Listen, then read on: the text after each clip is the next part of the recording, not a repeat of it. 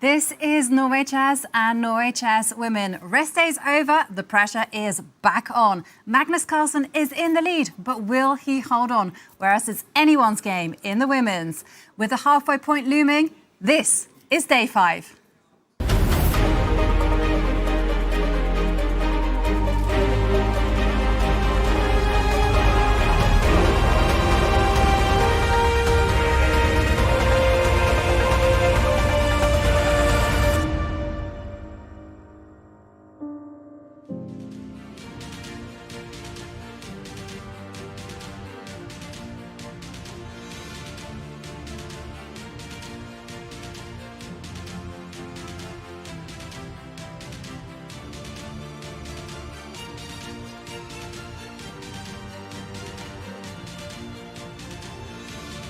Master David Howell. So we are back after the rest day, back together once more. How's things? Oh, what a rest day. I had a fantastic one. I mean, we've seen what the players were up to. It's all over social media. But I had one of the most beautiful experiences of my life. Went up the pulpit rock. Stunning views, but also the most painful.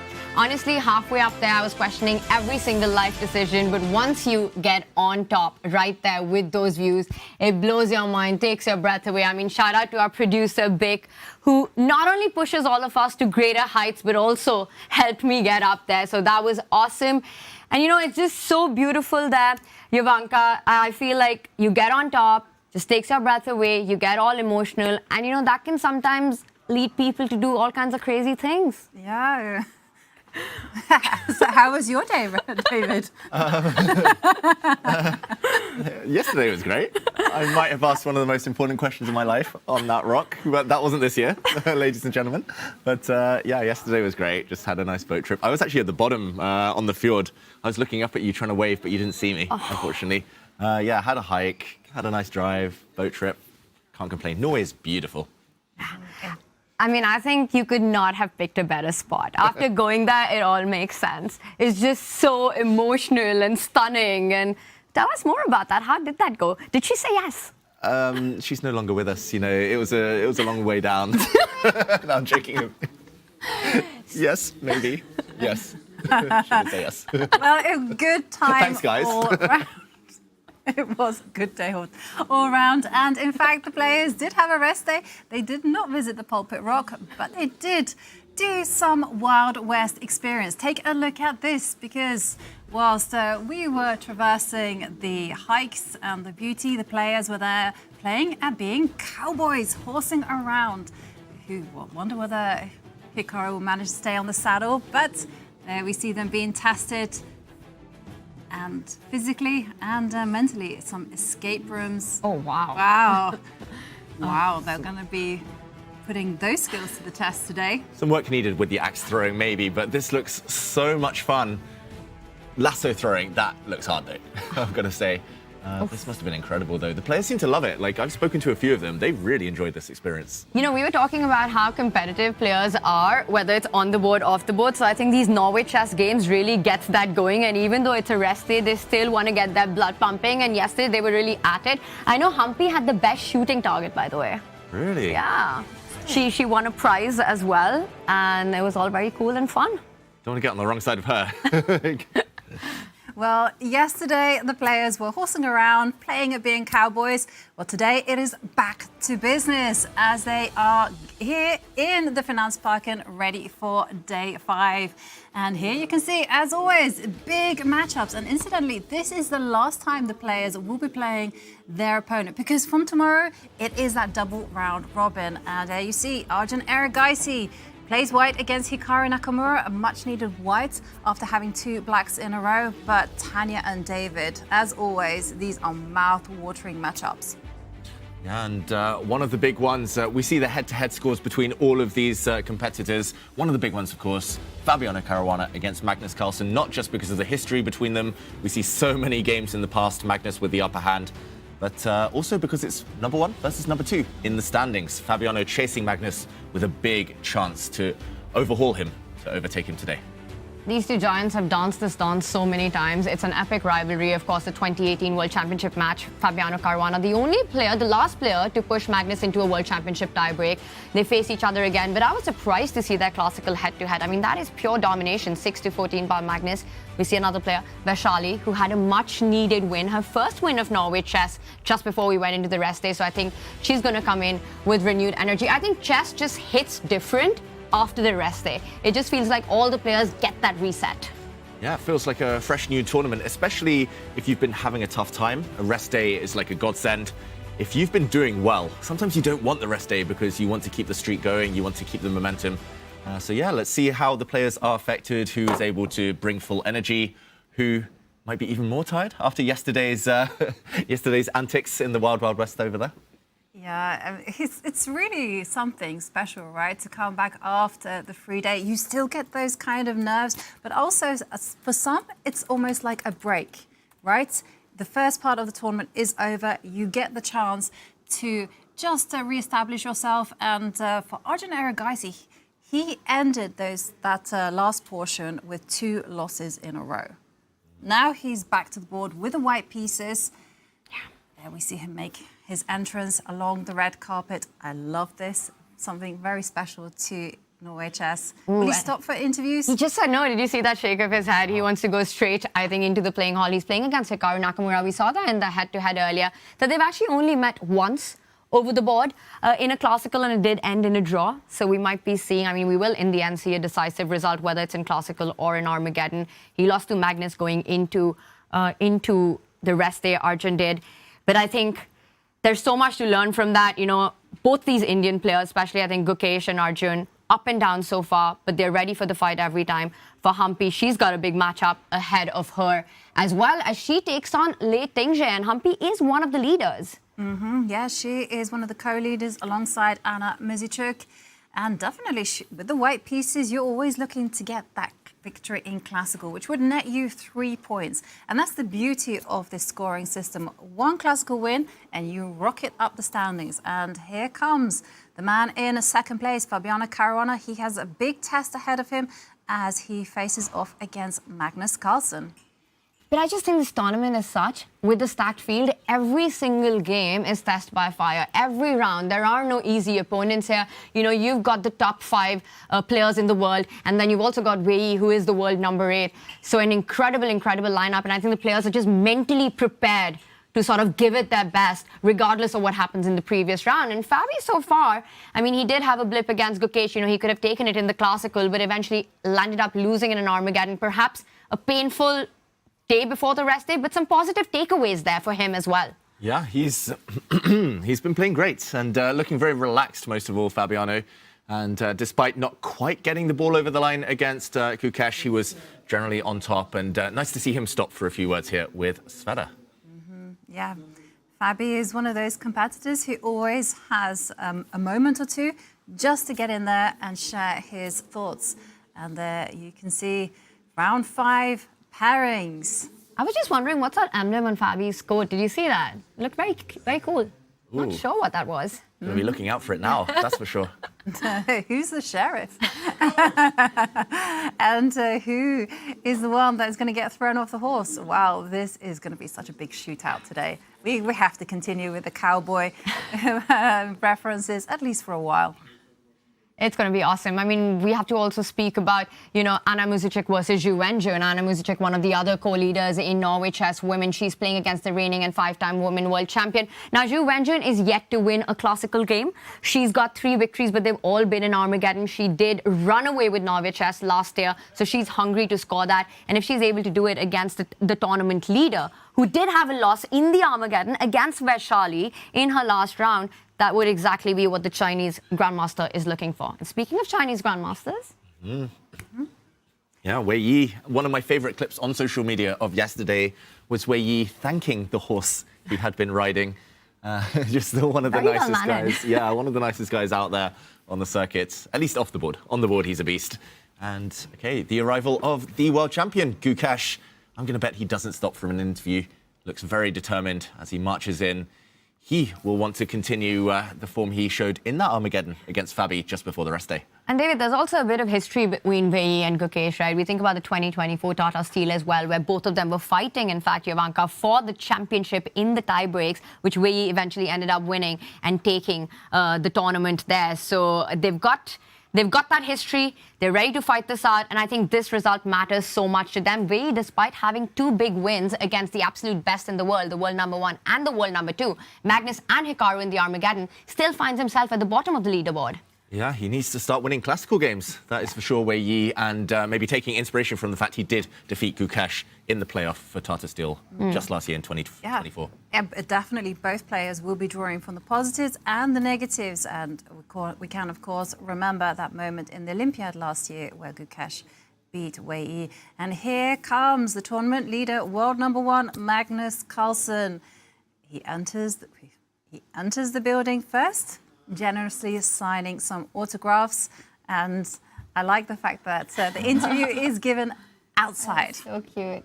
Oh, look at that. You gotta love these scenes. You know, I've noticed the one thing about Magnus, whether he says no to interviews, he might not even be in the mood to sign autographs, but when it comes to kids, he always stops.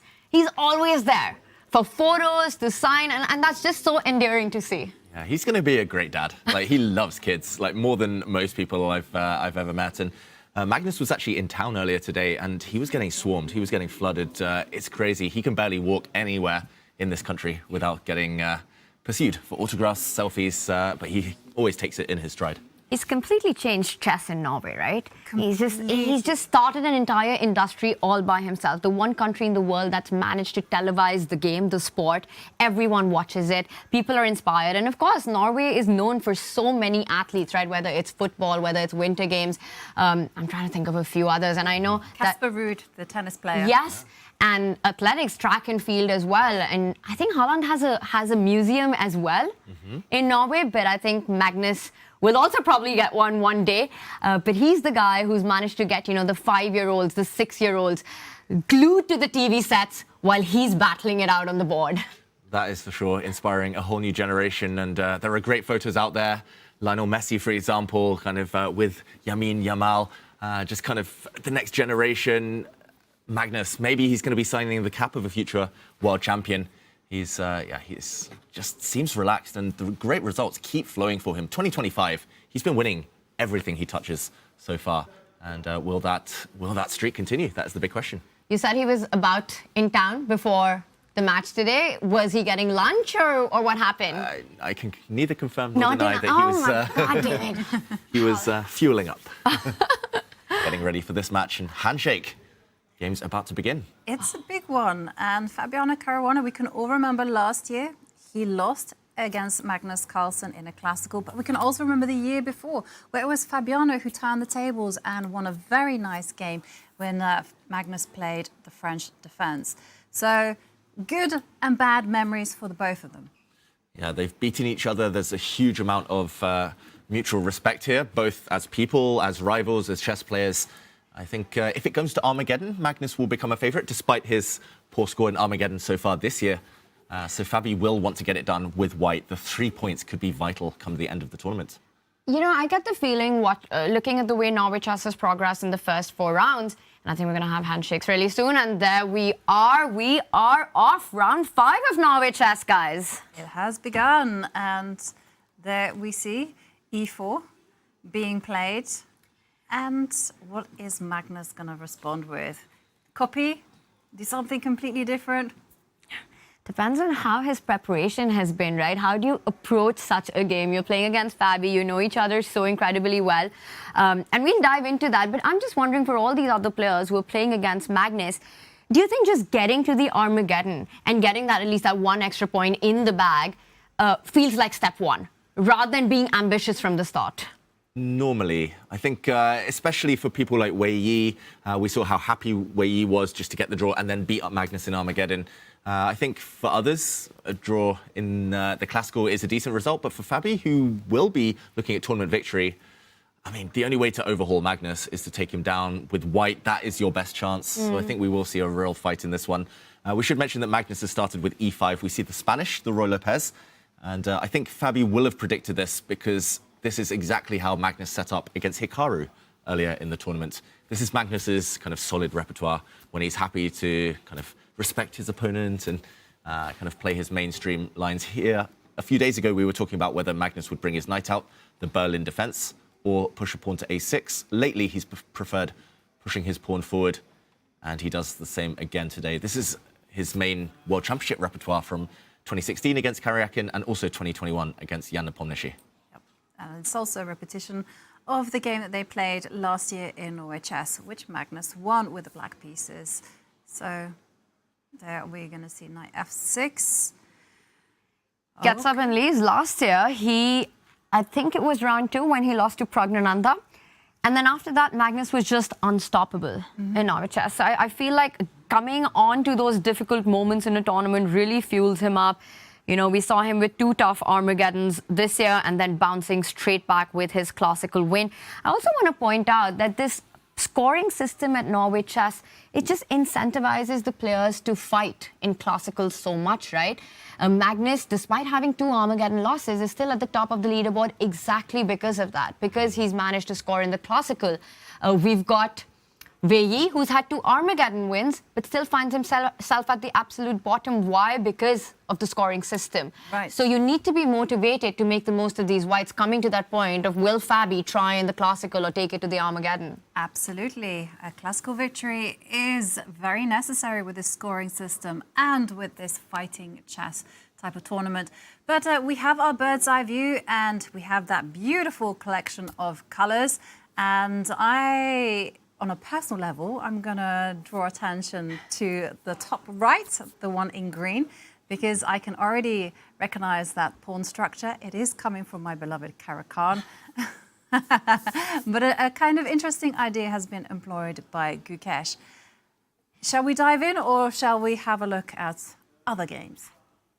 Love it. I mean, I know you're a Caro expert and we'll go there, but I also want to point out what's going on the top left board. I mean, that's fireworks already, right, David? With Arjun versus Hikaru. Arjun with the white pieces, h4 on the board. Very Arjun, very Alpha Zero-esque. And with Hikaru, we know how he's always ready for a fight. This does look like it's come out of a Slav opening. Still a thematic battle, but this last move of Arjun is something that I'm not very familiar with. Yeah, new to me. I think it might be new to Nakamura as well. Does that mean I have to break the tie and choose where to go? Yes. Okay, I think we won't linger too long there, but maybe start with the Caro-Kann. Yes. And then we'll go to the other game. I have a feeling Nakamura is going to take a long, long time to think in this next position. So we start with the Caro. It's got the world champion stamp of approval, Jovanka. That must make you That makes me happy. very, very happy. And we should do an action replay just to show how we got here, how those pawns got traded off. And it all began with e4, once upon a time. Black played c6, put those pawns on light squares. Yeah, great move. I'm just going to endorse this one as well. There we go. Wait, double question mark. Brilliancy on move 1. Best move for black. And okay, first time we've seen it this tournament, I believe. And d4, d5, and as Jovanka mentioned, exchange variation, take, and the bishop comes out. The black knight hits the pawn in the center, c3. This is the main position, the start position of the exchange variation, Jovanka, and as you mentioned, a rare idea, pawn to e6. Yeah, a very rare idea, because normally you try to avoid locking in your light square bishop, but here Gukesh has voluntarily gone for it. It's much more standard to kind of either, instead of playing e6, to go queen c7 or develop the knight to f6, and you're trying to get the, yeah, exactly, David. That piece is not happy behind its own pawns. But that's what you're trying to do. So I'm kind of curious, how is Wei Yi going to react? My guessing is it's designed to fight against Wei Yi's dynamic style. He just wants to lock the position down, just turn it into something a little bit more unconventional, get out of preparation. Yeah, and just to mention that there are several moves here for white.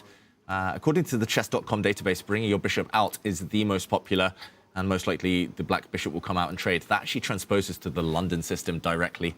And I wonder whether that's something where you would like, a trade of dark squared bishops, leaving just white's very, very pleasant light squared bishop here versus the stuck counterpart on c8, or white can just develop the knight, and very pleasant. I think in this game we'll see Gukesh actually delay the development of his own knight and put a pawn on f6 most likely himself, just to cover some central squares, maybe even prepare a central push a bit later. Interesting from Gukesh, shows he wants to win this game. I also like the idea of delaying the development of the minors just for a bit because, one, you don't know whether you want that bishop on e7 or d6. You also don't know whether you want your knight on f6 or e7. You know, it all kind of comes with its own pros and cons. And I think so much of that depends on where white puts the dark squared bishop. You said it would resemble the London a lot. And I'm just wondering, as a player, you know, Wei Yi, of course, he's super aware that the London is something that Gukesh prepared in depth for the World Championship match, perhaps expecting it at some point as well. So is it really something he wants to go to? Can he fight for an advantage? Will be interesting to see how this goes out. But I have to ask you, because you're definitely the Caro queen of the world, not just of the studio. What's the first word that comes to your mind when I say Caro-Kann, Jovanka? What's the first word? Yes. Stable. Oh, nice. Because it's a stable opening. You want to build this solid foundation, and then you want to wait for the counterattack. So you have to be patient to play it, and it's not for everyone, but it's good. You love it. Yeah, it's pretty simple as well. Well, I've never played it. Oh, you're missing out, Tanya. Instant 200 points on the rating. Instant. You'll be world champion immediately. But like, I do notice it's very popular among streamers. It's also Gotham Chess, Levy Rosman's favorite opening. Dina Belankaya, it's been her favorite opening since she was very young as well. And several other big streamers, they play the Caro. It's kind of got this growing reputation around the world because of their influence. And then when you see these top guys play it, I think that just becomes bigger and bigger, right? I wonder how many people in our chat have played the Caro. So we'd love to see the Caro poll out there. But as this one develops, should we head to where the fireworks are already on the board? I think a first big move, top left. But David, maybe we just do a quick overview with this, with our super pretty bird's eye view. Take us through what's happening across. Yeah, so the top left, I think we'll jump into in a moment, so I won't go too deeply there. The clash between Arjun Erigaisi, the dark blue board on the top left of your screens at home. That came from a Slav defense. In the middle, on the top row, it was a delayed Spanish exchange. Very interesting between Fabiano Caruana and Magnus Carlsen. Magnus, the first to think there. Fabi clearly came prepared with a surprise.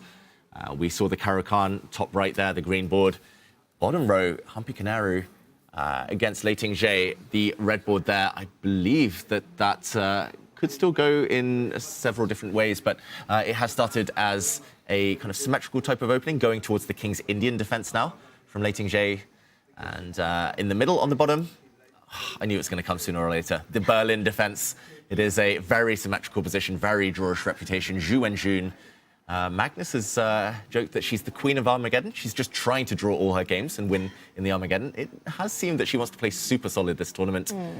We might dive into that one a bit later. Anna Muzychuk, can't blame her for playing a solid line against the Berlin either, as one of the leaders in the tournament. And bottom right, the purple board, Sarah Kardem against Vachier-Lagrave. That one, it started from a Bogo Indian, I believe, but it now resembles a King's Indian type of pawn structure, although black hasn't fianchettoed the bishop there. So interesting hybrid of openings, that bottom right. Looks extremely complex. You know, once the trades start happening, we'll see some open lines. By the way, we've got tons of support from our chat on Caro. Huge Caro fans. In fact, Jaw Dropper says that he plays it every day, every night, before lunch and after lunch. Oh, that's exactly what I hear. And for breakfast, I want to add as well. And for 11Zs. And 11Zs and tea time. Then you are covered. Caro all the way. Yeah. All right, let's go all the way to our top left board. I think that's where we wanted to head to, you know, a new move by Arjun there. Till he played this, I think it's pretty much theory. But should we just take it from the top, David, as we did see, I believe, the Slav, H4, Hikaru in a think. We'll deep dive into this, but let's start from the start. Yeah, let's start where it all began. Long time ago in Norway, in Stavanger, Arjun Erigaisi pushed his queen's pawn, and so did Hikaru. And okay, the Slav defense. Hikaru plays everything, of course. We've seen him play Queen's Gambit declines a lot in recent times. Hikaru, anyone who's been watching online games, he's been playing the move c5 here. Very, very combative, but risky stuff. Instead, solid from Hikaru, the Slav, just backing up the d5 pawn. All the knights start coming out, and here the semi-Slav is something we've also seen throughout this tournament with e6. We saw that from Fabiano against Gukesh just before the rest day. But here he takes a pawn, and in order to prevent black from backing up that pawn with b5, white plays the move a4.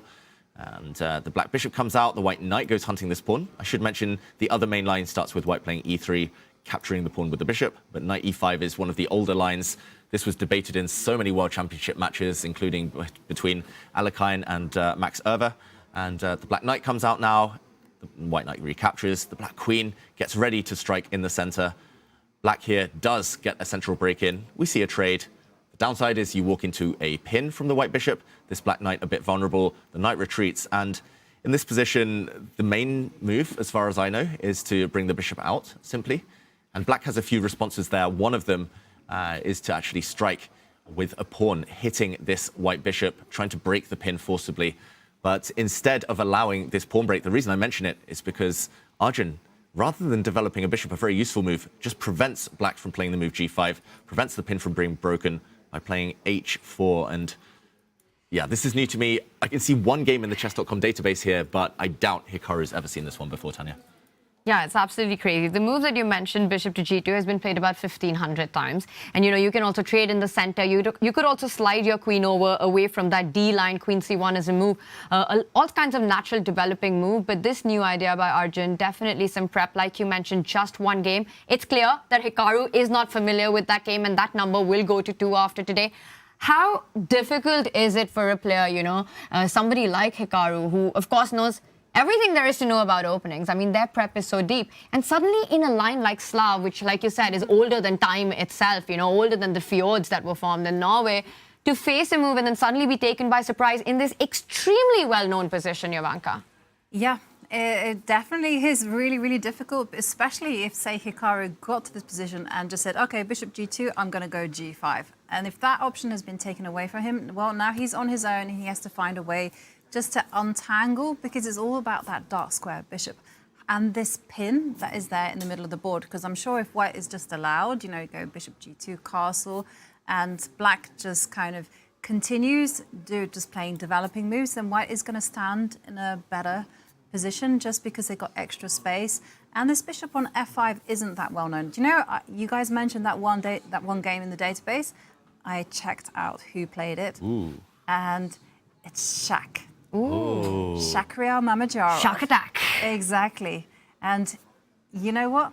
We know, but maybe not everyone else does, but he's one of the most aggressive and one of the most tactical players around. And Arjun, he's so impressive. Like, the way he finds these weird, almost unknown ideas. There's always like one game in the line he plays.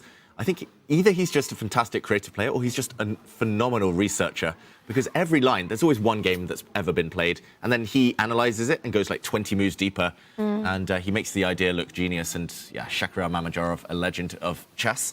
Hikaru replies surprisingly quickly, I'm going to say. Normally when you get hit by your first opening bomb, when you're trying to kind of recenter yourself and find the path, normally you invest 10, 20 minutes, and that's well known, and you kind of get to terms with things. He plays f6, guarding the black knight.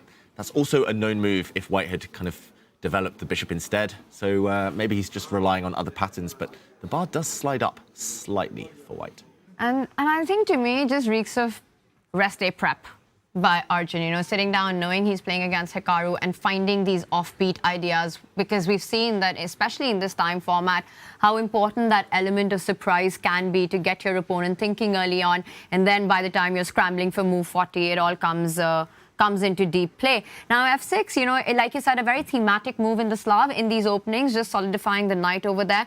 One of the things that comes to my mind, we mentioned bishop g2 as the move, the main move for white.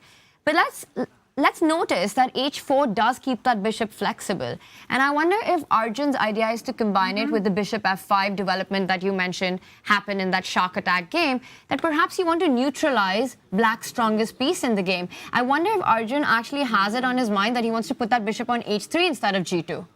Oh, yeah, nice. If he plays that quickly, Arjun, then he's still in preparation, because that's a difficult move, kind of foregoing the rights to castle for white. If there's a trade on h3, the white rook will have to move. Yeah, that makes sense. Incidentally, that's exactly how the Shaq game continued. But OK, in that particular game, black didn't play f6, they played bishop e6, and then bishop h3 has some logic to it, saying, hey, if you've wasted some time after the trade of knights. For a trade of knights, yeah. So arguing that this light squared bishop for black is worth trading. And actually, that makes a lot of sense. We should mention that in this variation, black often castles to the queen side. And yeah, often the play becomes very, very sharp. So we'll see. Castling kingside now does look a bit scary. Now that you're vulnerable on the light squares, the white queen will come out on this diagonal if the black light square bishop is taken off the board. So we'll see. Maybe he's just trying to force Hikaru to castle queenside, and then he's going to push some pawns. These positions do become quite weird, quite wonderful a bit later. Fascinating. I love it from Arjun. We're going to see a row fight on this board. And I think it was Hikaru, right, who in one of his confessions or interview actually said that these Indian kids, however the result goes, they're always ready for a fight. They're playing aggressive, whether they're playing the world #1 or the world #2 against Magnus as well. So I think he's very prepared for a fight. He knows Arjun's brand of chess better than anyone.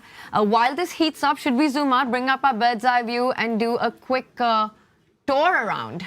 We definitely have, because it seems like today everyone was inspired by their cowboy Wild West experience, and so we are looking at quite the shootout, because it seems like a lot of aggressive opening choices. Yeah, aggressive opening choices. I think the games on the bottom left and bottom right are going to heat up very quickly. And in the meantime, we've had some developments. Magnus had a long, long think there. He's down 15 minutes on the clock. That's the middle board on the top row. And, okay, something I know a lot about on the bottom center. Problem is, it's all just level. And that is between Anna Muzychuk and Zhu Wenjun. So, okay, where do we go? Should we do a quick check-in on Magnus, since we've covered two of the top three, top three boards there? And then we'll move to the women's section, where we have a lot of opening developments to break down. Some great preparation. Never a bad time to check in with our marquee matchup, I want to call it. It's the clash of the titans in the chess world, their epic rivalry. And I think in history, Fabi is the only player who came 3 points close to taking over as world #1 from Magnus, and it was back in 2018, I want to say, David? Yeah, he's been the closest, I think, since Magnus started dominating the #1 spot back in 2010, 2011. So, yeah, I mean, Fabi, he's a fighter, and I think he really wants to win this. We'll just backtrack to the moment we last left this game, because some viewers at home might be wondering why Fabiano was happy to lose a move, because back here we left it with the white bishop being attacked and actually sliding back. Taking this knight immediately is known as the Spanish exchange, and play becomes very forcing. But here, after white castles, if white grabs this pawn, we should mention queen to d4 wins back the pawn. Double attack on the knight here. So after white castles, black has a lot of moves. You can put a pawn on f6, which is one of the main lines, very healthy. You can bring your bishop out, you can pin the white knight, a whole bunch of moves. But by waiting, allowing the black knight to come out first, and only a couple of moves down the lane, now taking on c6. Yes, you've given black a free move, but that free move is a6, which isn't really useful. On the plus side, you've kind of forced the black knight to the f6 square, getting in the way of a pawn blocking and kind of defending on that square. So the knight drops back, one of the main moves. You can also bring your bishop out. Queen d6 was recently played by Gukesh, I believe, but knight to d7, and he opens the center. Caruana, if the pawn is captured, he might even bring his queen out on the next move, and we will see two bishops for black against a slightly better pawn structure for white.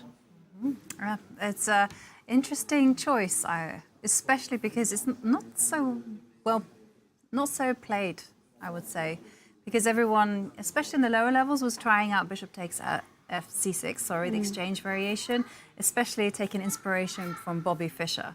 You know, his kind of ideas revitalized that opening, and now here we have something completely different. Space versus the bishop pair. What side do you prefer? I always like the bishop pair, but I think in this position it's so much about activity, right? Because even though it's Fabi who's fighting against the bishop pair, it's his choice to open up the position with this last move. And that has so much to do with gaining more space on the right side, on the king side. If that pawn's traded, the queen comes forward, starts attacking the g7 pawn. You win tempo, you win time. Eventually the f pawn can move up the board. The bishop can slide up to f4. It just feels like you're relying on your piece activity and Magnus's doubled pawns on the queen side for that compensation against the bishop pair. So usually team bishop, but here I do like the activity that this last move does offer Fabi. And one of the concrete reasonings, especially in the exchange variation, is basically that in an endgame, white has the extra pawn on the king side. Is that still very much in play here?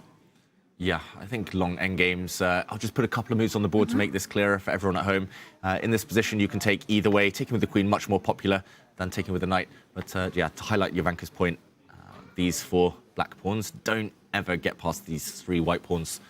And 4 versus 3 on the other side for white. Yeah, I think most endgames, especially if you can trade off 1 bishop, maybe for a knight or for your own bishop, if you trade just dark squared bishops, then more often than not, you have an endgame advantage with white. But yeah, long way before that happens. Magnus will be trying to fight against that, or at least keep his 2 bishops intact to compensate. This pawn structure also arises from the Berlin endgame, where white's pawn is normally on e5, but there you lose some light square control. So yeah, interesting. This whole line, Magnus just defends the pawn.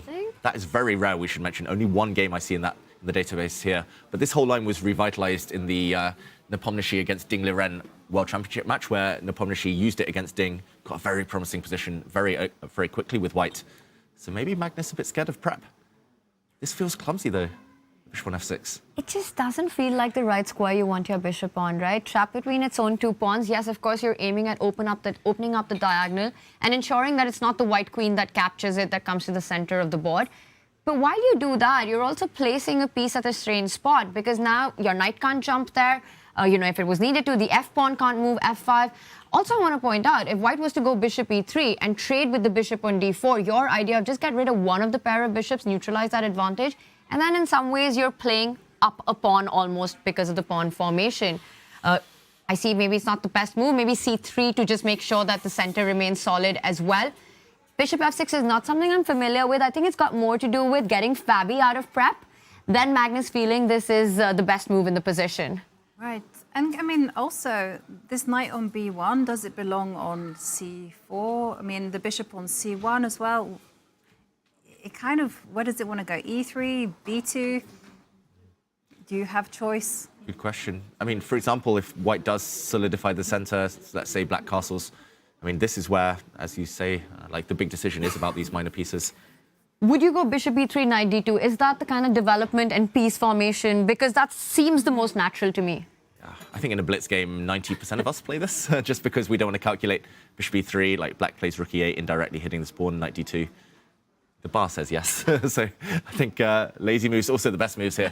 They're not lazy, they're productive. They're bringing pieces out, but non-calculation moves, I should say. I love how David one day calls me a patzer, the next day calls me lazy for coming up with this. 90% of us would play this. What's going on? 90% of us would play this, and we're right to do so, Tanya. It's too early in the day. Moves. We're just out of the rest here, David. Give it a rest. I would do the same. No, I agree with you. This is very natural form of development. But you know what? Bishop f6, unusual. And Magnus is in the confessional right now. So we're going to be playing it during the break. And of course, those lucky viewers who are subscribed on Twitch, you can get an exclusive on what Magnus is thinking. Because bishop f6, David, our very own Magnus, I'm going to save it like that. Poor man's version. Said, you know, it's very unusual. Very, very unusual move. And it does look odd at first sight. Mm-hmm. And I wonder, I mean, I just want to have a conversation on prep here, right? Such an important matchup. 3 points for the classical. We've spoken about the scoring system and the importance to actually try to get those 3 points when you're white. You're playing against Magnus. You know, you can't really rely on the Armageddon. You want to maximize every single opportunity, and getting the white pieces is an opportunity. The next time these two meet, it will be Magnus on the white side who's going to try to push for the full 3 points. What preparation it would ensue, and especially I remember watching one of Magnus's interviews where he said before the game, sometimes how he decides is he actually just rolls the dice. And whatever comes is, you know, he gives a number to an opening and just goes on to play that. I mean, David, can you confirm if that's actually happened, and how do you think these two have approached this game today? Yeah, I think I can confirm. I don't think it's a secret anymore that Magnus rolls the dice. He often streams now Title Tuesday on Take on the YouTube channel over there.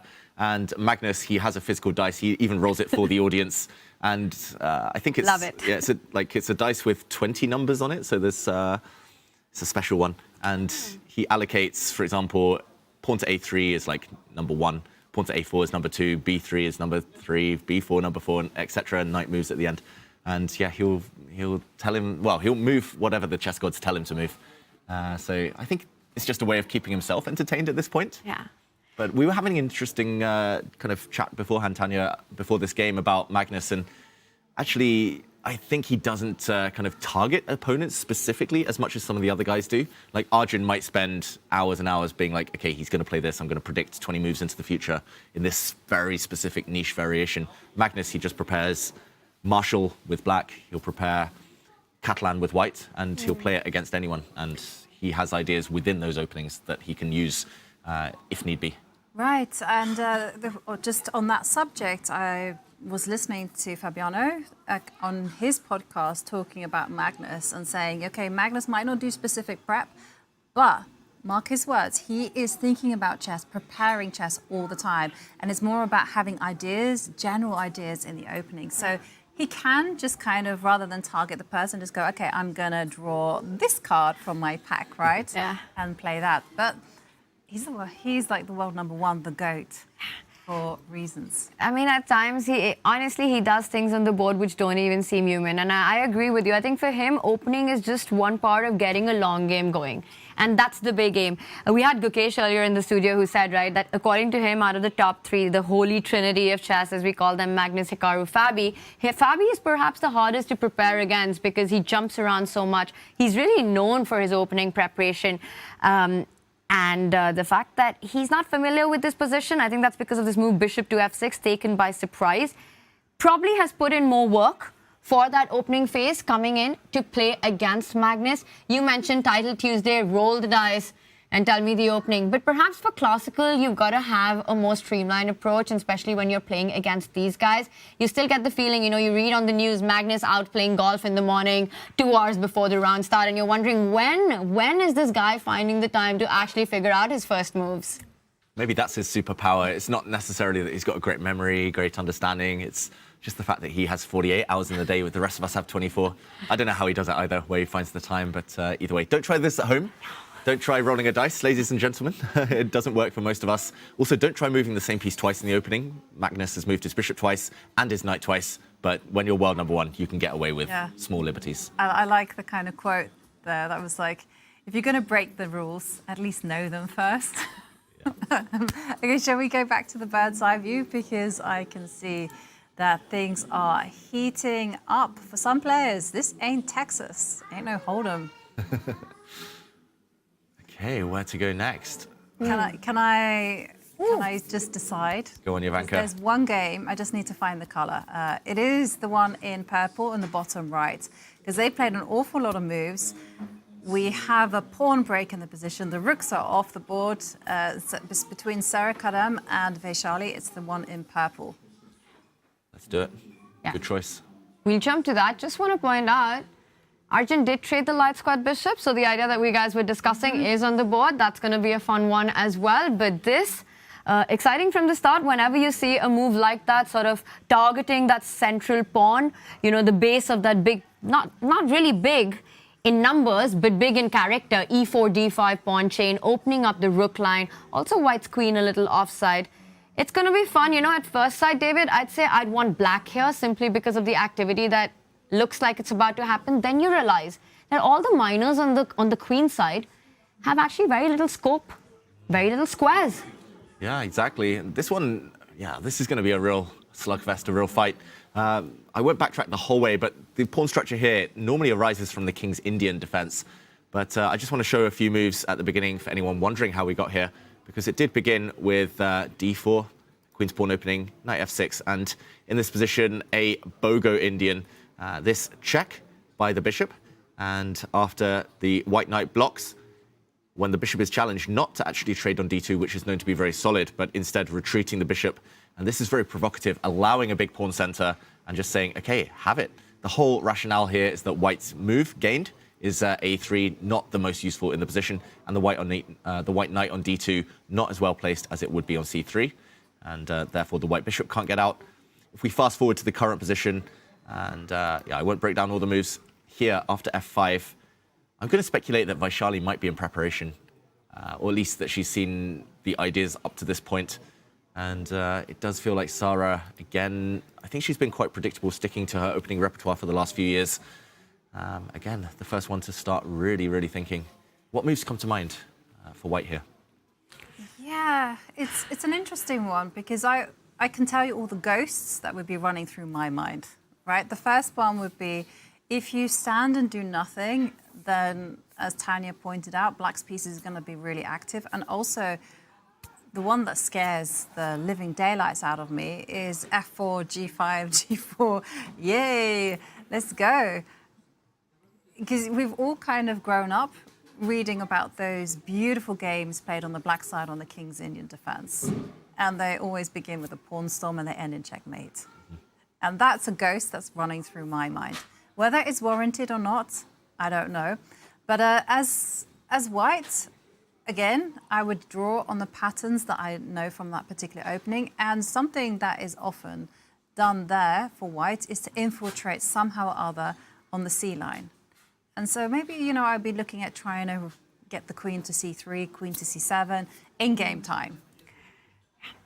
I love that idea, and I also completely agree with you on how terrifying that pawn storm and a potential attack on the white king, which also looks like it's all by itself with the majors on the other side.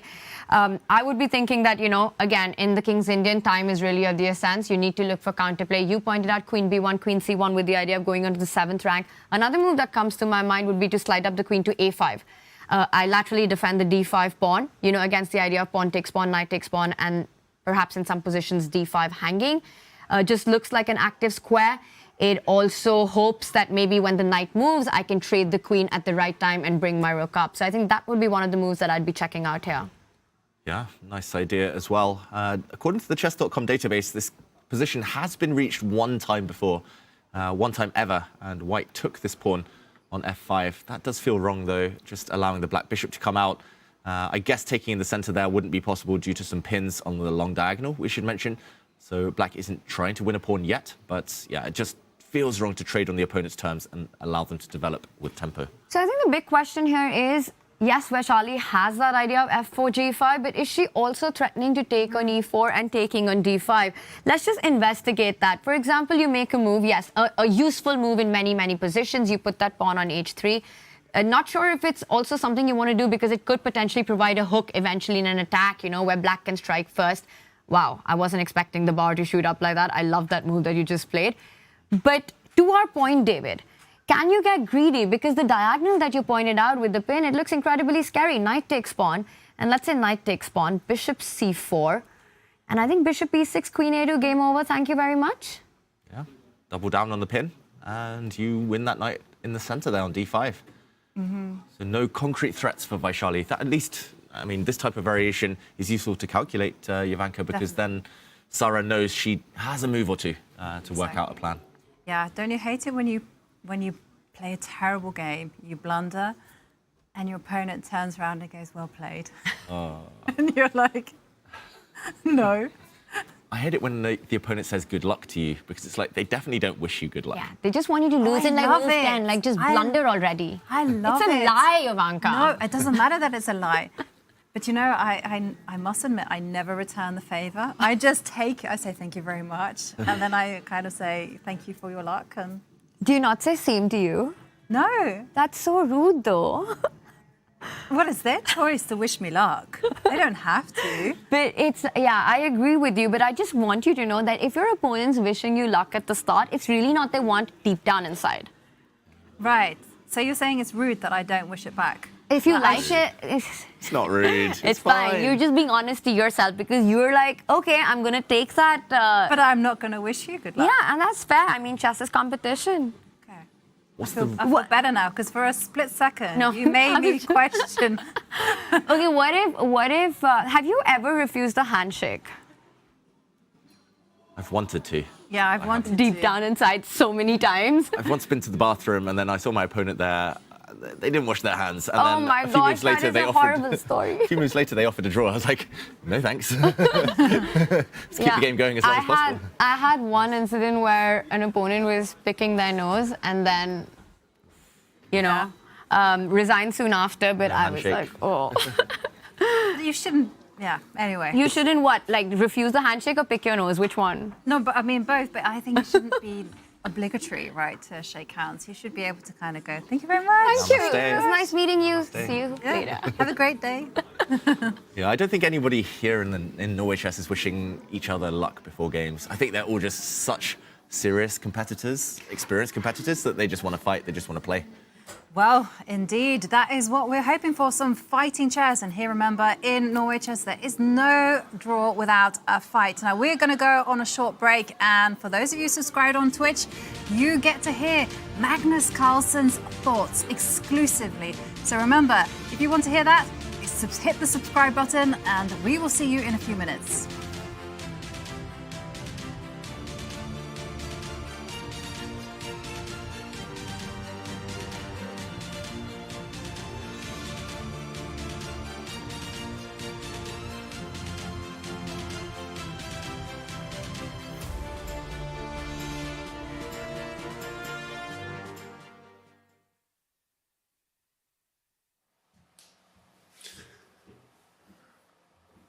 I actually thought about it when he played 1e4. I thought, oh, he's gonna play bishop takes c6, isn't he? Because like I had no clue or recollection of. I think it was a game Nepomniachtchi Deng from the World Championship match where he went for this e takes d4, queen takes d4, castles, bishop f4 line, and so on. Like I just had zero clue, and I was just kicking myself for like, why did I not anticipate this a bit earlier? And so I went for the line that I would like to coin the Berlin regret line, which is basically I'm trying to steer the game into a Berlin-like endgame with bishop f6. He's thinking a little bit now. I mean, he may have stopped thinking while I'm in here yapping, but the hope is that the move is so bad, or at least so uncritical, that he hasn't really analyzed it. I feel like it's a limit to how bad it can be, though. Like I'm probably a little bit worse, but it seems to me I should be able to not be like much worse. But it's a very sad choice for sure, and like I'm not proud of it, but it could turn out to be at least a somewhat decent practical decision.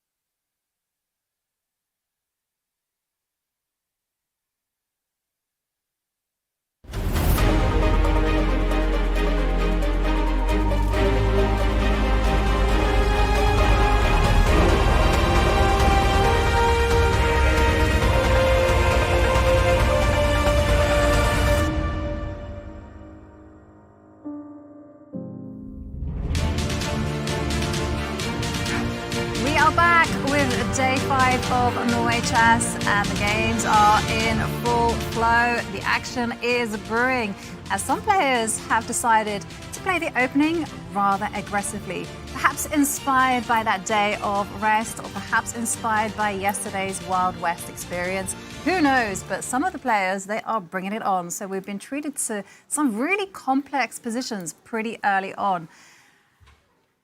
Absolutely. I think we've got aggressive play from some of the players. We've got the strategic fights. We've also got a couple of Berlins to deal with as well. So it's a full board of action, different kind of action brewing everywhere. And I think we're spoiled for choice. Mm-hmm. Should we cover the rest of the games that we haven't yet touched on? Let's do it, David Howell. Grit our teeth and have a look at those Berlins that Yes. have been played Can't wait. in Berlin. the middle of our sixth board viewer. Okay. Then we'll go to the sharpshooter, Humpy, who apparently was great at the Wild West games yesterday. But first we'll start with the Berlin. And Anna Muzychuk, one of the leaders, against Zhu Wenjun, the world champion. Okay, how much do you want me to nerd out here? Shall I? Go, 100% geek complete mode. nerd mode. Let the rant begin. The floor is yours, David Howell. I won't rant too much. Let's go from the beginning, though. Let's go and talk about the Berlin, because it is one of the openings I've probably spent the most time in my life studying, much to my shame, especially as black when I play higher-rated players. So, okay, the Berlin is marked by this move, knight to f6, rather than a6, which Magnus played. Here, if white wants to keep a real fight, then pawn to d3 is regarded as the most tense way to do that. Castling, allowing a capture on e4, now commits you either to the Berlin endgame, which is starting with d4, knight back, a couple of trades, and the queens come off the board. Something we might see, a similar pawn structure, at least in the Magnus Carlsen game a bit later. But rook to e1 is regarded as the safest of moves. You often do ask black some questions, but without taking too much risk in the process. White wins back the pawn in the center. Big threat of a discovered check, so black blocks the white bishop under fire, retreats. And if we just fast forward after some exchanges, this move, knight to e8, it's a bit of a risky one. There are several moves which are regarded as decent for black, like hitting the white rook is the main line in this position.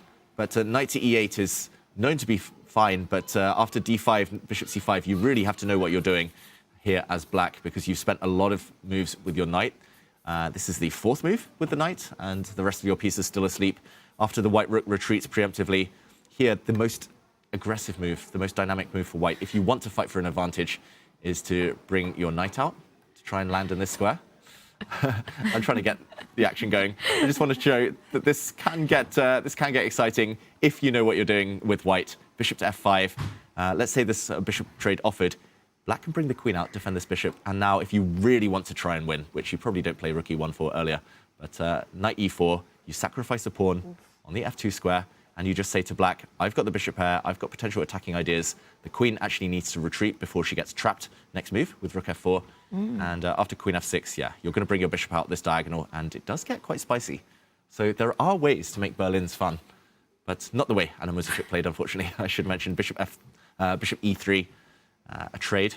You can actually leave the bishops on the board and just play knight f6 or bishop f5 in that position. But, okay, down the line, this is the position we get to.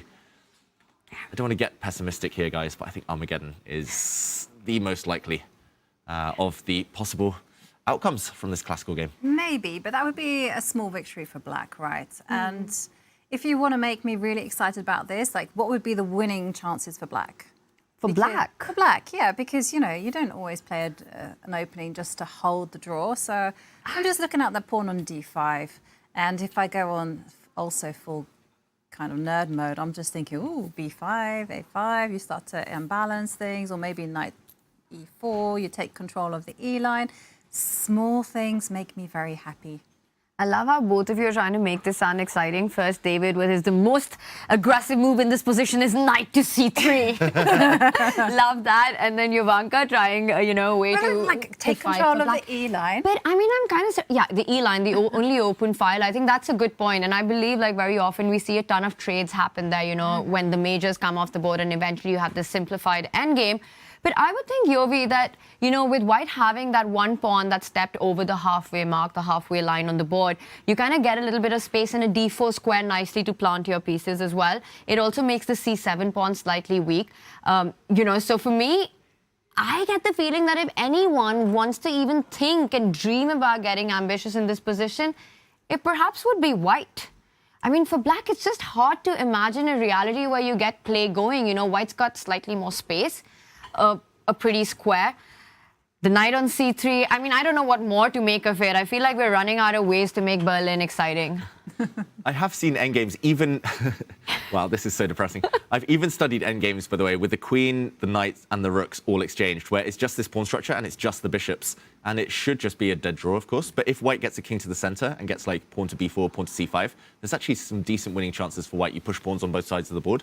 Black gets really cramped for squares. So yeah, I think white has a small symbolic advantage. Often they play a4 in this position to either get a pawn to a5 to clamp down black, or if black replies in kind, then at least the b5 square is under your control, maybe with the bishop, maybe with the knight later. Queen on d4 is actually very strong often for white. I would pick white here just because of the space, but I don't know. It just feels like Zhu Wenjun, she just wants Armageddons. This would be her, it would be her fifth in a row, Yeah, right? She's would. just playing for them at this point. It's I don't know, But surprising. she's playing with the black pieces. Can she be forgiven for just kind of playing to lock the game down? 100%. She's I also think playing it's French totally exchanges with white against the lowest rated opponents in the competition. At some point, Wenjun has to go. She's literally going for symmetrical pawn structures every single Yeah. game, Zhu Wenjun, though. But we've spoken about how important the classical wins are, and I think at some point you start getting aggressive. But there's also the feeling that Anna Muzychuk has been so much on her A game this tournament. Is this really the one with the black pieces that you take those chances, or when you get a solid approach, a solid opening like the Berlin possible, you just say, I'll take it to Armageddon. I've won 3 in a row. Why fix something that's not broken? I'm ready for the 4th one. Anna Muzychuk, on the other hand, had a bad Armageddon right before the rest day. And as I can see the play progressing, we're getting ready for those trades on the E line. The rook comes to E1, queen will move away. Wenjun will put her own rook on E8, and we might head into that endgame. Like you said, white with a little push, but perhaps not enough. David, you're of course the king of chess in the studio, but you're also the king of the emotes. Which emote comes to mind for the Berlin for you? Let me get it. You can probably guess in the meantime where I'm going with this. No, but David, think about it. Think about the bigger picture, right? You're kind of checkmated whatever you choose, because you play the Berlin. I like So You can't call your own opening. All over the board. I mean, I make myself fall asleep sometimes playing these lines with white and with black. And yeah, I mean, Zhu Wenjun, I don't think this is going to be a strategy the whole tournament, but David, now she wants the draw. And I'm not going to snore. I'm not a bore. No, you're not. Let's move on and look for more. Yeah, oh, nicely done. But you're not going to mince those emotes either. So love that. Agree with you. Jovanka, we've got our bird's eye view up. What more catches your attention here? Okay, What do you adore? What do I adore? Okay, so we've had a look at most of the games on the bottom row, but we are still kind of missing out on a Humpy against Leighton J. That's their bottom left. So would you say it's time to go to board 4? Ooh. Just according to our screen. Wow. Who knew that I was seated next to perhaps some of the finest poets in the chess world? We're poets at our core. Wow. But also know about all the folklore. Oh, let's jump in. Let's go back to the chess. Humpy against Leighton J. It's the red board. That was just too quick. I'm very scared from both of you, actually. Okay. What do we make of this position? Because at least more tension. No symmetry here. Let's backtrack just to the beginning. Quick action replay. First 10 moves or so here. We saw the Reti opening transpose with symmetry at first. Later to a King's Indian defense. Instead of playing d5 here, black plays d6. That is the King's Indian, this whole setup for black with a fianchetto. The white knight comes out to c3. I've seen Jovanka play this, I believe. With white. Yes. It's my non-theory, theory. Yeah, so the whole idea with knight c3, obviously you can do it via rook e1, it's as easy as that. So you go e4 and, get a4, a5, and then, just say, hey, space. That's what I like. Yeah, and I know that d5 is one of black's main moves, just to lose a move, but also arguing that the knight on c3 misplaced if e4 isn't played. What do you make of this then, Jovanka, as the resident expert on this line? I must admit, I've never played knight c3 myself. I just feel wrong putting a knight in front of a c-pawn in most openings. But knight d7 instead of e4, a4, is that normal? A4. Yeah, A4 is normal, but I mean, normally once you're given the opportunity to go E4, you kind of take it, just so that you can meet C5 with D5 if the case need be. Or you also want to kind of threaten like E5. You know, you don't really play E5, but it's definitely in the air and something to calculate. But A4 is designed with the whole idea of going A5. You want to meet B6 with A5, so C5. And in it comes, A5, grab that space. And I just want to mention, if E4 had happened, like this type of position, it's like a direct transposition to a Sicilian Najdorf. Not Najdorf, Sicilian Dragon, I should say. And where white fee and ketos, it's just interesting how openings transpose to each other. And this, C for D pawns is the Sicilian, but okay, she keeps her pawn on E2. I wonder whether it's because if black had traded off here, just keeping this bishop open adds more kind of fruity flavor to the position. A6 coming in, so black gets the rook off that diagonal. And now Humpy does actually trade pawns and bishop to E3. And okay, I must admit, I quite like the ideas that white is showing off here, even if black should be fine, it feels like. Well, there's a concrete threat already, like B4. Let's snack on the A7 pawn. I'm really glad you pointed out, because I was about to suggest the move bishop d7 and walk straight into that and lose a pawn instantly. I would love to put the black bishop on c6. That's the point that I wanted to make, and try and get rid of that fan-catted bishop. And I think those trades would be something that would be ideal for black, but you have to first fight against b4. How to do that? I guess you can move this knight out the way, put some pressure on this diagonal. I think playing the move a6 feels wrong, just because you leave a hole on the b6 square anyway, getting that pawn onto a defended square. b6 somehow feels wrong with the white knight about to jump in. Oof, no. Not so many options. Well, what happens if you just jump in, attack the bishop, knight to g4? Let's look at this aggressive move. Back in the rhyming game, Jovanka, knight g4. I do a bore. Okay, and let's say the bishop moves, challenge the dragon bishop. I just wanted to show that this knight g4 was not great for the score. Nice. It's going to be a downpour here in Stavanger. Because you can't make the moves that you want to do, like e5, because it just simples. Bishop takes knight. h3 at some point? Yeah, you jump in with your knight to d5, and the e5 pawn is falling, so yeah. Not looking good, Not no, looking for good, black. so you have to put your knight on the edge of the board. Yeah, in this position, bad things are in store. Ooh, nice. Like maybe white just kind of swings the rook over. Maybe there's something even stronger in this position. But either way, yeah, it feels like it's not as easy for Lei Ting-Shih to play here. Humpy, this feels like her type of position, Tanya? Yeah, absolutely. I mean, you know, where you have this potential to make it sharp, to make it dynamic, but overall you have everything under control strategically and have the upper hand with that space on the queen side. The a5 pawn also at some moment does threaten to go to a6, you know, at the right moment to create a weakness along the A line. Having all these ideas and a big threat, actually, I really like. In fact, I'm slightly surprised that the bar isn't giving white more of an advantage here. The more we look at it, you know, you realize that it's really not easy for black to handle and come up with the next move.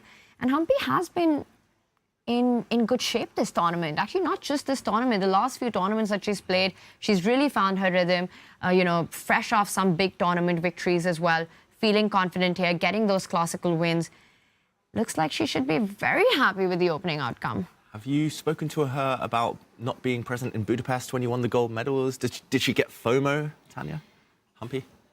I think she was very, very proud of us and very happy about it. And, you know, she's someone I admire and is a good friend as well. We were actually on the same flight from India to here. So we met a lot of times after the Olympiad, and she was so happy that finally, you know, something that was such a big dream for all of us, for the Indian women team, we got the gold. And she had to miss it because there was a Grand Prix that she was playing right after that. So she's trying to balance family time with her professional play. And that's never easy, you know, especially when you're right at the top. So I think she had to make a choice and yeah, and then I'm sure she's had these fantastic performances after that. I was so happy to see her win the World Rapid Championship, you know, after that, because I'm sure that everyone would have loved to be a part of Team India in Budapest. But her winning that World Rapid Championship, winning the Grand Prix in Pune as well, it's great to see Humpy back. Yeah, I mean, New York, she seems so emotional with that victory. You know, I think it just means so much to these women players, especially when you've got a family, you've got a child at home, to take out the time, the energy and everything that it takes to be competitive at the very top, not only to go play tournaments, but also for training. So when you have those disappointing results, I think it just makes you question so many things. And I think that added effort and added everything that it takes, it just means a lot to get these results. You know, yesterday at the Norway Chess Games, I think Humpy said it, right? Like, I wish my daughter was here because she would have loved what was happening. Yeah. No, it's definitely one of the biggest sacrifices that a player makes. And Arjun Erigaisi said it himself, you know, the thing that he sacrifices in his quest to the top is family time. Yeah. Yeah, and I think another Indian player, by the way, who's super good with kids is Gukesh. You have to see him. It's unbelievable. He's like a baby whisperer. But he's pretty young himself. Yeah, you know. it's amazing to watch just how patient and how, it's actually quite adorable.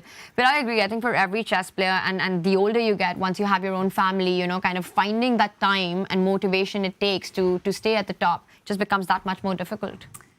Yep, it certainly does. So we can appreciate the sacrifices the players do make in order to stay at the top or get there. And going back to the bird's eye view, well, I'm drawn to the top row.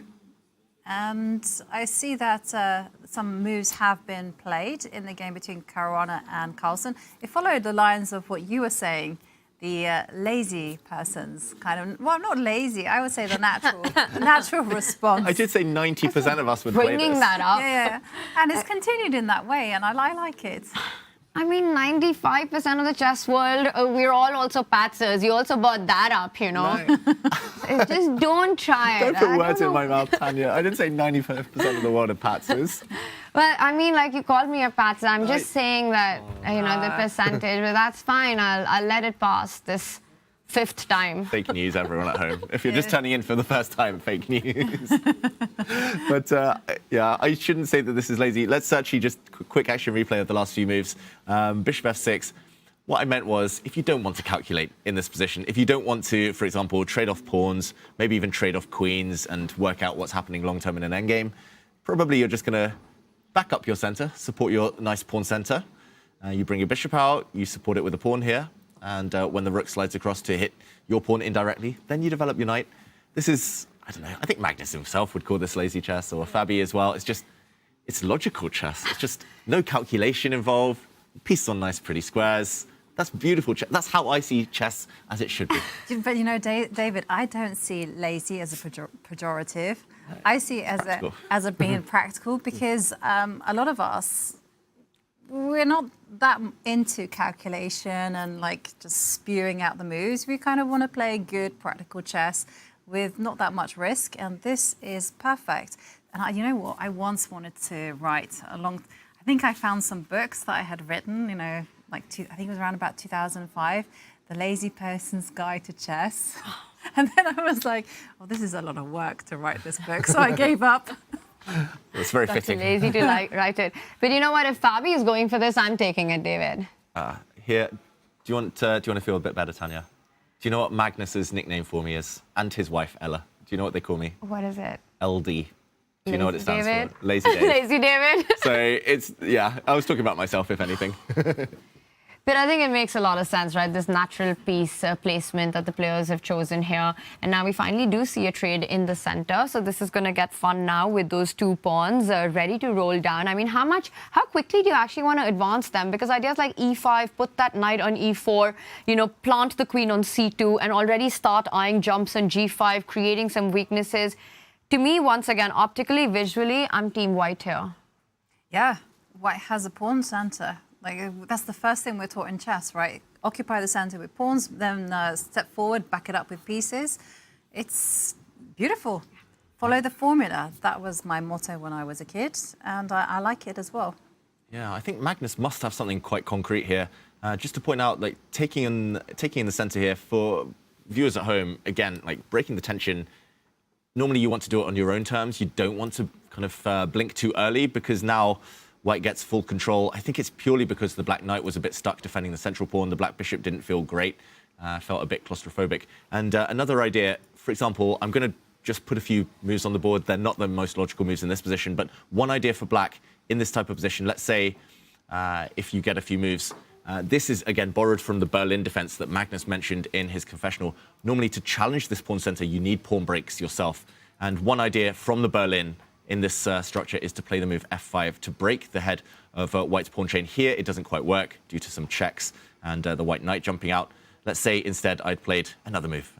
Let's say I'll play b3. But this idea in general, positionally, is very, very desirable for black because now, by force, you get a nice square for your knight in the center, whether white bypasses you and allows this knight, or whether white trades off. So this is what Magnus ideally would want, but I just don't see that happening if we go back to the game. With his bishop blocking the f-pawn, white is never going to be forced to push this e-pawn forward. The black knight now, if it chooses this way, then as Tanya said, maybe the white queen will slide across and at the right moment, pawn forward, knight to g5, you could see some attack. If it goes back to f8, maybe this is the way forward, but then it's miles away from that dream home on d5 we mentioned if the white pawn does decide to move. It does feel like Magnus is maybe just going to set up with his knight on g6, if I'm predicting anything. But it just feels so nice for white. You're going to move your queen out, centralize your rook, and only later decide which pawn to throw forward. Yeah, it's looking really promising, actually. And just to kind of mention, in the confessional, Magnus was using like patterns that he was familiar with. His whole concept of playing bishop f6 was to try to get positions familiar to a Berlin. And so, it's nice that he's trying to draw on those pattern recognition that he's learned from other openings. But here, it doesn't quite make sense. I mean, I was also looking at c5, but I don't like c5. It doesn't break up anything, and it just encourages white to push further up the board. So, yeah, you can just see the evaluation bar inch forward, and e5, d5 is unstoppable, and, you know, kind of gaining space. e5, can you... You could take on d4. Yeah, is this... Is this his thinking? But then bishop takes d4. Yeah, now the bishop is hit, probably has to... Oh, I'm scared for black. Let's say Queen retreat. c2 anywhere? c2, let's say the black knight drops back. At least now black has, like in the Berlin, at least you get control over this diagonal with the bishop. Still liking white, you know, you come back, bishop c3, rook d1, knight e4 ideas. Swing the knight to G5. At least black can breathe. Yeah, no, 100%. And with what we started with, I think that is really something that is required in this position. You know, you play slow. I feel like it becomes more and more difficult as the game advances because the next few moves are so easy for white if Magnus doesn't strike with the move like c5 or at least starts to threaten it. Queen c2, rook d1, e5, all the plans that we pointed out. And also Magnus can't be enjoying to play to defend these kind of positions, right? You're always looking for that counter play. So I won't be surprised if we see your idea, whether the bar computer likes it or not. I think practically players are always thinking, especially at the very top, they don't want to just sit and suffer. What do we predict? Should we have a prediction round? Before we talk about Armageddon, that's coming next. Okay, this is Magnus game. going to play c5? Is he going to break out? Move. Is he going to get impatient? You know, I did see the bar in Chup when c5 happened, but I'll still say it does. I think Magnus goes for c5. It's between c5 and knight f8 for me. I think he goes for c5. Okay. It's your move, Yovi. I know. The thing is, gotta back it up. When David goes, "What do you predict?" My brain went, "I predict a riot," and it cannot. c5 is a bit of a riot on the board. Great song. I know, and now I cannot shake it, and now I just had to tell the world that, and now I've lost track of the move that I want to make. So not c5, another move. Magnus is Magnus. Magnus doesn't play that direct chess, and so he's a bit like a wily fox. So I think he's going to go knight f8 and then kind of aim his c5 later on. Yeah, me too. I think he's very tempted though, Magnus. Oh, I don't know, Tanya. Sorry. Why do you have to gonna break the tie. apologize to me? I feel like I'm breaking a tie, and I'm going to say he's going to play knight f8 as well. I think Or that's wait. a big chance. But I would love to see c5 on the board. I feel it really, makes it a game for 3 results, while if a move like knight f8 happens. But in general, Fabi should be super happy with this opening outcome. Either of these 2 moves are played, against Magnus. Clock under control. He hasn't spent too much time. Like you said, center control. And why that's so important is because when your pawns and pieces are in the center, it's kind of easy to go to either side of the board. By the way, Magnus, he's getting ready to make his move. When a player's got that hand on the pen posture, they're sort of ready to bring it forward and play c5. Yeah, I think he might actually. What? Now you can't change. Okay, just- chat, remember, David and Jovanka have picked knight f8. No going back on that. But I was the OG suggestion. You were the OG, but no, you... But I didn't have belief. But no, You didn't double I think down on he's it. going to go knight f8. It was... Now we can't see his hand Yeah. anymore. We could just see the chess.com logo on his jacket, on his shirt there, Magnus. He's What does chat teasing think? us. Okay, c5 or no c5. In the meantime, should we talk about the other bets? Let's do it. And where are we standing on that? So this is the halfway mark of the tournament, by the way, today, round 5. And, spicy chess, spicy predictions in our studio in the Armageddon. As far as I remember, I got 2 days right. I think you were on 2 as well. It's your day, I'm Jovanka, on I believe. Castle condolences. queenside times twice. So, soon to be the Olympic medals. I have not won a single prediction here. Yeah. I feel like post-rest day, the tide's turn. But you guys kind of tricked me because I was always gone 4, 5, like the higher the better. And then you were like, oh, look, the 3 always won. And then it was 4. Yeah, and the one day you didn't go 4, it Exactly. happened. I know. Okay, so we've got the bird's eye view up. So, so let's start with Arjun and Nakamura. What do we predict on that one? Now, what do you predict is the question, Jovanka? You got to give us a number. Okay, I predict an Armageddon on that one. 1. So that 1. And By the way, Magnus does make a decision. Knight You guys F8. are right. It is knight f8, no c5 chat. yeah, Knight on f8, there is no mate. Magnus knows the rhyme. yes. Okay. Also, Armageddon on that game. Caruana, Gukesh, Wei Yi. It's going to be a decisive game. I can feel it in my bones because the Caro was played. Okay, so Humpy Leitinje also looks decisive. So that's just 1 so far. No, I've got 2. No, you said Yeah, Arjun. two Armageddons, 2 decisive, and then that's going to be Armageddon. 3, and that's They're going all to be gonna be decisive. 3. 3? Good call. But you have to pick another number, so... Okay, I will go with... So 1, 2... I'll go with 4. I'll go with 2. Okay. Happily. Happily. Now I just feel bad about my prediction. All right, so it's 2, 4, and 3. 3, yeah. And I appreciate you guys giving me first choice, first dibs. I believe you, Jovanka. I should have just said 7. Rule myself out of the race. Okay. It's not like you're winning by a margin. What's with the overconfidence there, you know? You should have said, Giving us... You should have said 8, and I should have said 7, then Jovanka. Are you not both tied? 2-2. But Jovanka needs to get 3 still. We have some big fans of the show waving at us from afar. We just want to take our shots. Exactly. Okay, we'll see. Which game should we jump into in the meantime?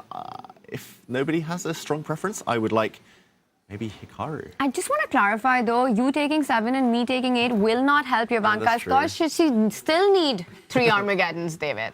No. Yes. No, it's the participation that counts. What? Thank you very much. Do you want to be the winner only because you're the only participant, or do you want to win fair and square? I just want to get onto the scoreboard, Catania. Fair. And talking of the scoreboard, someone who doesn't want to castle queenside and score 3 zeros in a row is Arjun Erigaisi. You might be eating your words about that. I mean, he might be wanting to castle queenside in his game. That's top left. I was actually thinking that's one of the key ideas in this position, especially now that Rook H3 has happened. I didn't think of it like that. I meant more like on the scoreboard. Oh, yes, not on the scoreboard. I meant on the position. Yeah, let's jump into that game. We had the video roulette. Good work by our producers there in the top right corner. It landed on this one, so chess gods have spoken. And a quick action replay just of the last 3 moves since we were last here. We talked about the move f6, just defending the black knight in the center. The Mamadjarov idea, bishop to h3, played. We talked about this one as well a bit earlier, the trade of bishops. And let's break it down because, yeah, the white king now might have to spend a couple of moves castling by hand, or at least running to safety on this flank, or it's going to go the whole way to the queen side. Rook d8, though, hinting that something's about to happen on the d file potentially. Knight to b6 maybe a threat, unleashing an attack against the white queen, which surely will move. Maybe knight takes knight is an option, or the white queen moving. It feels like a 50-50 for Arjun.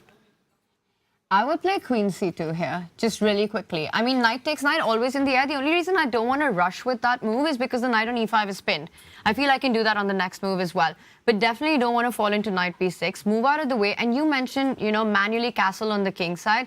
That definitely looks like a safe option, but we know Arjun's dictionary does not contain the word safe. So it does also open the path to go the other way, you know, eventually challenge the rook on the d file. And I'm just wondering if he can play queen c2. And how does Hikaru want to react in this position? Because do you want to go bishop b4, shot castle?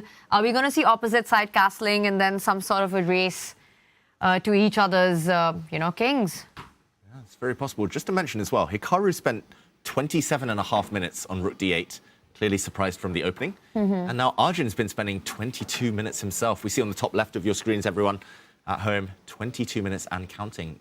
That's rare from Arjun. But it's a really unconventional position, though, because the rook is there on h3, and I'm just thinking ahead, like, what on earth is he going to do there? I mean, how can you make sense of that move? Yeah, I love, by the way, Tanya, your queen c2 move. But, I mean, if you go king f1, king g2... You want to start with that? No, you want to No, you need to do something about the potential attack on the d-line. But, again, just jumping into the future... I'm trying to find the role of the rook, and I cannot give it any meaning. So that worries me. So that's why I'm thinking Arjun is burning the time, because he's just thinking not just about moving the queen or going knight takes knight. He's trying to find a way to position his pieces so that they have a plan. It's a weird rook for sure, and some of you who are just joining us wondering what on earth or how did that rook even get there. Let's just remind everyone that there was a light squared bishop trade that happened at this point right here, as David's pointing out, and this was picked up. So Arjun does get the rook on h3, loses the right to castle on the king side. To your question, I think actually at some point, either Arjun activates that rook with a king side attack, you know, h5, g4, or he might actually have to find time to come back and reroute that rook from h1 perhaps to the center of the game if the king was to either get to g2 or longside castle. You know, one of the things about Arjun, one of his biggest strengths, apart from the chaotic position and how much at ease he feels in them, is his time management, his clock management. And his round 4 game against Magnus, he didn't do a good job of that. And that really played a big role in that loss. You know, I feel that he's just not used to it, and he doesn't handle being under time pressure very well. So it's going to be a big factor in this one as well. I don't think he should think for too long. I've often noticed, and I don't know if this has been in your experience as well, but many people I've spoken to as well, you know, that rule of long think, wrong think. Most blunders in chess, or let's not say blunders, even inaccuracies or dubious moves, happen when either you play too quickly or you end up spending too much time. I would say beyond a 15 to 17 minute think is when you're very likely to make a bad move. I can't get it. The hands. This is Gawain Jones's like favorite pose. Sorry, just to mention, but fully agree. Like 10, 15 minutes is, there's no real reason, unless it's like a 20 move variation you're calculating, to spend over 10, 15 minutes. I do it all the time, but that's out of indecision and perfectionism, and it always comes back to might bite me a bit later on. Right. And I often find that the reason you go into a really long think is because you're so obsessed with your own plans and your own kind of moves. You completely forget, first of all, to focus on the bigger picture. Secondly, that your opponent has moves as well.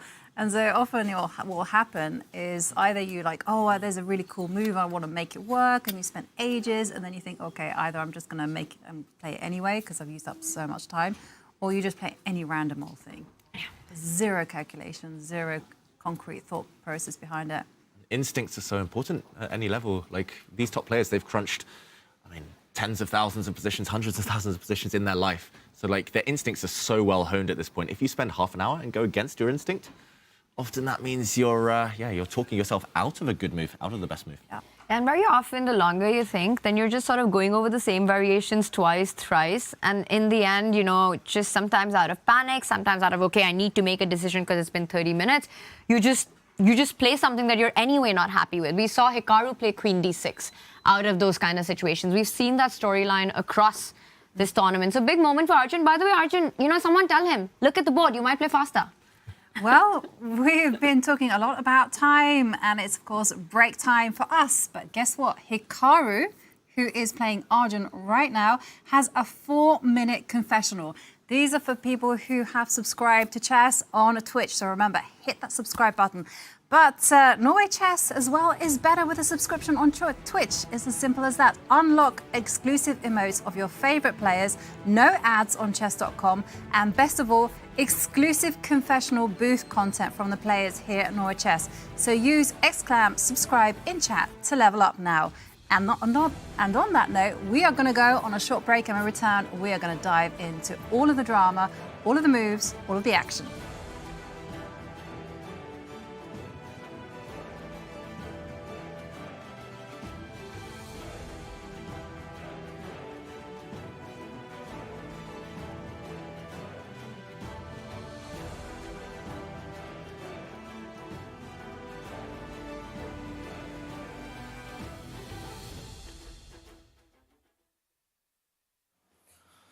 All right, I made it back. Every day I kind of wonder if I will make it back based on the opening and how much time I have to use. So the fact that I've spent so much time this early in the game means that it's very unlikely I'll be talking a lot just due to the time control with no increment. One thing I mentioned before the game, which I think is actually relevant because I see a lot of people kind of glossing it over, is that I think the results so far in the tournament with so many classical games being decisive has much more to do with this time control than the scoring format. And I think a lot of people are saying the scoring format is what's providing the decisive games, but I actually would argue that the actual point is the time control. And so I think if we're looking at chess from the view of a spectator and wanting more decisive games versus draws, it's not necessarily that you have to have shorter time controls necessarily, but you need to have time controls with no increment because then blunders will happen. As we've seen in many games, Arjun, Gukesh, Fabiano, etc. So that I did want to point out just because I think a lot of people are getting it slightly wrong, thinking that it's the scoring system when it's actually time control that's leading to this. Now, having said that, my game is a pretty standard Slav. Arjun played this h4, which has been played before. It's not the absolute main line. I think my position is relatively fine. I spent a lot of time because I was trying to make queen c8 work, make bishop b4 work. Ultimately, I thought rook d8 was just the most solid. And my view, like a couple of my previous games, is pretty simple in that I think if I'm not in a lot of trouble in the next 2 or 3 moves, I will probably coast to a draw very easily here.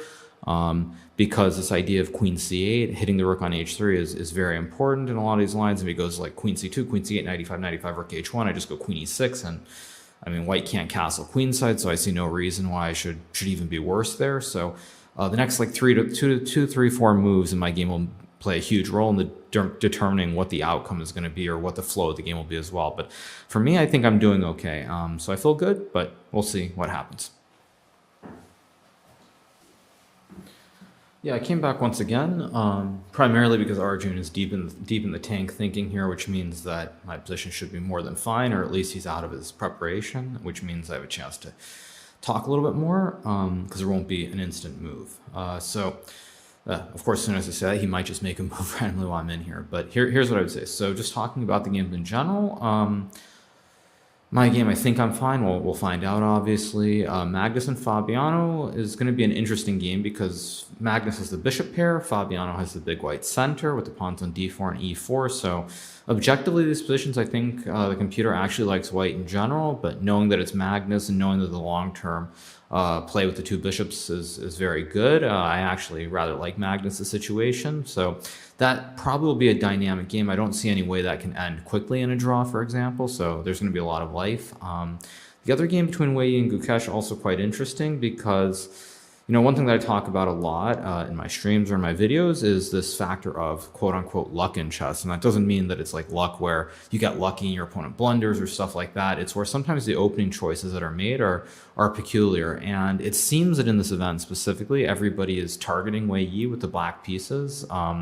Fabiano played a Sicilian, did not play e5, decided not to be solid. Gukesh playing a Caro-Kann. So when we talk about luck, there are certain opening choices that are different, and it's clear that at least so far, everybody's trying to go after Wei Yi when they have the black pieces. So that's an interesting little tidbit that I thought I would mention. Otherwise, I actually don't have anything more to say, surprisingly. I spoke about my game. I think the other games, Magnus' game could be interesting. So that's going to do it for right now, and maybe I'll come back later, but who knows.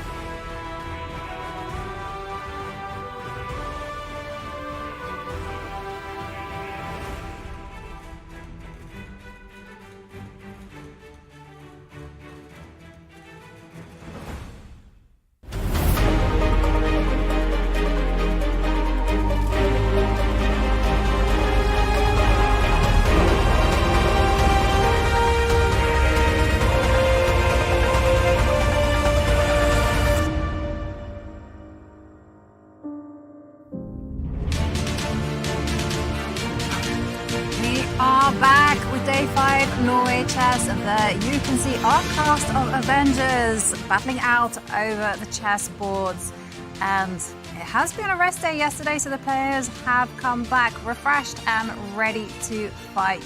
And there, as we see the players deep in thought. Well, we heard from Hikaru Nakamura, who seemed to be very, very chatty, sharing with us his thoughts on his game against Arjun. And, well, we can dive into that game and just kind of square off his thoughts with the actual position. Yeah, let's do exactly that, because both players have reason to be happy. Both players seem to quite like their positions. Hikaru saying he felt that he was close to equality with his last move, Queen c8, but quick action replay of the last couple of moves.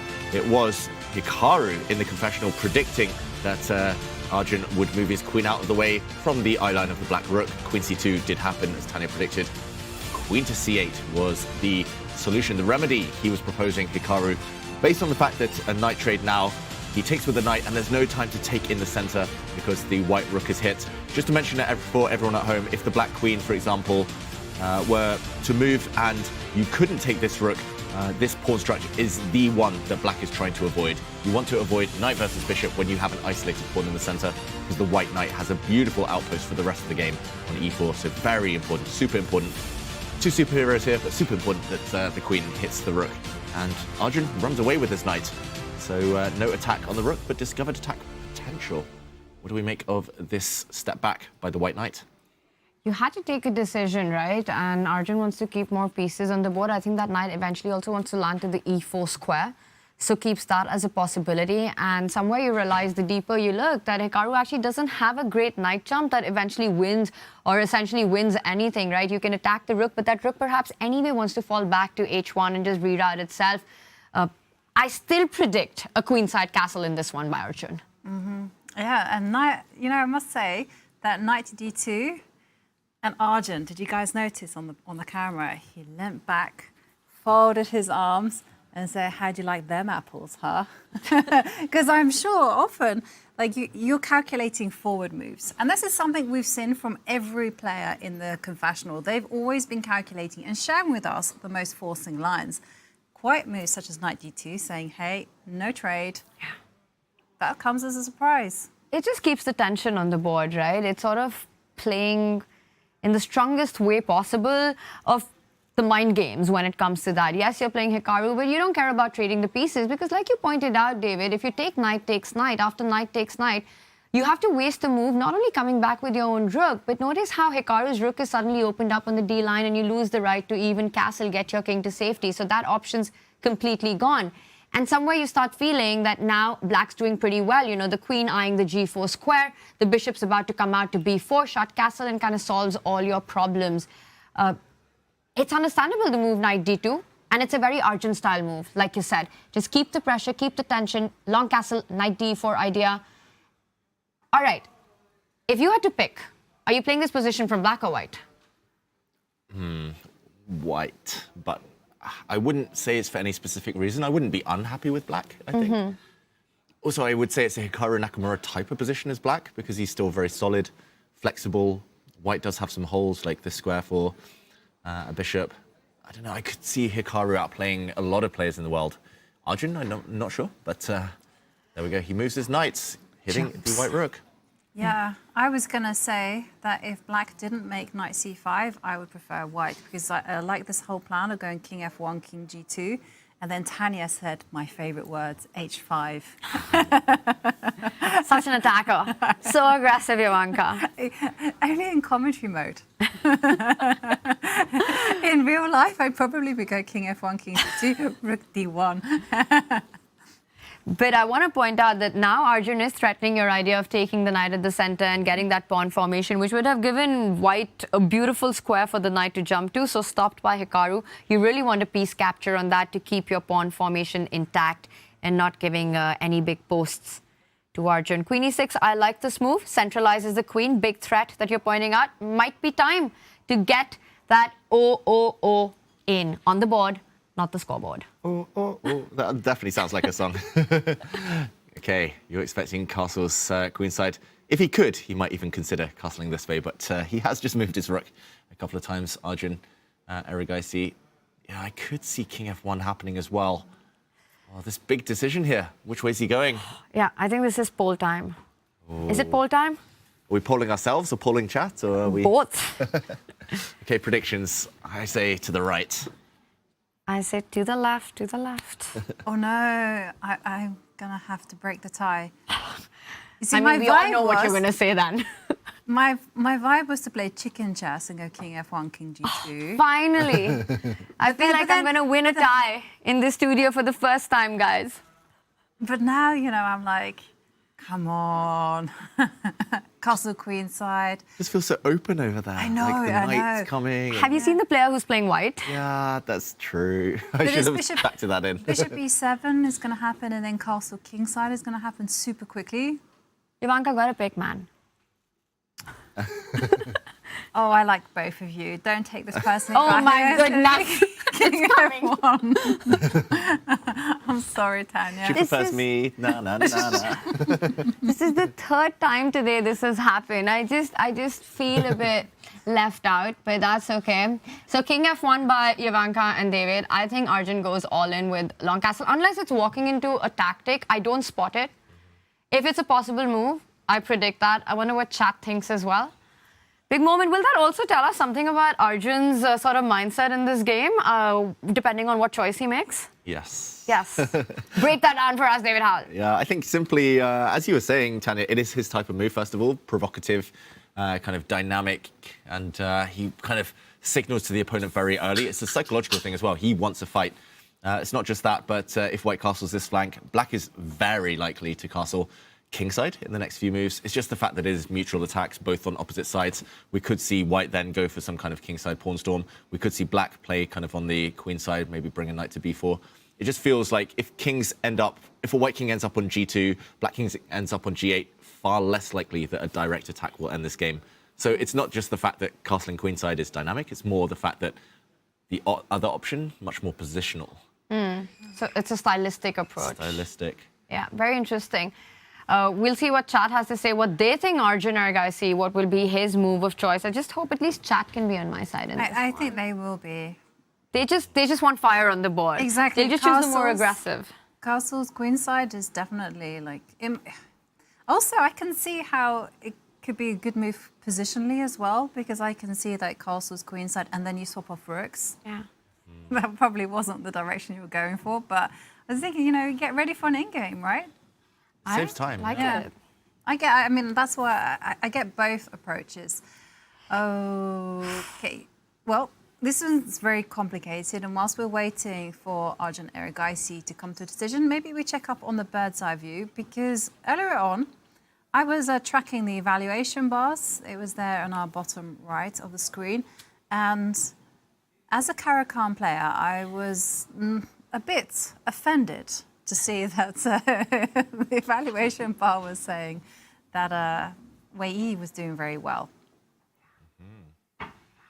I guess you Caro-Kanned then. Yeah, and that was the game in the top right. And also, maybe before we even look at that, there's been a big shift in the evaluation bar between Sarah Kadam and Vachier-Lagrave. That's their bottom right. Big action there. I just want to point out that our top row, it still seems pretty much in the balance, somewhere in the middle, but a lot of action in our women boards. If we see Humpy, Lei Tingzhe, again, that one looks dynamically balanced, but a position for all three results. Anything can happen. That Fianchetto bishop is being offered right now. Muzychuk, Wenjin as well. It's the Berlin. It's the one that we expect to finish soonest, by the way. Muzychuk has planted her queen at the center of the board, defended that c2 weakness. I wonder if she's feeling ambitious and that queenside pawn advance that you were talking about, how much will she push in this? But I think it will go to Armageddon, but take some time. Should we check in with Sarah and Vachier-Lagrave? Because that's really where the bar is far away from being level. Yeah, and this is the live position. The computer indicating that Black's best move is to bring the queen down to d7. Just shift her one square. I guess this multi-purpose move, maybe some tactics on this diagonal later. Also clearing the black rook to slide the whole way to a8 to kick away the white queen. I just want to backtrack because the last few moves, this has changed enormously. We were last here just 4 moves ago, but suddenly Black has an almost decisive advantage. Ooh. Breaking news! Oh no, Tanya's got a smile on her face. It's happened! Castle's queenside. Breaking news, chat and I 1, David and Ivanka 0. Arjun Erigaisi did castle queenside, let's go. It's the Indian synergy. You just know, you're all Olympic gold medalists. You just have this bond. And I can tell you that your chat was on your side, Tanya. 33% said that there was going to castle. And actually, hang on a second. I forgot to read the top part. Sorry. Oh. Castling is for noobs.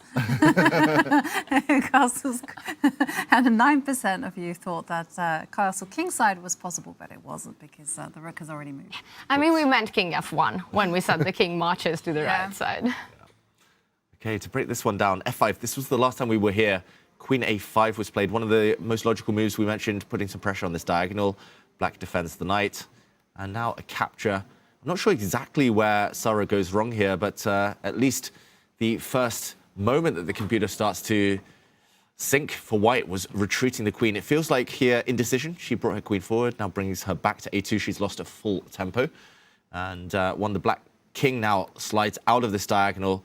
Bishop to c4 is apparently a big mistake. The bar, we see it slide quite dramatically down, given a question mark as well.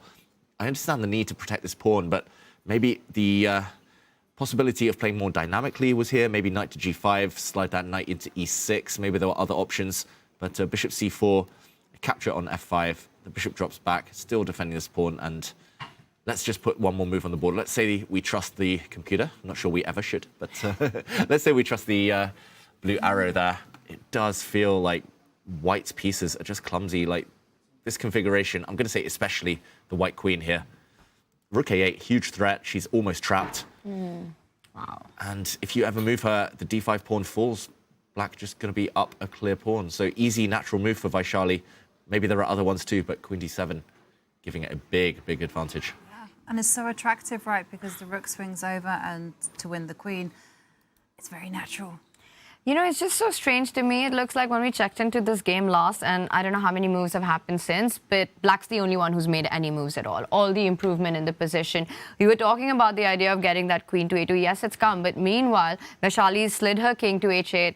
unpinning herself on that diagonal, so really creating a threat on d5. She set up a queen trap idea, taking away that b1 square because of the bishop. The trade that happened, I think the biggest mistake here has been that somewhere Sarah probably traded on Vaishali's terms, right? She allowed that bishop to develop, come out, her knight still stuck on d2, and you often want to keep that tension. You're okay if it happens, but it needs to happen the way you want it. Had it been Vaishali who had taken that central pawn, Sarah's knight would have moved forward. So we would be talking about a completely different position there. So misplayed last couple of moves by Sarah Kadam? Definitely. And there we're seeing Vaishali. She has queen to d7, which would be a big move. And talking about big moves, Magnus has been in the confessional booth saying that he perhaps made an absolute stinker of a move.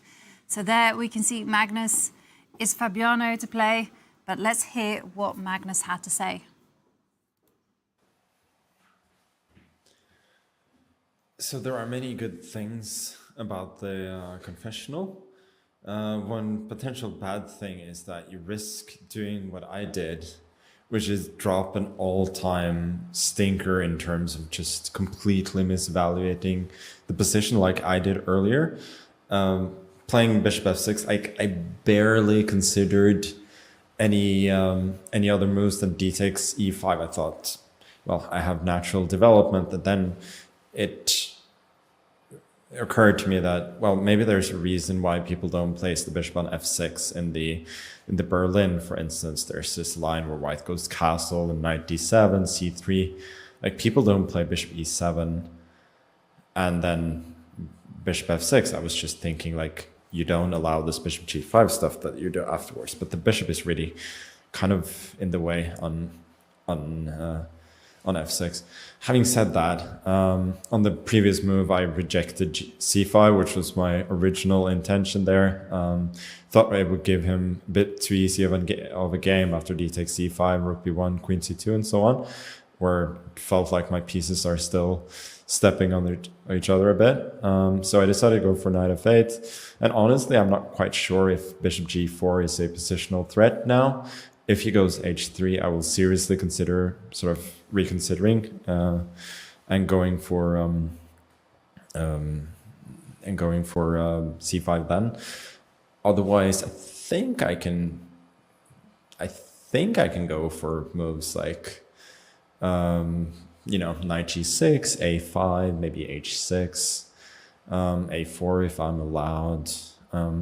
Like, his position is pleasant, but I think it's been shown in the Berlin as well that it's not always easy, even if you get this center that he has. Yeah, interesting thoughts there from Magnus, saying bishop f6, complete misevaluation, and he feels that his position is worse. Fabi has a very pleasant position, but it's not going to be a walk in the park for Fabi. And it's interesting, Magnus calls it one of the all-time clangers. Like, most of us, when we make those types of moves, we've blundered our queen away and we lose, we resign. But Magnus, he's slightly worse. Very, very slightly. You know what was most fascinating for me about that confessional was Magnus echoing Hikaru's thoughts on his game. Because Hikaru said the exact same thing. I mean, similar lines, where he said that, yes, Fabi has this big white center, but the bishop pair actually gives longevity to Magnus's trumps in the position, and that can somehow make white have this false sense of a big advantage. But if you're not precise and you don't time your dynamics well, it's actually black who ends up being on the front foot. And we can see Magnus, he wants to get that a4 move in. He wants to take out his bishop to e6, start targeting the pawns on the queen side as well. So Fabi will have to be precise, despite optically the position looking great for white. It's all about plans. It's like, what next? With white, the most natural would be to try and force through something in the center. But, for example, if Magnus just moves a pawn and just kind of passes the move back to Fabiano, if you ever step forward with e5 too soon, black happily retreats and the light-squared bishop suddenly becomes a beast. Unchallenged light-squared bishop, we should mention, due to the exchange earlier on c6. And black is very, very happy here. And likewise, if white doesn't do anything, if white plays d5, I don't think you need to worry too much. This pawn structure, even if you can't take due to some tactics here, this bishop comes to life. You have an isolated pawn to look at for the rest of the game. Black has no weaknesses, we should mention, in the current position. Super solid. And it does feel like whoever comes up with a better plan over the next dozen moves will have the upper hand here. Definitely. Oh, well, intriguing, very tense position. A4 was mentioned by Magnus. I personally quite like the space, but I agree you can't make any committal moves just yet. So what I would do is just wait. But Bring the knight round to h5. Yeah. Oh, now you say it, David. I'm liking it. But it's always a good idea when you control the center, just wait. Let your opponent enjoy their space deficit. But Magnus isn't really allowing him to wait, right? Because now he is threatening that bishop coming out to e6, and it's not a happy way to defend that pawn on a2. You don't want to ever push it, because then the b3 square becomes incredibly weak. And if you were to push the b pawn, you're giving the rook activity and direct path into that weakness after the trade via the a3 square. So I just don't know if you have enough time to take it slow in this position. But even the most direct moves are not really helping. And it's one of those crazy situations in chess where the position looks so healthy for one side, but it's not so easy to make your next move. The bar seems to like Fabi just a little bit more. So I wonder what the objective path ahead for white is here. Yeah, just out of curiosity, and also because we want to learn, I'll turn on the engine and... Okay, interesting. I would not have thought of this idea. Knight to b1. Oh, that makes a lot of sense. The moment you say it, the moment you point it out, you can't unsee it. Because like Tanya was saying, yeah, if you're forced to play a3, you concede b3 and... He just reached out and played it. Wow. Classy, Fabi. Oh, that's a beautiful move. And then the whole idea is bishop e6, knight c3, keep the pawn structure intact. And, well, now the question is passed on to Magnus. How is he going to connect his rooks? How is he going to organize his pieces? That's a classy move. It's also downsides to what Black has done. Magnus has pushed his a pawn forward. It looks like nice and active. You've activated your rook. Maybe that rook's going to slide later. But the pawn is vulnerable as well. Knight c3 attacks that pawn. And bishop e6 now does run into knight c3, followed by potentially now d5 with extra power in the near future. We always taught, I think the first formation I ever learned in chess was a knight on f3, a knight on c3, you put pawns on e4, d4, and you just put, ideally, bishops on f4, c4, and you just kind of control everything in the center. Now this knight looks so much better than it previously did. It's like, you just close your eyes, you're like, where does this knight belong? Yeah. If we bring it back here, it belongs on c3. So actually, it's just 2 moves away. Fabi finds that maneuver. Nice. It's really cool stuff. And, you know, one of the ways that I think it was Boris Gelfand when we had a camp with him, and I think this has also been mentioned in Jacob Arad's book, something that helps a player guide them towards their next move are these 3 questions, right? One of them is, what is your opponent threatening? If you just put the knight back on d2, you realize that bishop e6 is an idea that Magnus is threatening. The second question you ask yourself is, what are your opponent's weaknesses? And right now, that's not a question that's too easy to answer. a4 maybe can be under attack, but you know, that's a difficult path to find. And the third is, what is your worst placed piece? These are the 3 questions you ask yourself. Now, in this position for Fabi, he sees bishop e6 as the idea. Everything's developed, but the knight on d2, I think you guys felt it intuitively as well, right? You need to get it out of the way. You were talking about another route of knight f1, knight g3, because you could feel that the knight doesn't belong here. But when you combine these concepts, suddenly you understand that c3 is really the square the knight wants to get to and not g3. And then the maneuver just plays into your hands. You see a4 becomes a target. You defend your weakness, and you've also improved your worst placed piece. Beautiful multi-purpose move from Fabi. So logical. Again, as you both said, once you see it, it's so obvious. But seeing it, kind of retreating knight moves are always hard. Kind of backward knight moves, especially bringing a piece back to where it started the game. And this move is going to give a lot for Magnus to think about. I wonder whether he saw it. Probably it was on his radar, Magnus, because he's so good at these kind of intuitive improvement moves. He has a great feel for where pieces belong. But yeah, not a pleasant sight for him as Black here. No, and as we return to our bird's eye view, well, again, we do see there in the bottom right, the move that we were mentioning, queen to d7, that was played by Vachier-Lagrave. And maybe we can pop in and have a look at the game between Wei Yi and Gukesh. Because it's 2 bishops versus 2 knights, but white has the better pawn structure, black has some potential.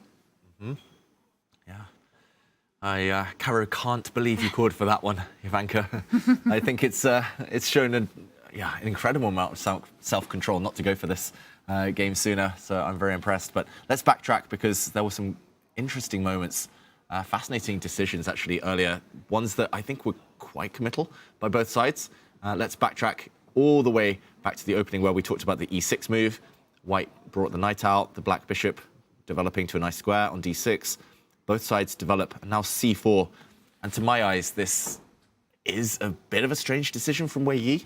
I understand he didn't really kind of want to wait for this. Other moves, just to mention, I think knight d2 is the theoretical move. I've even had that position myself.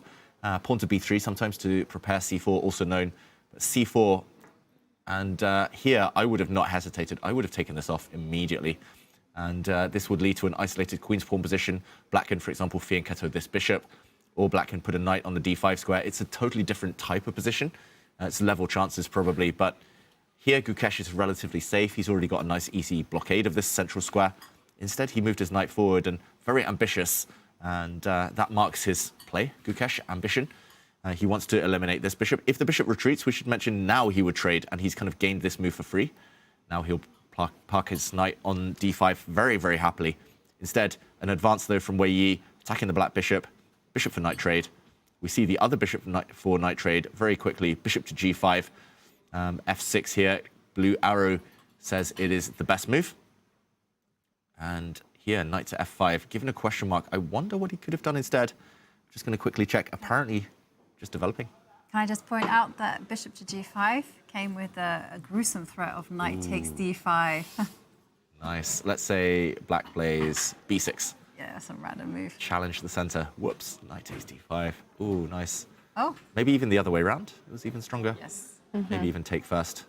Yeah, I'm not sure why knight takes d5 wasn't the best there. But yeah, here. Same idea. And now you win a second pawn. And, oh, nice spot, Ivanka. I would have definitely fallen for that. So f6 necessary, not just positional reasons, tactical too. And apparently developing the bishop was better. Knight to f5, not the best. Because now actually trading knight for bishop isn't what the computer likes. I guess the bishop's lacking potential. It's quite a blocked center. Bishops do struggle when the center is completely blocked up. This bishop kind of gets in the way of its rook. This bishop tied down passively to this e6 pawn. Do we agree, though, that white's advantage is this big? The computer on the eval bar, we see 0.7 for white. It looks like a bit of an overestimation, but perhaps as long as the bishops remain slightly inactive and white's quick with the plan, and I think the plan has been made clear by Wei Yi in his last move, David. You know, when he played b3, white really wants to expand on the queen side. You want to get a3, b4 in, right? But had he gone for it immediately, black gets a stronghold with the move a4 and really clamps down, and then it becomes that much harder for white to break free. So b3, Wei Yi's making his intentions clear that his next two moves are going to be a3, b4. Meanwhile, if you're playing black, you've got the bishop pair. I would be dreaming of getting an e5 break-in at the right time, defending the d5 and the e5 pawn, but it's perhaps really difficult for Gukesh to achieve that, and I'm just wondering if the power on the queen side play that Wei Yi is setting up, b4, b5, just coming in, is that the reason why white's looking so strong here? Yeah, I think you're right. And black might just be one move too slow to actually set this up. And yeah, I think here, black, ideally, if he had a couple of moves, he would play the moves Gukesh here, rook to e8, bishop to c6, and break, pawn to e5. You need those two moves to support your e5 pawns and d5 pawn. But the problem is, if you put your bishop on c6, you're getting hit. Like rook e8, a3, bishop here, b4, and you're going to be hit very quickly with the pawn storm. Gukesh not happy. Not happy, and I think really that move b3 gives away the intention and also in some way explains that overreaching white bar, because the queenside pawn storm is just coming so fast for Wei Yi. Another thing I want to point out, David, if it's possible to just back up to this one moment when Gukesh played the move knight g5. You know, you were, sorry, knight to b4. Yeah, exactly, right here. And my first thought here was the Greek gift. And I think many people, you know, would have that in their mind because these are patterns, right? Black's knight is not on f6. Is that something that you can go for? And I was just trying to work it out, but I couldn't in the amount of time we had. And can we just check this? Because bishop takes pawn, king takes bishop, knight g5, the bar says this doesn't work. And I wonder if it's because the king just moves up. King g8, queen h5, you know, you still have to work that out. But king g6 and then yes, Yeah, this would be... game over, right? And this is the Greek gift. This is working out to perfection here. But the problem is that after king g6, Wei Yi is just underdeveloped. None of his pieces are out. Yeah, it's so close. And normally when the king comes up to g6 in a Greek gift sacrifice, you want to bring your queen out to g4, line up some kind of discovered attacks. But I guess this doesn't work because black can just play the move f5, hit the queen. You don't have this square to slide back on, so no way to keep the tension with the queen and king. And if the queen slides to try and come in, the rook shuts down that avenue. And yeah, you're right, Tanya. I was looking at it as well. I just didn't want to calculate, but I'm glad you. So lazy, David. Lazy David. That's what they call me, LD. And just yeah, I'm glad you brought it up. Bishop takes pawn. It's been in the air actually for a few moves. Like ever since black castled, already here it's a question.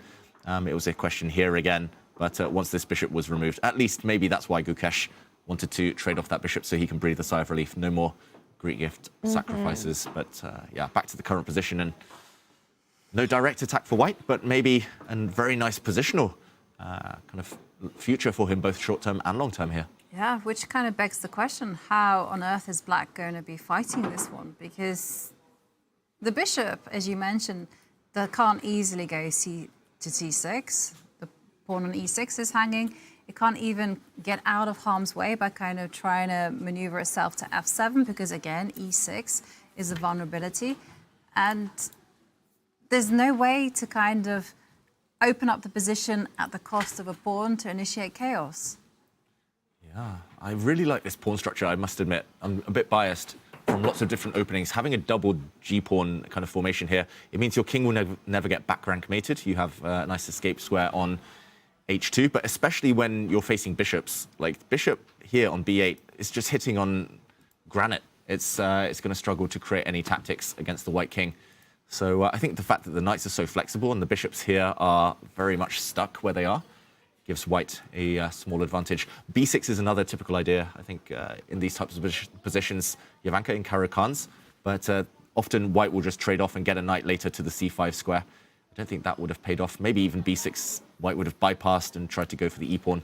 Yeah. So Gukesh defends instead. I was also worried because I was trying to calculate b6 when you were talking, and I was trying to work out, like, even if you allow white to capture on c5, e5 is still really, really slow. You just can go a3, b4, and now get two passed pawns. Or, yeah, a3, b4, maybe even quicker, like you said. Oof. Yeah, hard to actually stop some sacrifices here. So then, with the move that Gukesh has made, maybe that's what he wants to go for. And the big question is he in time? If Wei Yi went a3, you go bishop c6 because you need to defend the d5 pawn. Rook e8 sets up e5. So you go b4, let's say. And now, can you get e5 in, or is it still too slow? Do you trade b4, e5? Don't ask me questions. Let's trade. Let's trade just first. for fun. And then trade the rooks as well. Exactly. So that there's less pressure on e5. And what happens? How are we evaluating this position? Because b5 is met by e4, I think. Or is it? Probably. Although maybe the white queen moves and, I don't know. Maybe even this position is slightly favorable for white. Not sure. Bishop on b8 is so bad. Yeah, bad bishop versus good knight. Yeah. That knight will land on b6 at the right moment, has some beautiful spots to transfer itself to. What is that bishop even doing? But yeah, maybe there's something even better for white. So after e5, I wonder whether it's just tactics. Do we let's take. Takes. I have a trick in mind. Pawn takes Oh, pawn. whoops. Oh. Oh, I pressed refresh. Last slip. Sorry, everyone. Not b5. D takes e5. F takes. Am I walking into your trick? Oh, I don't know if it works. Rook d1. So I know what you want now. Yeah. Setting it up. So e4 doesn't work because you've got knight takes pawn. Let's show that. And the rook takes knight. Queen takes Queen rook. takes rook. Cheapo, Yeah. by David Howell. Cheapo merchant. That's my name on the streets. Okay. Okay, let's back up. Okay. So that whole variation. Let's say go back to e5. Pawn takes pawn. Rook d1. And do we want to, because d4 just feels like you're losing do it. out on some light squares, but I think we need to try it because the bishop can eventually land on d5. Okay. Do you have a threat? We will not tell you that. That's how I keep It'll pushing. come out of nowhere, David. So do we take on f... Oh, gosh. Still a pin on the d file. And now do we have e4? Is that a move? Oh, no, queen c4 check. That's not happy. No, I think this is not the way to survive this one. Agreed, but Rook E8 does hint at the idea that he wants to set this up. I mean, if not, then Wei Yi is anyway going for A3, B4, B5, right? Okay. But can you... Like I said, after A3, Yes. I just want to explore what happens if you give up material. Because sometimes you can just give it up and, you know, go, hey, bishop pair. How is the question? How well? How well do you guys know me? How well do we know Gukesh is the question right now, David? Yeah. That's true. I don't really see what else he's doing though. Like, if not bishop c6, what else? b6 now? But... It looks like a very tough position for black. Can you just sit there and just go,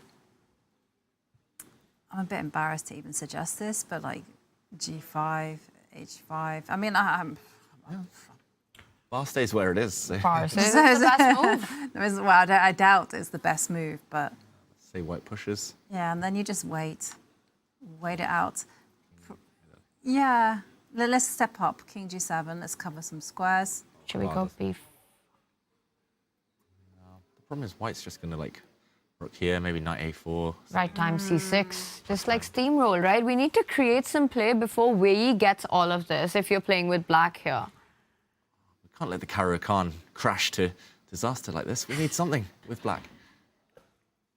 Gukesh taking big risk. What do you guys think of Hikaru's comment saying that Wei Yi, everyone's just targeting him, everyone's kind of playing more aggressively or more risky, at least against Wei Yi when they have black?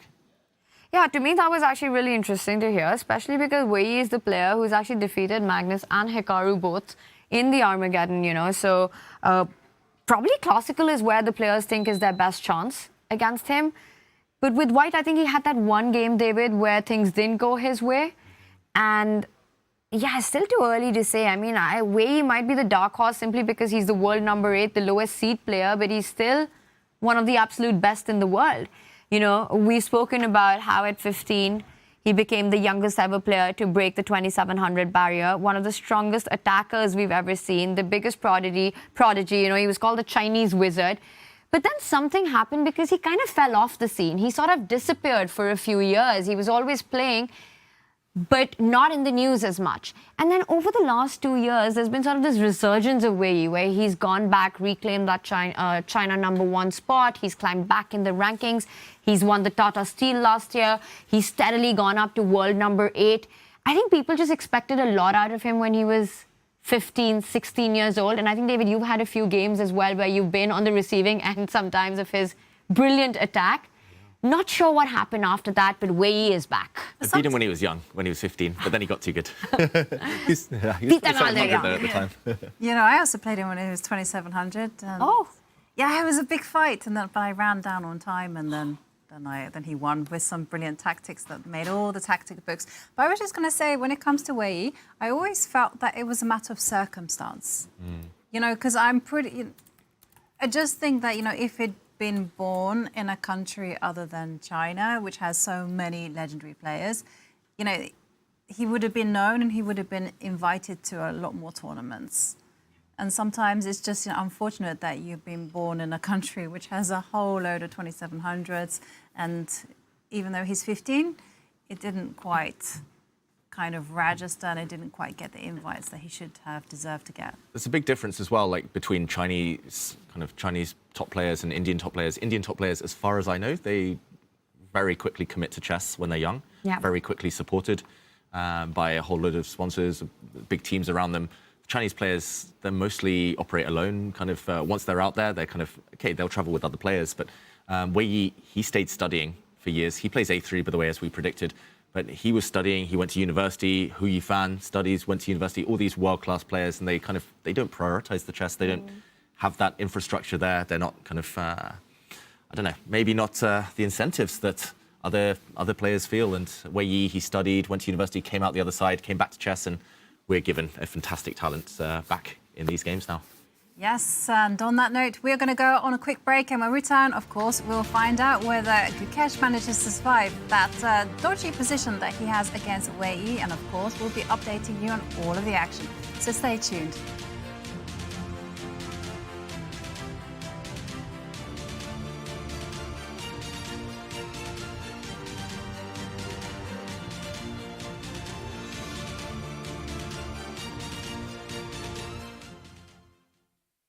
we have some ChatGPT questions for you. So you're just gonna hold them, read them, and answer them. Okay. Oof. Chess is often described as a game of deep strategy. How do you stay focused and avoid burnout after intense training sessions or games? I think like having a break from chess sometimes, because if you're just playing nonstop, which I sometimes tend to do, you can really get burned out and then lose motivation, and then you sit at the board wondering why you're there. And that's usually a bad sign for your chess. So definitely taking a break sometimes. What was the moment you realized you could become one of the top chess players in the world? I think that it was a kind of a process that took a while for me after my teenage years, because there were moments when I was not so confident and when I wasn't sure about my improvement.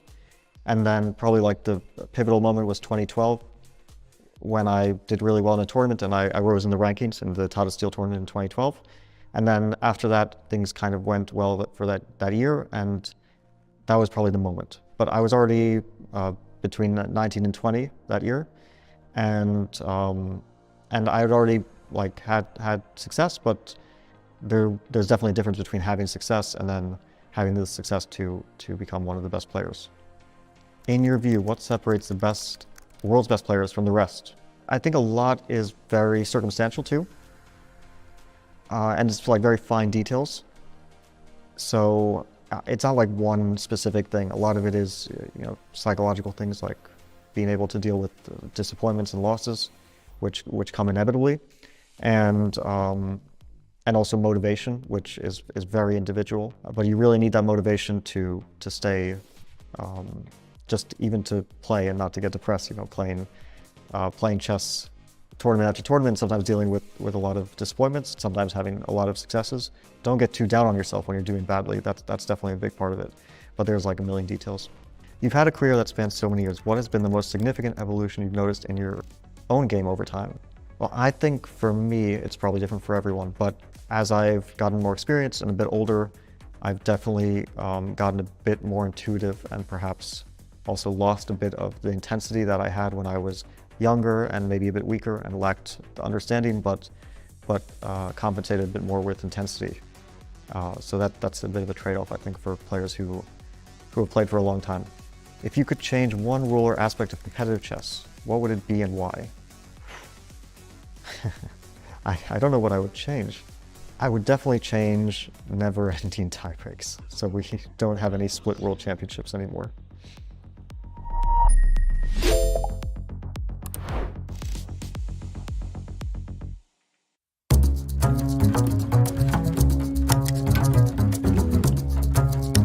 Ladies and gentlemen, chess lovers of the world, get ready for fireworks. In the Champions Chess Tour Chessable Masters, we witness a clash of titans. Indian's rising superstar Arjun Erigaisi versus the boss of bosses, world number one Magnus Carlsen. The game kicked off with e4 from Arjun, and before long we had a Maroczy set up against the accelerated dragon. Carlsen goes for queen b6, the trendy move these days, hotter than TikTok dancing. And after knight g4, Arjun is basically saying, hey buddy, allowing to capture on e3, that's a chess war crime. Then comes a5, and the bishop goes home for Christmas. Why? So that after a4, the knight can cozy back to d4 without any tactical nightmares down the big diagonal. Smart, clean, elegant. Now buckle up, Erigaisi goes turbo mode with e5 and then e6. He's shoving that pawn straight down black's throat, but Carlsen, cool as a cucumber with nerves of steel, calmly holds the position, doubles up on the f-file and starts poking an f2 like, you sure you're safe there? Are you sure about that? Then, after queen b6, we hit one of the most educational moments of the game. White had the chance to play the brilliant c5 with the sneaky idea of placing the bishop on c4. But instead, Arjun played bishop g4 straight away, eyeing that e6 square like a predator. Few moves later, queens come off the board and we're into an endgame, Carlsen's natural habitat, like a shark in water. Knights are traded on e4 and Arjun tries his luck down to the a file, while Carlsen starts a city center invasion with his king. Then Magnus plants a pawn on e3. Dangerous, sure, but also a potential weakness. It's walked a bit too far from home. Then comes rook d5 and Magnus goes all in, risking it to play for the win, because that is what he does. always plays to win. And here comes the slip up. After bringing the rook to the 7th rank and c5, Carlsen blunders. What did he say? He had to play rook b2 to stop the b pawn. Instead, rook to h2. Massive mistake. Arjun Erigaisi pounces like a cobra. Bishop e2, a multi-purpose masterpiece. Stops the rook from circling back to b2 and shields from checks on f1. Genius. Then, with a subtle rook f6 and c6, Carlsen had no choice but to resign. Game over. That is not just good chess, that's gourmet level chess. Top shelf. Absolute caviar.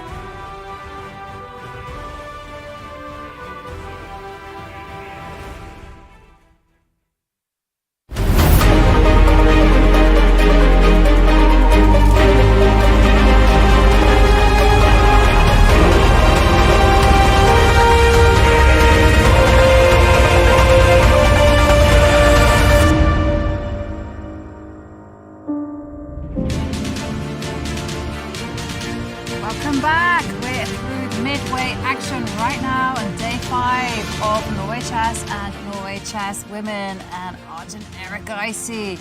Well, when we left this game, he had made a big decision, quite a committal decision, to castle his king to the left side of the board. And Hikaru said, well, if you want to play active, I can also do the same. And these two players are really bringing it on today. It's really kicked into action, hasn't it? Yeah, it's a position. It's an absolute dogfight already. I mean, we're talking about a Slav that's developed into this. You know, you've got black with the king in the center and essentially playing without a rook still on h8, the bishop not developed. But look at the piece activity in the center, right? You've got those two knights. The last move, we'll just talk about that. That's a big slide by the rook. The queen also eyeing an entrance at a2 at the right moment. But the idea that Hikaru set up, and I think this is something you pointed out about 3 days ago, David, that the b4 square is really something that's a long-term weakness for black to plant one of the pieces. And Hikaru sets up that rook over to b4, a very creative maneuver, I want to say. You know, usually a rook left stops at the 3rd rank or the 6th rank. Here he's gone all the way up to the center of the board, rook b4, with ideas of that central knight either jumping to c4 at the right time, or perhaps in some cases also watch out for a threat of knight g4. I just want this to be on everyone's radar, because very often this f2 pawn after the long castle becomes a tender spot. This is going to force Arjun into a think, and I think it's already been about 12.5 minutes, just shows how complex it is to come up with a move. I would be a little worried if I'm black about the rook on h8. You know, it's far away from getting into the game. I mean, you give black 2 moves, bishop e7, shot castle, put that rook on d8, and very happy with black. The bar says Arjun's better here. To me, position-wise, it looks like Hikaru's the one coming in with threats. How does Arjun respond? By picking up your king and pretending you didn't castle, you cough and then you put it on f1, you put it on g2, and you're like, yeah, I'm on the safer side of the board. I mean, congrats, Tanya, by the way, for winning that bet earlier. I mean, you know the man, you know. No, but like, you know the man, like, this was him. This is his style. He needs to back it up. He's still better, which is the main thing. I don't know. The first move I would start looking at is already like exchanges in the center of the board. We were talking about how you ideally want to take back with a piece, not the black pawn. I think you can take back with a piece here, the queen. But just to put it on the board, for example, if you take with the queen, the knight can come out to f3 with a fork. You're forced to trade off rooks. And I do wonder whether in a position like this, now your material or your development advantage with white starts to show. We see the bar really start to rise up. Maybe the downside is that taking with the pawn now for white isn't such a big deal. You don't gain too much. You maybe gain a square, but the black rook even stronger. Now it's supported by a pawn. You can't play e3 due to some checks. Potentially, I don't even know where to start. Bishop takes knight is the first move I'd look at. Maybe bishop e3, threaten some stuff here. Maybe knight f3. Yeah, I was just going to suggest that move.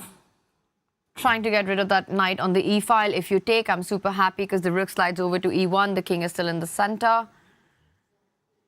This looks like the trade that white would want, right?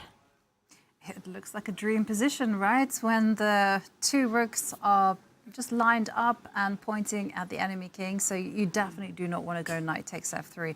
Then you're going to have to do some awkward maneuvering with the king. But if... Oh, whoa. But if not that, then you have to just move the rook. So, as David's highlighted, rook to b4 for the score. Well, where's the score coming from? I mean, you get a check on b3, but that doesn't look incredibly dangerous. Why is this so much better? You have some tactics. So it's like something that I'm just looking at is like knight takes a4, followed by the queen swooping into a2. And then you're going to back that up with rook takes b2 at some point. But okay, but that's a whole jumble of moves, and you know, white does have some defenses. So what other moves do you have to break open the position? You can jump in with your knight to c4. So it gets really messy. And if white goes knight d4 here, then there are tactics again, right? Rook takes knight, rook takes rook, and knight b3, so you don't have that.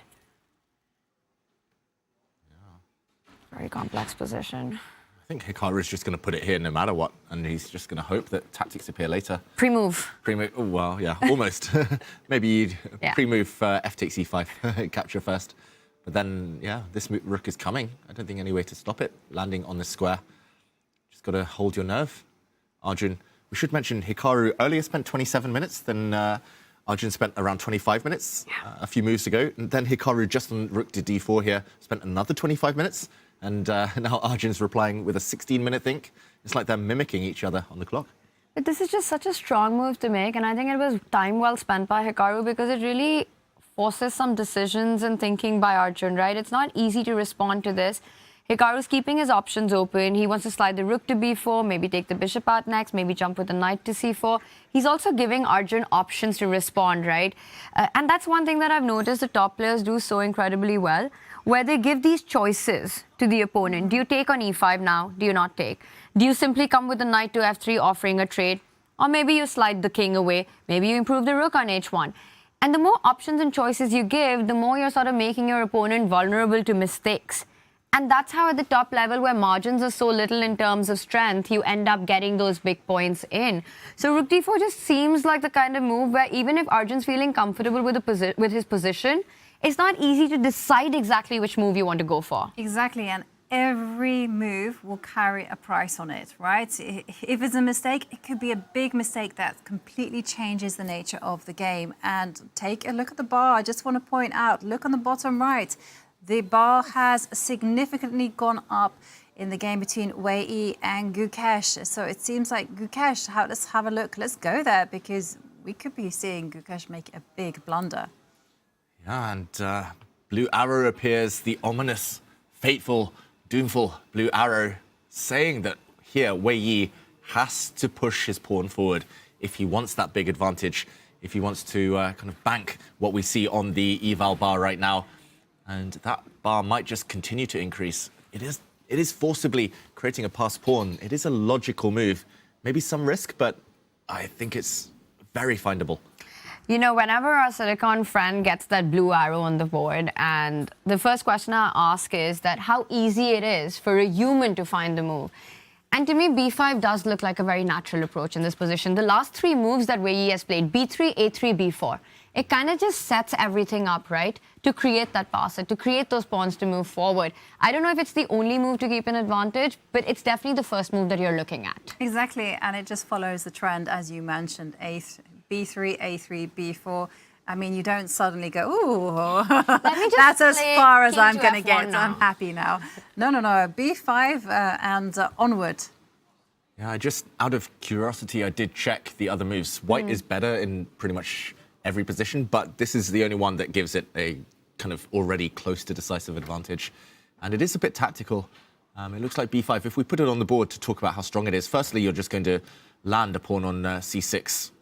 Kind of inevitable now that lands. Knight to a4 is actually a big threat as well in some positions coming in. And if black does trade off pawns, the tactics only grow. Knight takes d5, suddenly an idea if black does nothing, for example, just to show knight takes d5, hitting the rook. Whoops, double attack. And yeah, this is just over. Painful. You've all fallen for that one. Yeah, well, maybe I have. I have too. I've played the Caro enough to fall in for that type of This is idea. why I don't play the Caro-Kann. Actually, I fell for it in a Slav defense, which is with d5 and c6, same pawn structure. Yeah, and it netted my opponent 3 pawns to the good. But you were pointing out tactics, and they all seem to be coming only Wei's way.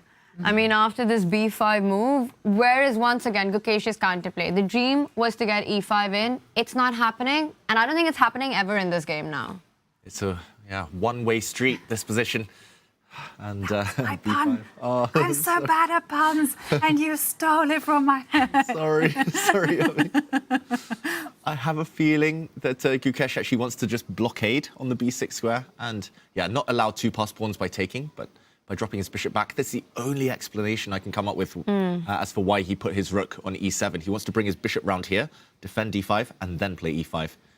And That makes a lot of sense. it looks long-winded.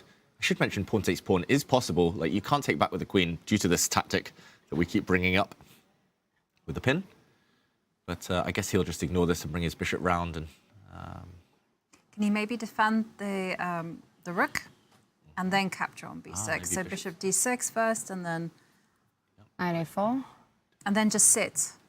Now you can just carry on with the plan, unless I can target something else. Oh, yes. There's literally a pawn on b6. How do you just sit in this position? It's like 2 moves away from becoming I've done a lot of groveling in my life, Tanya.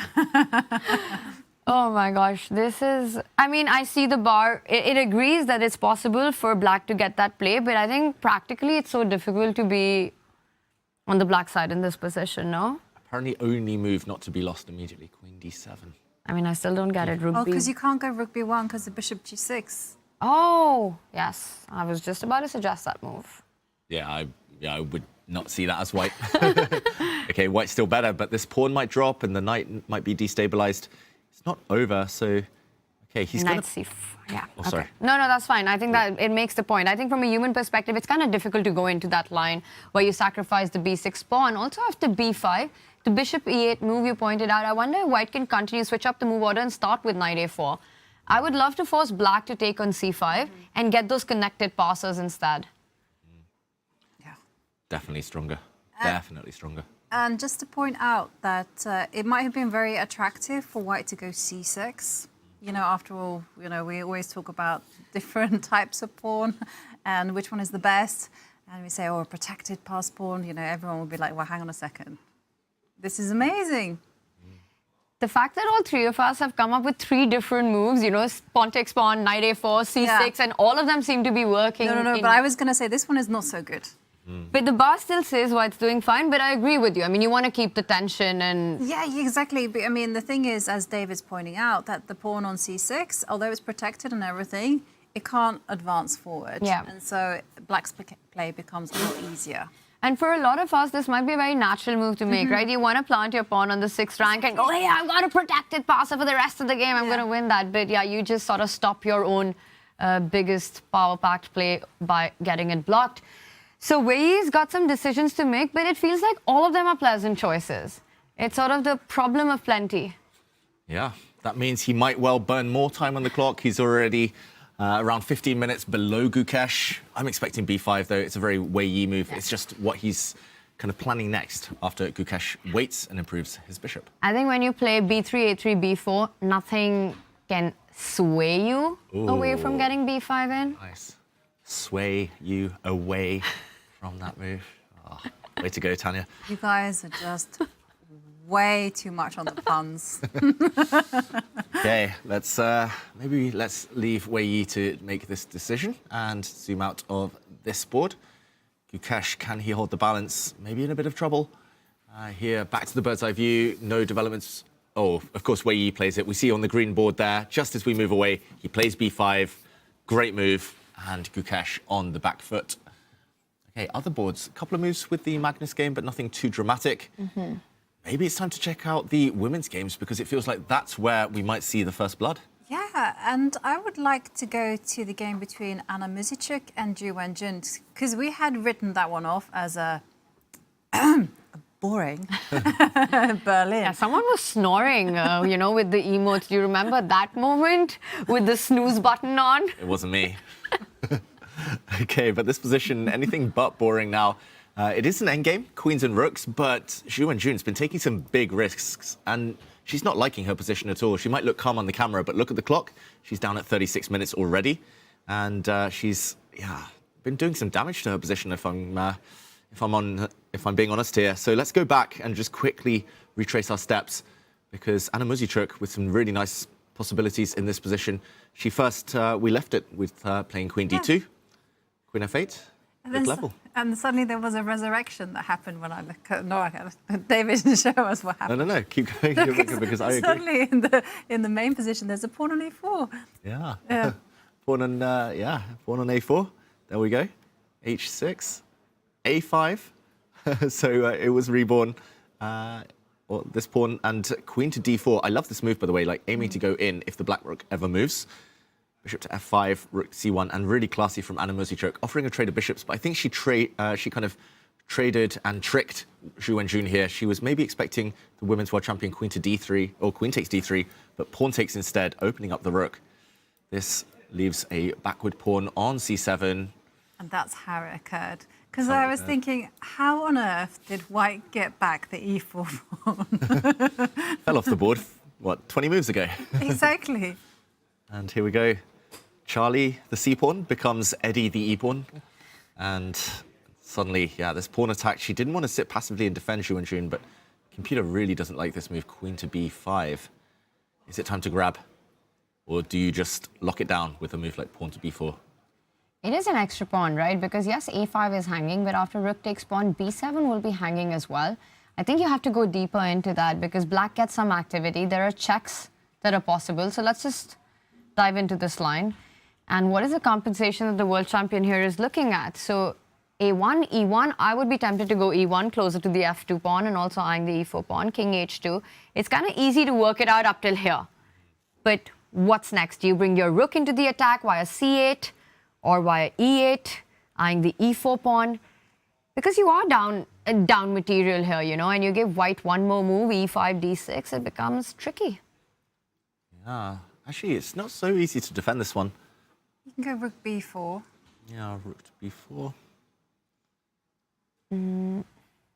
Now I'm going to go... No, wait. Can I? Yeah, I've changed my mind.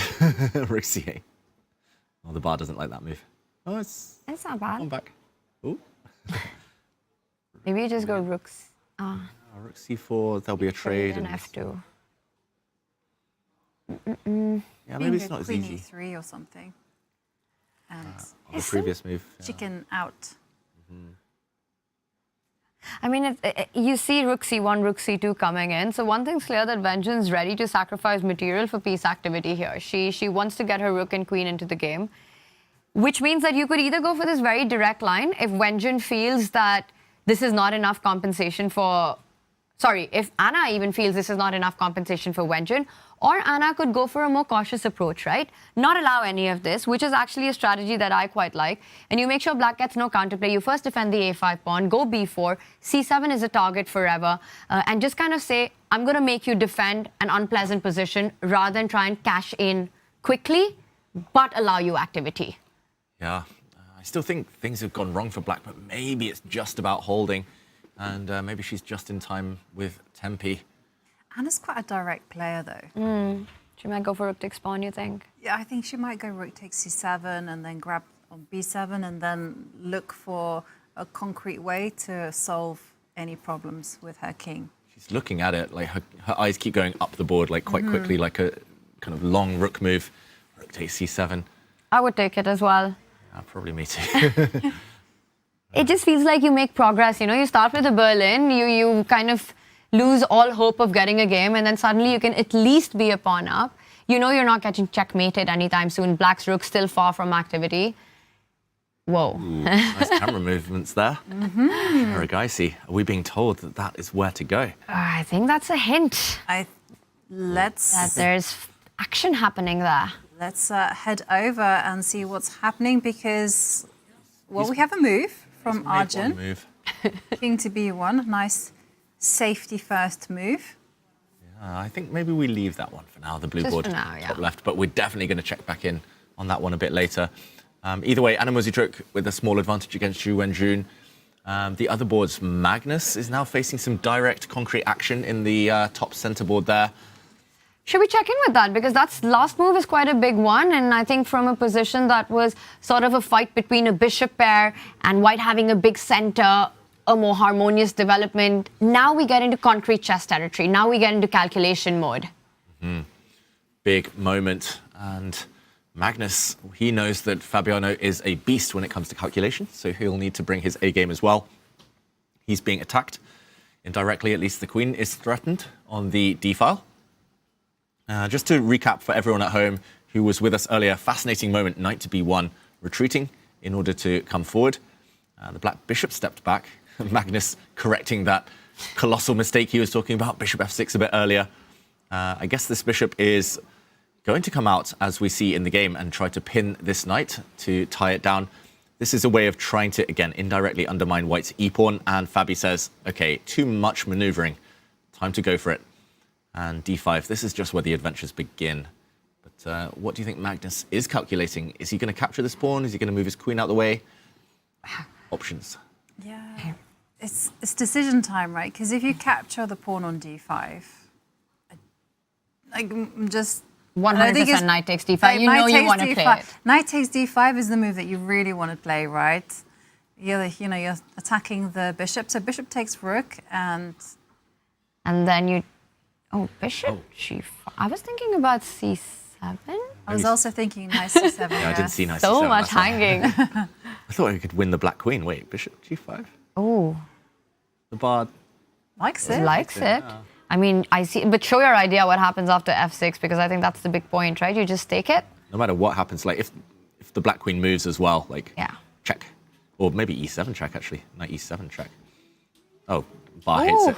Maybe if the black queen moves, then I'll play your move, because the computer doesn't like my suggestions. Combining. Teamwork, David. Teamwork. Now it's a family fork, hitting the rooks and hitting the queen. Maybe he didn't like it because perhaps it's too much material that black gets in return for the queen.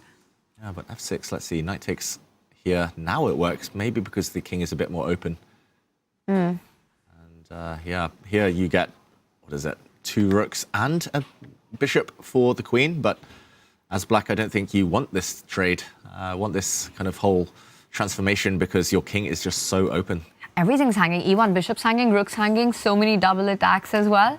So you're going to end up losing even more material. And like you said, who cares about the rook and the bishop when black's about to lose the king? So pawn takes pawn, knight takes pawn, to me, it looks incredibly scary, right? Because, yeah, bishop takes rook, maybe bishop g5, but I thought knight takes pawn should be good enough here. Yeah, everything's hanging. Yeah. Too much material. Rook down for now, but that is going to be the least of your concerns as white. Picking up all the material. Probably just take this rook in the corner. You're still pinning. Pawn up now. And yeah, knight b6 is coming. Ooh, this is not good. So if Magnus can't take the pawn at the center, then what is he going to respond with? Because Fabi has a threat, right? Fabi wants to take on c6, hit that queen, which is being x-rayed. Do you have a good square for the queen to run to? You have queen e7, and you do have pressure against e4. So yeah, I think you have to go somewhere with the queen, but yeah. Knight d4? Maybe just slightly worse because of the pawn structure, yeah, knight d4, among other moves. I mean, maybe I should check with the engine, but what should Magnus be playing here? The blue arrow hasn't appeared, and okay, wow, according to the computer. Knight h4 is something I was thinking of. h4. Wow. Nice, Ivanka. That was... Counterplay. And that makes a lot of sense, because if you go pawn takes pawn, you want the intermezzo. Yes. Give a knight takes knight check, and then, oops, it's white's king that's going to be in big trouble. Whoops. Very clever. Yeah, this is really nice. I mean, it takes full board awareness. That's going to be like the bazillionth time the knight has moved in this game. The knight started on g8, went to like f6, boom, boom, boom, boom, coming around. But knight h4, it's just to kind of carve out a square for the black queen, right? It's just to remove a defender of the white king. Black is starved of space for most of the pieces, so especially because white has the pawn center. So yeah, it does make a lot of sense. Trade pieces when you're a bit cramped. It's really amazing. I mean, you highlight that knight movement, you know, journey to center earth only to trade itself. Also show us what Magnus has done with the bishop. Yeah, it started on f8, it went to e7, went to f6, went back to e7, now out to b4. And he's just forgotten to move his other pieces. I mean, that's what, like a total of 9 moves between the bishop and the knight, and we're on move 18. Yep. That's why everything else is on the first rank. Exactly. He spent time playing like a5, a4 as well. Yeah. And it's like, it very much comes with a warning, this type of chess, because Magnus kind of gets away with it, but a lot of us would not, because as you can see, you know, even Magnus's position, it's kind of teetering on the edge. Knight h4 makes so much sense. It's kind of unfair that chess is sometimes like this. That, you know, 1 or 2 good moves, you're still alive. You know, knight h4, there's counterplay with queen f6 and some checkmating ideas against g2. The bishop can come out at h3. Yeah, I'm getting a bit enthusiastic here, but it's not fair at times that you do all of the right things and your opponent doesn't, and yet it still isn't over. Still equal, still 0.00. In this case, if Magnus doesn't find this move, it looks like Fabi gets a big positional advantage for free. It's not game over. It's not going to be lost for Magnus if he doesn't find knight h4, but he might be in long-term trouble after a trade of pawns on c6. He'll be left with some horrible weaknesses on that queen side. So big moment, potentially. And I think somehow Magnus is the one player who gets away with it the most. And I think only he can make this sort of magic happen on the board where he plays these kind of unexpected moves, you know, playing the same piece multiple times, going into something which at least looks incredibly dangerous, and you should be somehow much worse. Not only the bars remains level and says that it's justified, but he's able to turn it around. He's able to somehow just get his opponent to make future mistakes. You have to be so incredibly aware, focused when you're playing against Magnus, because you could make 30 great moves in a row and one inaccuracy and it's all gone. Exactly. He has like this crazy superpower. I've seen him convert slightly advantageous positions flawlessly, great positions he converts every time. But even when he's in trouble, even when he's in the back foot, it just feels like he knows how to get it going for himself. It's like playing a game of snakes and ladders, right? You have to keep avoiding snakes. Oh. Move. Mistake. Speaking of inaccuracies, David, he doesn't find knight h4. Yeah, question mark appears. We see the accuracy levels at the bottom of the screen. Magnus was up at nearly 98% or around there. It's dropped down to 96. Fabi frowned. When he sat down at the board and saw Magnus's move, Fabi took a second. He was like, really? And I don't know if he'd seen knight h4, Fabiano, but yeah, he does sense now that he's going to get a risk-free advantage by trading off pawns and leaving black riddled with weaknesses on that queen side. I mean, we're talking about how Magnus does the great escapes here and turns it around, but do you manage to play like this and get away with it against a player like Fabi? Is the question. Maybe. Maybe. But maybe we can kind of look at the consequences of queen e7, because after d takes c6, we were just looking at recapturing. I mean, could Magnus's idea be bishop takes knight instead, and then capturing on e4? Oh, hang on a second. No. There's problems with the bank rank. Yes. This is why you need to develop your pieces, children. Some problems here. Yeah. For black, some multiple attacks. I think you're right, though, Jovanka. Like, this is definitely his idea in the next few moves.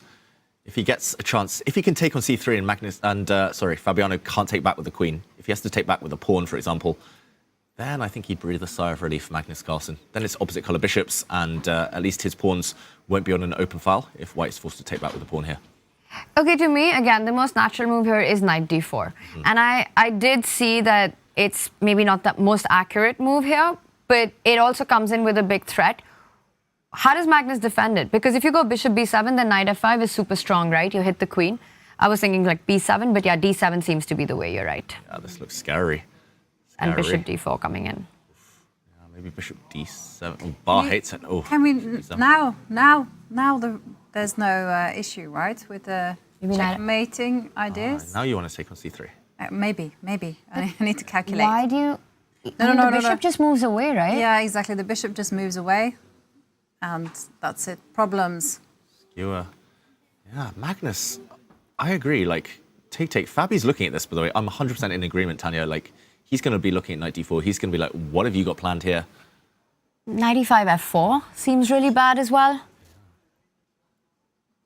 And wow. I mean, Fabi's got to be loving his position, but that's the thing. You can get a great position against Magnus, but that's not even half the job done. Take, knight d4. Apparently, this is only slightly better for white. That is crazy to my eyes. So many threats. Maybe you just defend this pawn with your queen or something, but I don't know. It can't be rook a6. I mean, rook a6 is just Rook a6, you just Yeah. surely knight f5, and something's going to happen here. How clumsy black's pieces are. That's a very ugly move. Hang on, you can defend it with your knight. Not rook a6. I was thinking you can go knight to e5. No, f4. And then c6, the queen's attacked as well, so you just don't have enough time. Yep. Yeah, it comes with a check, otherwise you could kind of take on e3. I mean, what's the move? What's the move? Let's see. Computer says queen f6. Oh, yes, of course. Of course. Just move the queen. You just play queen e7. Of course it's queen f6. You have to move every piece multiple times in this game. That's the theme of the day. Yeah. Magnus will find it, though. That's the thing. That's the annoying thing. It's like, it's so difficult for us. Having seen the queen move, you lose a whole tempo, it seems. But, yeah, Magnus can move his queen out the way. Okay, in this position, I'm just curious. Apparently the best move, ooh, interesting, a3. So actually forcing Jovanka's idea, trying to persuade black to take now. That makes a lot of sense. Because if black can't take in the center, as we've pointed out, due to some bishop moves out the way and a skewer, then white just gets a beautiful queen on a nice outpost for eternity, for free, and staring down at a weak pawn. Predictions for this game. Fabi has the upper hand. Looks like a beautiful position for white. Magnus, no harmony in the pieces. You know, undeveloped so far. Can't see the kind of play. But still, if it was anyone else playing from black, I think we all pick white here. But what's your prediction? Armageddon? Or does Fabi find a way to finish this off? Or does Magnus make a complete turnaround? Heart tells me Fabi's going to win it and make the tournament super exciting. Head tells me Magnus is going to find a way to draw. Like, Who are you listening to? The heart or the head? I never listen to either. That's the problem. I'll say draw because I want more chess. I want an Armageddon. All right, so you're predicting a draw. Yovi, what about you? You got me curious, David. So what do you listen to? Just instinct. I don't know whether Soul. soul. I listen to soul. Yeah. Ooh. So, yeah. That's a soulful draw here. What about you? Oh. It's the trend, right? Magnus keeps making these small inaccuracies. But still, he's good enough to save it from this type of position. Let me assess on the clock times. It's pretty balanced. I think it's going to be a draw. Magnus going to grovel it out. So you both think this goes into an Armageddon? I think Fabi wins this. I think he takes it in the classical. I really like his position. I like that clock's under control. And it's really not a prediction that I'm happy making because it's so hard to bet against Magnus Carlsen. But I really like the way Fabi's played this so far. And it's pressure on Magnus. Big call, yeah. Possibly a good call. Definitely Fabiano with an advantage in this position. Let's zoom out, though, for now as he mulls over how to proceed, how to try and grow that advantage. And, Wei Yi, the green board, stacking up his rooks on the e-file, putting Gukesh under even more pressure. Looks very nice for white over there. Fabi, by the way, playing one of the best moves, but not trading pawns yet against Magnus. That's the middle board, playing a3. That was the key idea. Arjun against Nakamura, top left, looking very hot still. On the bottom row, I would say Humpy against Lei Ting-Jie. Is that about to fizzle out towards a level-looking type of position? It looks like we'll see much quieter games on the kind of bottom left and in the bottom center, but the purple board, Caro-Kann, is pawn down and facing a lot of trouble, potentially an incoming attack as well. Where to jump? Yeah, it does look like Humpy and Leiting J is going to fizzle out. So maybe we just check in on them very quickly and then see what is going to happen. There's one thing, though. The players are not allowed to agree a draw before move 30. They can repeat the position 3 times, but they can't just go draw. Maybe this won't fizzle out immediately, but it should be a level-ish type of position. I do like the fact that Humpy's kind of tricked Leiting J here into probably having an isolated queen's pawn in the near future. Yeah, so I think what we're expecting is trades on d6. White's going to pick up the a7 pawn at the end of it. It will be 4 versus 4, but to your point, White's got a big target here, right? You can just start creating threats on that pawn. Meanwhile, you've got this beautiful pawn formation. That e2 pawn will go to e3. Everything will be intact. You can play this on, but I would still say it's not going to be enough to get the full point here. That one weakness, you know, the principle of 2 weaknesses. You need 2 spots to attack. Black should be active enough. Like, you can put a rook on b2 with a target. Like, if the pawn steps forward, you're going to bring your bishop out, maybe bring your knight into the center to hit the f2 pawn. It feels like you're active enough for Black. Like, maybe swing your other rook as well in the near future. You make all these points, and I think Black's better. Yeah, but you could. White would just put a knight on d4 and say, like, equal. Yeah, I was just going to say, you just go knight d4 and try to control everything. Bishop. Yeah, but okay, maybe still some life left, despite the fact it should just be level. And Lei is burning the time on the clock. She's under half an hour. I think she's the one trying to equalize this Black, just because of the weakness on d6 in those variations. Should we quickly check in on Sara versus Vachier-Lagrave? Sara in big trouble in that one. You know, Vachier-Lavrave's been in driver's seat since that f5 pawn was captured. And look at those beautiful pieces that she's managed to form against White's king. Centralize the f line open. And it's also an extra pawn to boot. White's just threatening d6 with the last move. So that's a threat that you need to take care of. But it looks like it shouldn't be too hard. You could step up with your queen and defend that pawn. She does go g6. Now threatening knight h3, f2. Watch out. Some big, big ideas. Also, potential sacrifices on g2 combining with bishop h3. Yeah, this looks over. Almost. There's so many nice moves, like the bishop can come to e4 as well. And pressure against g2. Knight takes g2, knight to f4 as well. Under pressure. Yeah. Under big pressure. And I just want to point out, Sara, is something that we mentioned with Gukesh before the rest day, but often losing a few moves, losing a bit of time, costs you heavily in chess. And with her queen, with the white queen, she's played queen takes a1, queen to a5, queen back to a2, queen back to a5, queen back to a2, then queen to b3. Only do that if you're Magnus, right? Yeah, yeah. Even then, it's costing him so far in this game. But yeah, she's made, 5-6 moves with her queen now, and yeah, just a pawn down for nothing. It's 2 very strong central pawns as well for Vachier-Lagrave, and I don't really even see many ways. Maybe you have to play g3 and just hope you don't get checkmated on the light squares. But it does look horrible for White, unfortunately. Yeah, it does, doesn't it? Because knight h3 is also another threat. Pick up the f2 pawn while you're at it. Yep. And you don't even have knight h4 because the bishop on d8 takes away that square. So it's going to be tough to even find the move. If you had to describe this position in an emote. In an emote. Oh, you're putting me on the spot here, Tanya. I'm going to scroll Crying through one. For who? For Vachier-Lagrave, it's like, yes, it would be a party time. Party time for the Black King. Yeah. Get your shades on. And sad time, scary time for the White King. Okay, she does sidestep any pinning threats on g2 as well as the check on h3 with king h1. I'm not sure if there's a knockout move. I don't even know if you need one. I think you could also play slowly. You know, you could get that bishop to the central square, e4, improve your position. But do you spot any tactics here, or do you think there's still work to be done for Vachier-Lagrave? Ooh, I smell them, but I don't spot them. Spidey senses. Spidey senses, definitely tingling. Bishop b4, yeah, there's many moves. I'm just like queen h5, bishop b4. Let's go. At some point, bring the other knight round. I don't know.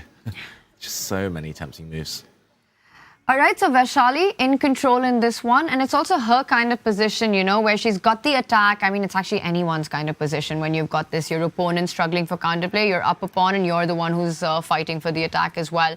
So Vaishali, looking good here. Let's zoom out, bring up our beautiful bird's eye view, and perhaps head back over to our main section because there's so much that's happening on the Arjun board. A rook has disappeared, a pair of rooks are off the board, but also that last move, I mean, the f2 pawn's gone, the queen's hanging top left, the rook's hanging. We got to go over to that. Absolutely. No? I've had my eye on that one for a while. I was going to compliment you, Tanya, on finding all of the moves. First of all, it began with castle queenside. You also pointed out knight g4. You said, watch this chat. It comes up on the board. And now... We also got to see Hikaru's actions. Like, he was peering. I've never seen him make that face in his whole career. Like, look, he was literally, like, scanning the board. I mean, I just see him nodding, and I thought he was just agreeing with Jovanka and everything that she was saying. Now he is. There was a bit of lag. Look at this. Like, he spots something. It's a new expression in the Hikaru Facebook handbook, the face expression handbook. Catalog.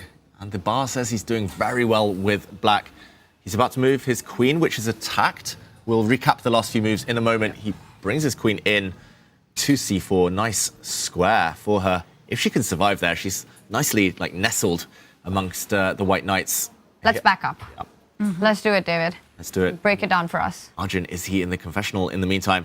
We were last here after this wonderful move, rook to d4. Very good practical try, putting some pressure on, aiming to come to the b4 square. Arjun sidestepped with his king. Needed to do that sooner or later.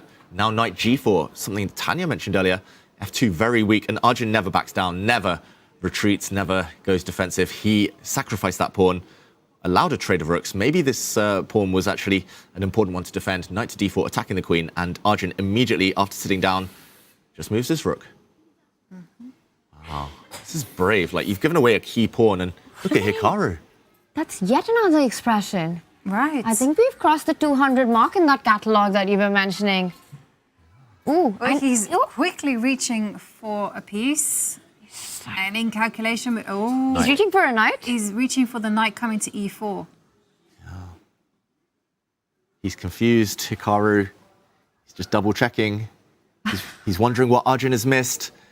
He smells something in the air. Maybe knight e4 is something that Arjun has missed. Hikaru is banking on the fact that white can't just win the knight on account of after knight takes knight, queen takes queen. And all is well in Hikaru land. Definitely senses stuff here. His spidey senses tingling and working. Looked like he was about to reach for the knight. Pulled back twice. He's kind of surprised. He's like wondering, Arjun, you're in trouble. Why have you just left the chair? I mean, this is a position where you've got to have your head in hands if you're white. I think this is a bit of a tell from Arjun. There we go, the knight about to land in the middle of the board. Third time? Arjun, if he liked his position, he would be sitting there, arms crossed, staring off into space, calculating. Arjun, I think he realizes he's blundered, he's missed this knight e4 idea. He's going to be a full pawn down in an endgame, most likely. And he just doesn't want to be at the table, Arjun Erigaisi, right now. Knight e4 finally played by Hikaru. And Arjun walks back to the board. Will we see some reaction from Arjun? I think he was expecting this. I think you're right, David, about that he was not happy with what's happened. He'd rather not see it, face it when he comes back. I don't think you have an option but to go for the blue arrow, as it's pointing out. If you move your rook, you're going to end up losing another pawn on a4 after the trade on c3. We might be heading into that fourth sequence of moves where there's an endgame, and Hikaru is a very healthy pawn up in that position. Perhaps you can show us that line, David. Yeah, let's break it down. The blue arrow does agree. Knight takes knight forced, as Tanya mentioned. Otherwise, too many threats. Knight takes knight. The queens will come off the board. Here you have a choice which way to take. The white rook's about to get hit anyway, so maybe taking with the rook, the most sensible. Knight takes knight, and this position. Black is a clear pawn up. If black gets one or two moves, if black gets to kind of move the king and develop the black bishop, let the rook out. Black is simply winning. Hikaru will convert this. He's one of the greatest endgame players of our time. Can Erigaisi come up with something concrete here? Can Arjun whip up some tactics in this position? That's the only question. Would you say that Hikaru is the second best endgame player currently. I mean, Magnus, I think we can all agree that he's just the GOAT when it comes to endgames. But would you say that Hikaru is the strongest amongst his peers? Barring Magnus. In fast time controls, yes. Oh. In longer ones, Putting too they're all many just- conditions to that strong statement. They're all just very good, but I would say one of the best. Who comes close? Depends. Maxim Vachier-Lagrave's very good when he's got a small initiative. I think Hikaru is great when he's slightly worse. He nearly never loses these endgames. Oh, wow. Or when he's slightly better. Like, when it's equal, I don't know, Hikaru, he just happy to coast it towards the draw. They're all just great, Jovanka. They are all amazing players. Yeah, I would say like MVL is like fantastic at calculation, and if you give him something incredibly complex and he just has to crunch the numbers and work his way through it, fantastic. Like amazing endgame players. I mean, like David says, they're all absolutely amazing.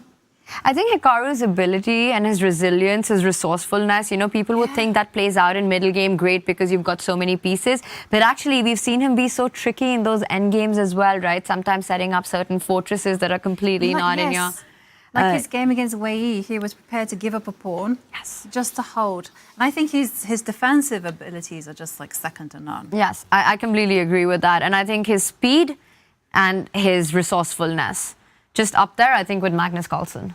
Yeah, Jan Nepomniachtchi great at endgames involving queens and rooks, those types of things. Everyone's just so good. Wesley So's great. Anish Giri is great in endgames. In the meantime, Arjun, what do you make of the body language here? I know he looks away a lot. He rarely looks at the board. But does he feel like he's in trouble? He hasn't made a move immediately. He's going to be a pawn down. Unless he's calculated something from afar, I could imagine getting tilted here. I could imagine kind of thinking, oh, I'm just going to get ground down. I'm just a pawn down. Why did I play into this whole variation and miss knight e4? And another problem that we've been talking about in Arjun's position, adding to that monologue, that inner monologue he's perhaps having, is that his pieces are just not playing. The bishop and the rook still undeveloped, even if you're down a pawn, but you've got piece activity, you can be hopeful for that compensation. But Arjun needs another 2 to 3 moves to actually get his forces. Meanwhile, all of Hikaru's pieces super active, extra pawn. I think what Arjun's contemplating is whether he wants to take it with the king or the rook, and trying to understand what happens. I also see the a4 pawns, the e4 knight that will be picked up afterwards hits the rook on d2. So does that mean that you actually want to take rook takes queen here, avoiding that threat?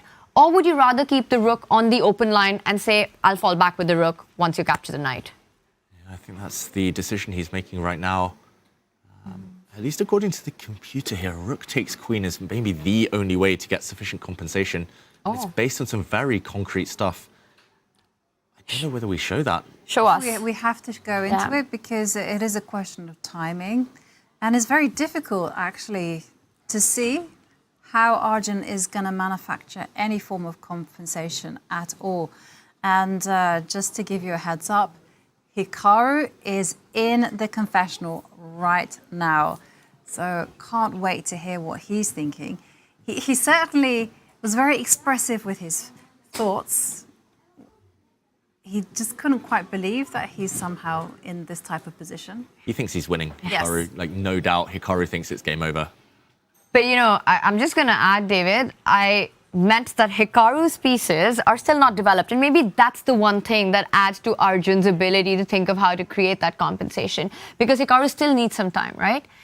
You want to move the king away. You want to get your bishop out. Rook c4. You were showing us the direct ideas. By the way, he does take a different decision.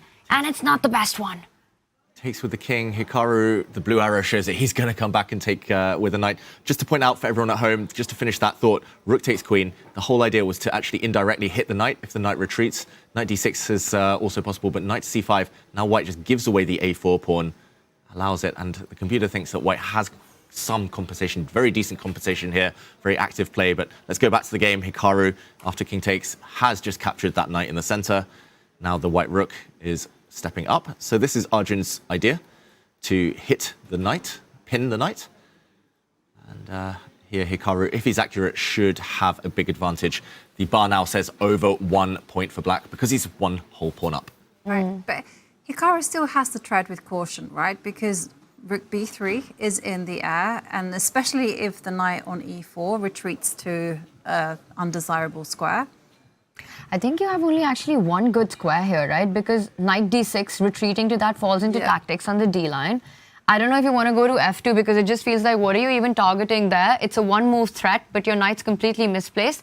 Hikaru might be forced to put that knight on c5, but it also looks like a happy move because you're attacking a4. Looks like the most natural move. And he's reaching for it. He's reaching for it, knight c5. Plays it. Double attack, after all. Check or not to check? Check. I feel like timing is everything here, even though it does help improve the king's position. It's just going to move the king, though. That's kind of part of, that's the one, kind of step one out of the three-step plan. Move the king, move the bishop, get the rook out, win. Like, pawn up. Can you do, you can't really do the whole b4 idea either. It's at least less powerful, right? Yeah. Yeah, just to finish that thought, like rook check, if the black king, I'm assuming it goes to f7, although, yeah, unclear actually which way you go now. Like b4, now it's very much less powerful. With the white rook on c4, you at least hit the knight. But here you even allow like bishop c5 and pin. It's just over. Arjun Erigaisi, I have a feeling he's just collapsed inside now. I think he's not going to put up a huge amount of resistance. He does give a check. His position's getting worse with every move, Arjun. And perhaps this is one of the aspects of the game that require Arjun's attention is, you know, when the position doesn't desire that chaos, that mess, does he intend to sometimes enforce it, which is not objectively the best decision, you know? Instead of sort of pulling the brakes or having a more strategic, cautious approach, he so wants to take it into territory that he thrives on, you know, that aggressive mode, those imbalances that you want to create, but it's not always that it works to your favor. So somewhere, especially against the very best in the world, I think to round yourself to be more universal so that even endings like these you can hold. Yeah, and Arjun just doesn't like to kind of sit there and suffer. Like, nobody does. But Magnus, he's going to sit there and suffer against Fabiano, and he does it. And all the top players, they have this extra gear. We've seen Arjun come last in the Tata Steel Masters in 2023. This year, he was in last place until the last two rounds when he won a couple of games. But he was on tilt for a while. He was losing several games in a row. And yeah, there were several moments where he could have just given away a pawn or just kind of sat there curled up into a ball and probably would have held. Instead, he would just self-destruct. Yeah. And that was also something interesting, right? Because Arjun qualified for the Tata Steel Masters after completely demolishing the field in the Challengers. But there he was facing opponents that are not the absolute elite in the world, right? Strong Grandmasters. But I feel that Arjun's style of play gets him so many points against lower rated players. You know, we've seen him do that in the open section, in the Challengers. But when facing these top 10 players, somewhere there is something that's still missing in Arjun's games, that he's not able to put out his best, whether it was Tata Steel Masters, you know, or what we're seeing being played out right now. Yeah, exactly. Experience is everything and practice makes perfect. And whilst we're going to head into a break, we're going to discover afterwards whether Arjun can generate enough counterplay to survive this bad position. But I can tell you one thing, practice makes perfect, and what better way to practice with the friends and family plan. So they have the friends and family plan for chess.com, and with your bundled purchase, unlock 6 diamond memberships for up to 70% of the standard price. Share all the perks like unlimited game review and puzzles with your family, your housemates, your basketball team, or whoever else is catching the chess bug. Prices vary depending on your country, so visit go.chess.com/family or use !family in chat for more information. And we are going to go on a short break, and when we return, we are going to bring you all of the drama, all of the time travel action, and all of the excitement that is to come.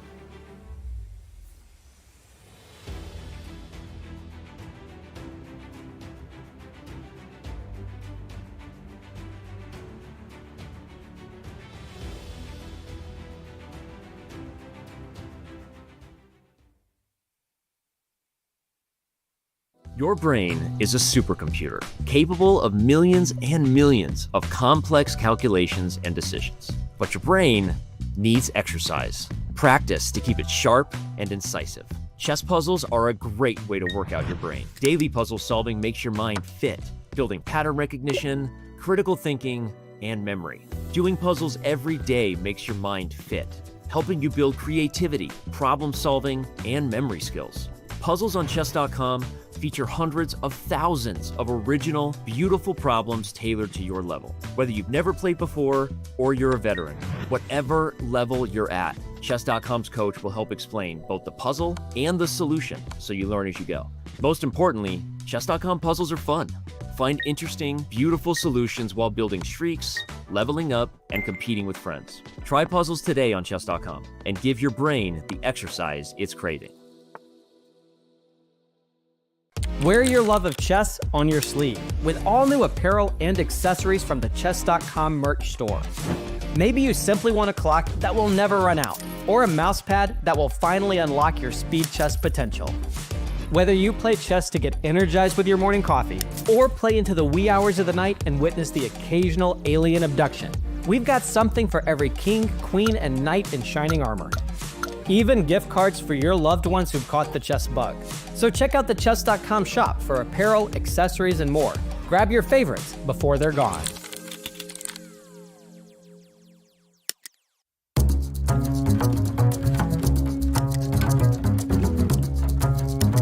Join me in game review as we break down this chess telenovela. Ju opens with d4, and after e3, white hints at going for a cole or even a cheeky Zuckertor system. But after c5 ban, Ju throws in the surprise punch with the sideline d takes e5. The idea? White wants to cling to that extra pawn like it is the last slice of pizza of a party. But after b6, white just can't keep the pawn chain together. We end up in a widely unbalanced position where white has two juicy pass pawns, but black has central control that would make a Spartan blush. Both sides keep developing pieces, and in this position, e5 was the best shot, and after e4, c4 would have kept the game spicy and complex. But no, Lei goes for the direct c4 instead, and after bishop c3, white locks down the dark squares and supports that sweet pass pawn on a5. The best move here was rook a2, taking advantage of the pin on the a file since knight takes a5 wasn't possible because of rook f to a1. But Ju chooses the tempting bishop takes f6, getting two pieces for a rook and a pawn. Tasty exchange, but that glorious a5 pawn is toast. From here, we reach an endgame, where black had to go for bishop c5 in this position to keep the pawn chain tight and tidy. But oh no, e5 is a blunder that is going to cost Lei the game. After this knight jump, one of the pawns, either the e5 or the d5 fella, is doomed thanks to a classic fork on e7. Now the minor pieces come to the party and block those pawns like bouncers at a nightclub. Knight b1 is one of those moves that makes you feel like a grandmaster, because knight c3 is inevitable, and the pressure on d5 is turning up like a hip-hop beat on Friday night. And now the knight dance begins. Once the knight lands on f4, nobody can stop knight takes d5, and black's position will collapse. Finally, after some moves, white manages to munch that pawn on d5. From here, the d4 pawn becomes a pass bullet train heading straight to promotion. The c pawn drops after a little zigzagging, and the d pawn keeps galloping like a wild stallion. Once it reaches d7, it's game over, and with that, Ju Wenjun reaches the summit. World champion!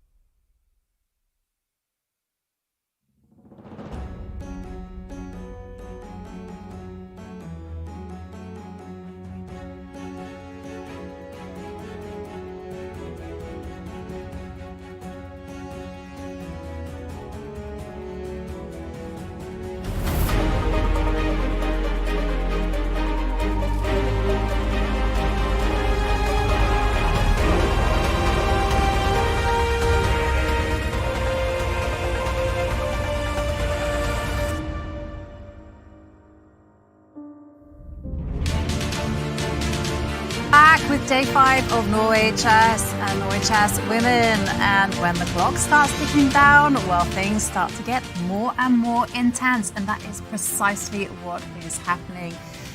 David, Tanya, well, we should, of course, revisit the bird's eye view because, as I mentioned earlier on, Hikaru went into the confessional, shared with us his thoughts, and Arjun is, as we discovered earlier, struggling. Shall we have a look and listen to Hikaru in action? Okay, so I made it back. So in my game, I've been pretty confused for the last couple of moves. Obviously, because I was down so much time and Arjun was thinking, I was calculating a lot of lines on his turn before he played King B1. But I saw this line from basically a mile away, and I thought I was completely fine, if not just up a pawn here. I mean, maybe Arjun can find a way to save the game with some great play, but I'm just up a pawn here. There should be no risk at all, so I have everything to play for. I don't know if Arjun missed knight fe4 or he just kind of cracked because of the looming time pressure that was coming in terms of blunder. I assume he blundered this knight e4 move. So we'll see, but I mean it's great, and if I play well, I think I should win the game, unless he has some obvious tactic in the next 2 or 3 moves. So I'm able to consolidate the extra pawn on the queen side. It should be a very smooth win, but. Again, next 2 or 3 moves, Arjun will obviously try to find some way to mess it up, and I need to be up to the task because, again, time pressure shouldn't be an issue because we're headed towards the end game already, but you never know what happens if time gets low. So feeling good, but long way to go. You never know what happens when time gets low. That's exactly right, isn't it?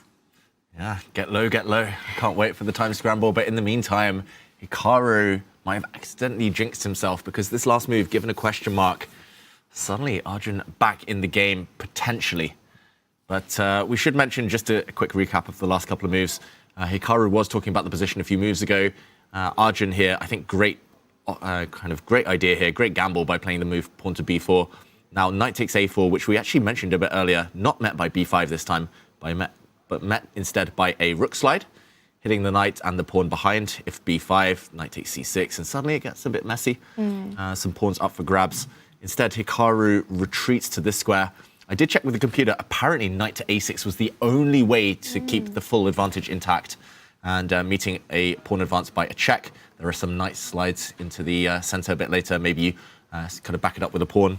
This was, I'm going to say, not easy, not obvious at least. He instead retreats, and Arjun still needs to be accurate, energetic, to find any way back into this game.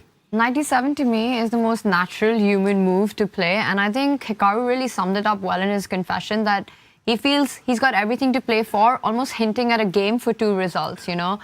He's got this healthy pawn structure, he's extra pawn. All he needs is really essentially one move, right, David? Get that bishop out, get the rook into the game, and that's it. We've been talking about this, that for Arjun, he has to strike with that b5 move at the right time or continue putting pressure on Hikaru, not allowing that development easily. And as I'm talking, I'm trying to think, how do you do that? Because bishop takes pawn is a big threat. If you go b4, you're kind of giving this tempo with perhaps c5 ideas or even bishop c5 coming in. You know, you can't really let go of that square. Actually, bishop c5 really looks like a move, like a strong move there. I mean, if allowed, you go king b3.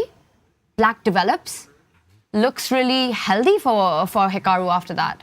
Maybe you might have to roll the dice with your b5 ideas. Bishop c5, what do you have in mind? I'm going to put you on the spot just before Arjun moves. What's White's best move? Apparently by a distance here. The only way to keep the balance. I don't think it's b5, because b5, bishop c5, I don't see the follow-up. I thought maybe bc6, we can still have some fun there and try to keep the balance that way. Or there's knight f5. Oh. But b4 is hanging. What's the move, David? Rook d3, and he finds it. Knight takes c6 is on the agenda. Wow. I was going to say, Arjun, wow. I was going to say that is a hard move to find. And that would be an understatement. I was going to say nigh on impossible. Rook d3, invisible move, indirect threat. In the meantime, there has been a draw between Humpy and Leiting-Jay. That means 1 Armageddon. 3 to go. 1 to go. Well, of course, we'll be following the excitement of that game when it reaches the Armageddon. But rook to d3. Arjun Impressive. finding the best move to stay alive in this game. And it's not easy walking that tightrope. But David, yeah, you were talking? Yeah, I was just saying difficult. Like, I would never even dream of this move, I think. Yeah. And it's just been such a strange path, right? You go along castle, from d1 the rook goes to d2, then goes to d3, then goes to e3, and then back to d3. And all pretty much in succession of each other, right? Just one step ahead. But rook d3 just so incredibly resourceful. And you said it's the only move. But David, can we follow through? What's really going on here? I mean, we've been talking about Hikaru, get those pieces into the game. Bishop takes pawn, knight takes pawn. What happens? Yeah, if the black bishop comes out, finally develops, first time in this game, bishop takes pawn, knight takes pawn. It is a double attack, forcing black's hand. You pretty much have to take the knight, although saying that, maybe you can develop your rook as well. But okay, you take the knight, now rook takes knight. It's a check. You gain the a7 pawn. It's going to be level material and most likely a draw. If anything, white's got the better side of this draw. So this is definitely something Hikaru wants to avoid. The problem is you can't really defend your knight unless you're going to put your king back on its starting square. That feels wrong, blocking in the bishop and rook. Hikaru reacts. He does not look happy. He missed it. He missed rook d3. Yeah, I think, yeah, we can guarantee he missed that move. Yeah. That's such a hard move to find. And the only safe square for the knight really is this one, unless it's going to get traded off. I think knight e5, maybe it gets taken. But knight b6 is also going to get hit by some pawns. This is not over anymore. Hikaru knows he has to find some very creative moves even to keep pressure now. Yep. That's exactly what he needs to do as Arjun finds a way to remain active with the rook and cause some mischief. Can we go back to the bird's eye? Because this game is heating up, but there's also another game which I have my eye on, and I'm thinking it could turn. And it's the one between Fabiano Caruana and Magnus Carlsen. Yeah, we got to go there. We have to go there. 2 white pawns on e5 and d5. Evaluation bar also in Fabiano's favor. We've got to break down what's happening. Oof, yeah, quick action replay on this board. We only left it 3 moves ago, but it's exploding as we see over the last few moves. Pawn to a3 was played here by Fabiano, choosing not to trade pawns, not to damage the black pawn structure. Great self-control, self-restraint there from Fabiano. The bishop retreated, not trading for the white knight. The bishop now landing in the center. Magnus found the only move, by the way, to hold the balance. This is not an easy one. To block in his bishop on c8. e5 is a big threat. We should mention pretty much almost trapping this bishop. So queen sidestepping allowed the bishop to retreat back home to f8. This bishop's had a journey. Started on f8, e7, f6, back to e7, to b4, to d6, back to f8. So much exercise, got its 10,000 steps in. But yeah, this looks scary. Looks ominous, these pawns. I just want to point out for Magnus Yovi that the only pieces that look like have ever moved in this game is the knight, bishop, and the queen, and the bishops come back to the starting position. That just shows the dilemma that Magnus is facing, you know, with every single move. We've seen multiple moves by the same piece, pieces coming in the way of each other. And look at the progress and the harmony in white's position. We'll get into the details and the concrete lines here, David.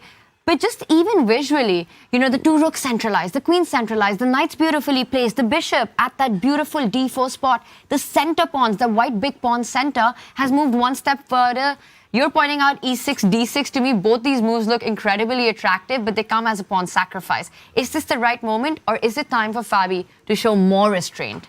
Yeah, it's difficult. I was just highlighting the power that they have potentially, these pawns, but I mean, everything's perfect, and sometimes you don't want to touch anything, right? Like, everything's just looks so harmonious, but you have to keep pedaling, otherwise you might fall off. I don't know how to ride a bike. I don't know why I'm making bike analogies, but either way, you need to keep the momentum with white. But what is it? First move that came to mind was e6, and just something on the d file, but I can't quite make it work if that pawn is simply captured. Should we have that on the board? It does look very tactical, and I see the points that you want to make. Pawn takes pawn, rook takes pawn. And can white take advantage of the rook extraing the black queen? Can you take the other pawn on c6, just to not let... This way? Yeah. Queen takes pawn. I just didn't want to allow the black rook into the game. Yeah, this pawn actually gets in the way, if anything. Yeah, it's better on the board than off the board for white, because the bishop's trapped behind it, the rook inactive. This is knight e5. I kind of alpha 0, h4, h5. I don't know. Does look tempting. Please make that move, H. But okay, I also quite like your knight e5, just to kind of block everything in and then capture with the bishop. Bar's not moving, which makes makes me very happy. But how easy or difficult is it for a player who's got a position like we can see on the bottom right, the live board that we have, this stunning board in front, where Magnus, nothing's playing, to just go for this line where you give up a pawn, and then you're saying, I'm just going to fight for the initiative here, and I'm going to play for the compensation. Very hard. Very hard, I would say. One thing is seeing this variation and kind of stopping here long enough to kind of understand the nuances, which I'm still struggling to understand, to be honest. The second thing is evaluating it. And the third thing is looking at other options. Like, there's so many other options. And the fourth thing is having the guts to actually go for it and go like, I believe in this. That's true. That is maybe the most difficult thing. Yeah. I mean, queen e4, you could just back up, centralize even more. But David, the other pawn move that you suggested also looks very attractive, because it would force, if you in the end capture with the queen, there would be a bishop takes pawn. Yeah. And if you take with the bishop, it's a pin on the D line, right? Mm-hmm. Can we take a look at that? Is that a pawn sacrifice that makes maybe more sense from a human perspective? Yeah, computers don't like it really, but rook takes rook. I guess you have to take with a knight. That's the one downside for white, just to keep the white rook kind of X-raying the D file. Yeah, as Tanya pointed out, queen takes pawn now. Whoops. And whoops. Okay, you only lose a pawn, but now the black king is going to be robbed of any defense on the dark squares. So I'm not sure we can touch this. I quite like this initially, just because of the idea of knight takes a4 and knight b6 as well. But apparently there is a way to escape here for Magnus. I will say that either d6, e6, if a player calculates the line through up to this point, again, to me, it just feels like this position is easier to go into than the one with the e6 sacrifice. Yeah, especially because, as David mentioned, knight takes a4 is in the air, right? And then you're looking at knight b6, and then if the pawn on d6 cannot be taken, and you cannot go bishop takes d6 either. You just spin it, right? You double down on it with bishop c5, game over. And we should mention, though, that either way, let's put the game position back here.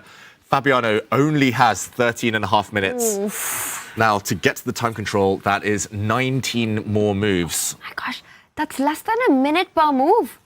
Yeah. And it's still so complicated, so tense. He doesn't have much time to calculate.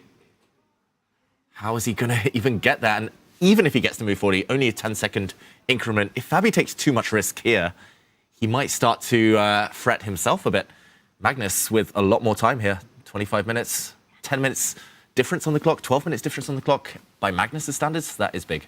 That is big. On the board, it feels like a two-result game where Fabi's just pushing for the win or will neutralize into some equal ending, but the clock makes it a full three-result game. You sacrifice a pawn, and then you don't have enough time to prove that compensation. Exactly. And we are talking about physically not having enough time, because there is no increment for the players until they have completed their 40th move.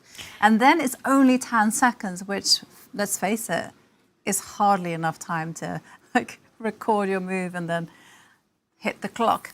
By the way, what are the rules when it comes to recording your moves? Because we have it in chess that you got less than 5 minutes on the clock, you don't have to record. But once the players start getting increments... Yeah, I've seen players, I think once they go below 5 minutes, even they don't have to record their moves anymore. I've seen Arjun kind of stop recording, Gukesh stop recording once they drop down below a few minutes. I've noticed them look up instead at the DGT board to see what move number or how far they are to reach time control. So we might see that scenario being played out, where, and we've seen it at the highest level. We've seen it at the World Championship, that players with little time to make time control, they just freeze. It's just impossible to get yourself to move. Yeah. You have to make the move. And I mean, we all remember the Yan Ding match. It happened in Ding versus Gukesh as well. And this is getting into very serious time pressure territory for Fabiano Caruana, as he's about to touch the 10-minute mark and double the amount of moves to be made. Oh, he's got to move. Perfectionism is one thing. The position being beautiful is another thing. But at some point, you just have to trust your instinct. Be practical. I mean, that clock advantage is like having 2 extra pawns on the board. He's chosen, and he's gone for e6. Pawn sacrifice. Will Fabi, with 10 minutes on the clock, be able to prove this decision?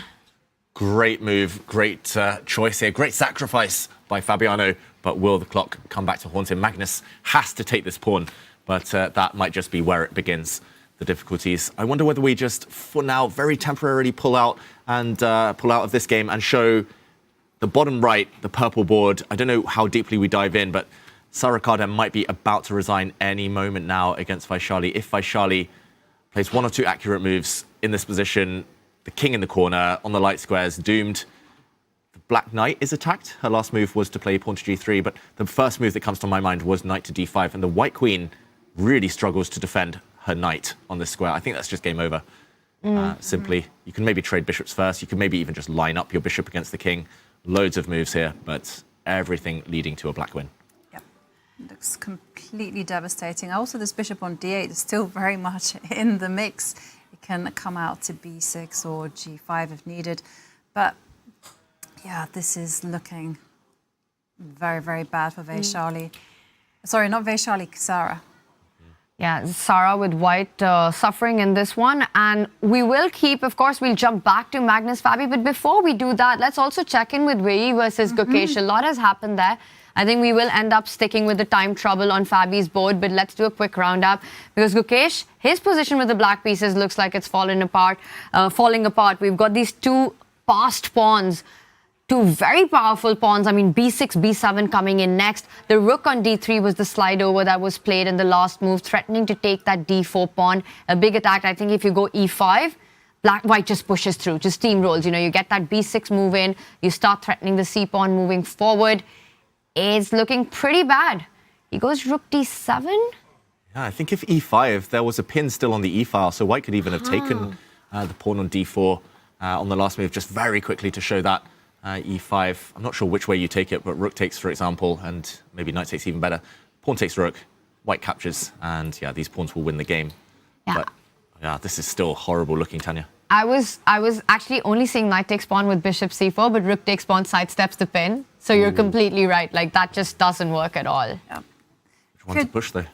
Could Gukesh... The question, he answers it for us. Yes, well, b6.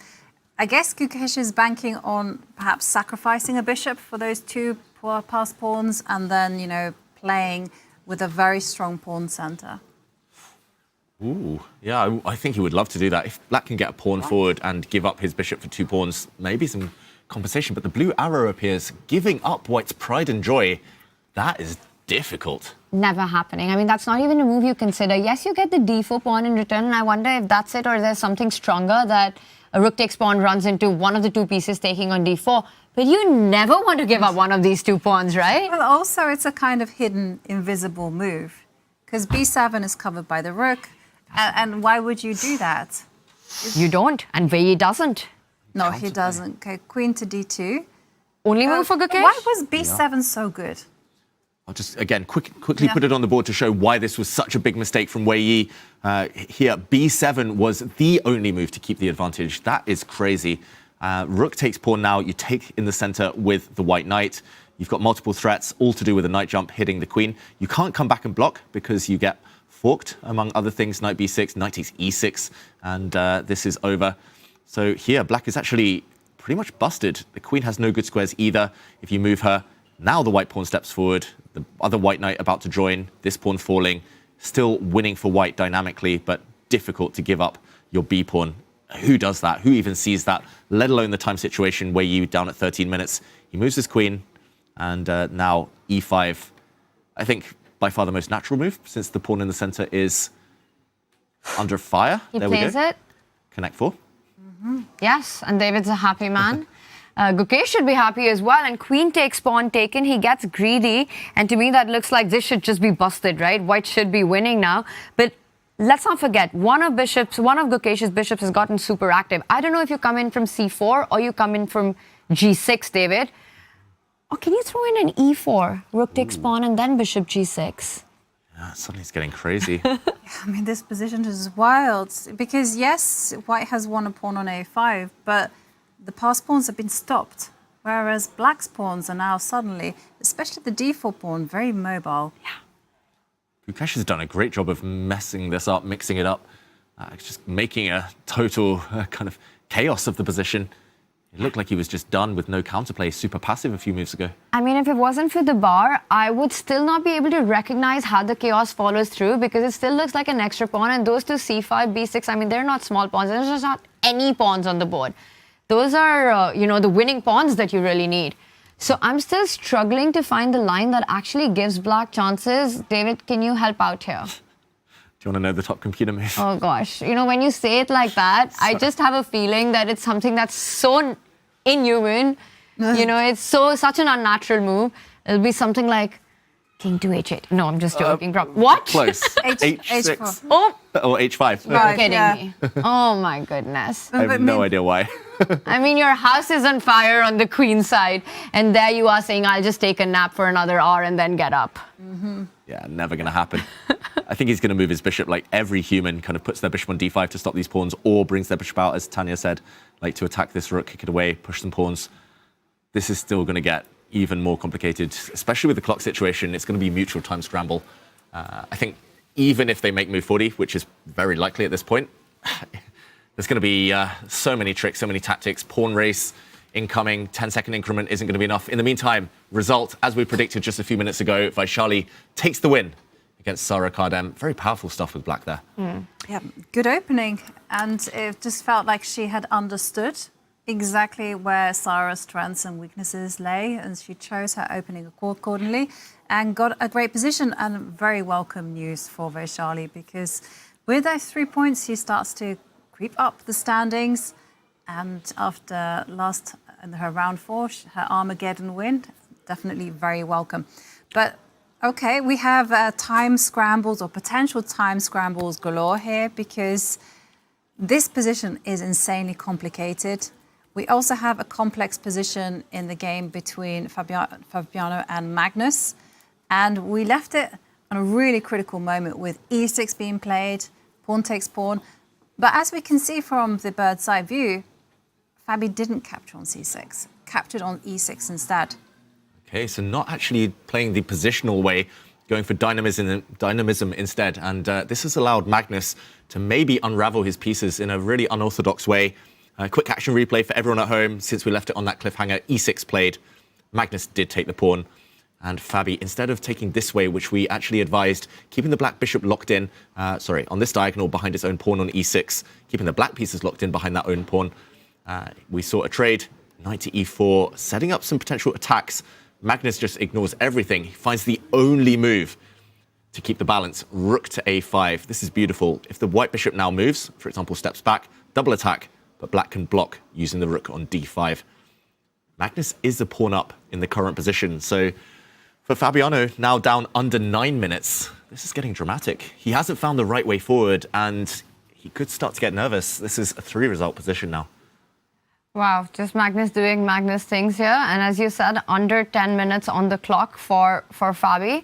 You mentioned rook d5 idea. Does it help if he actually blocks that idea and then attacks the queen with bishop to c5? Because queen f7 runs into knight g5. How are you placing something on d6? Or do you go queen e8?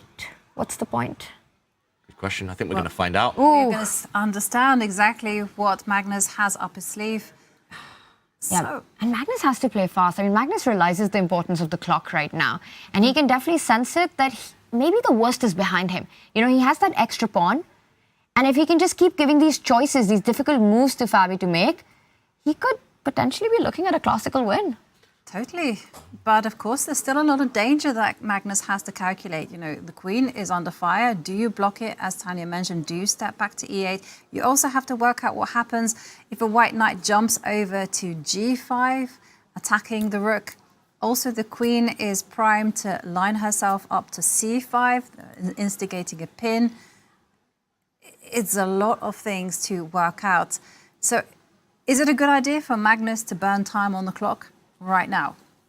Yes, he has only one move to survive. Oh, what? Oh, wow. Wow. Only queen to e8. Bishop d6 loses? Apparently.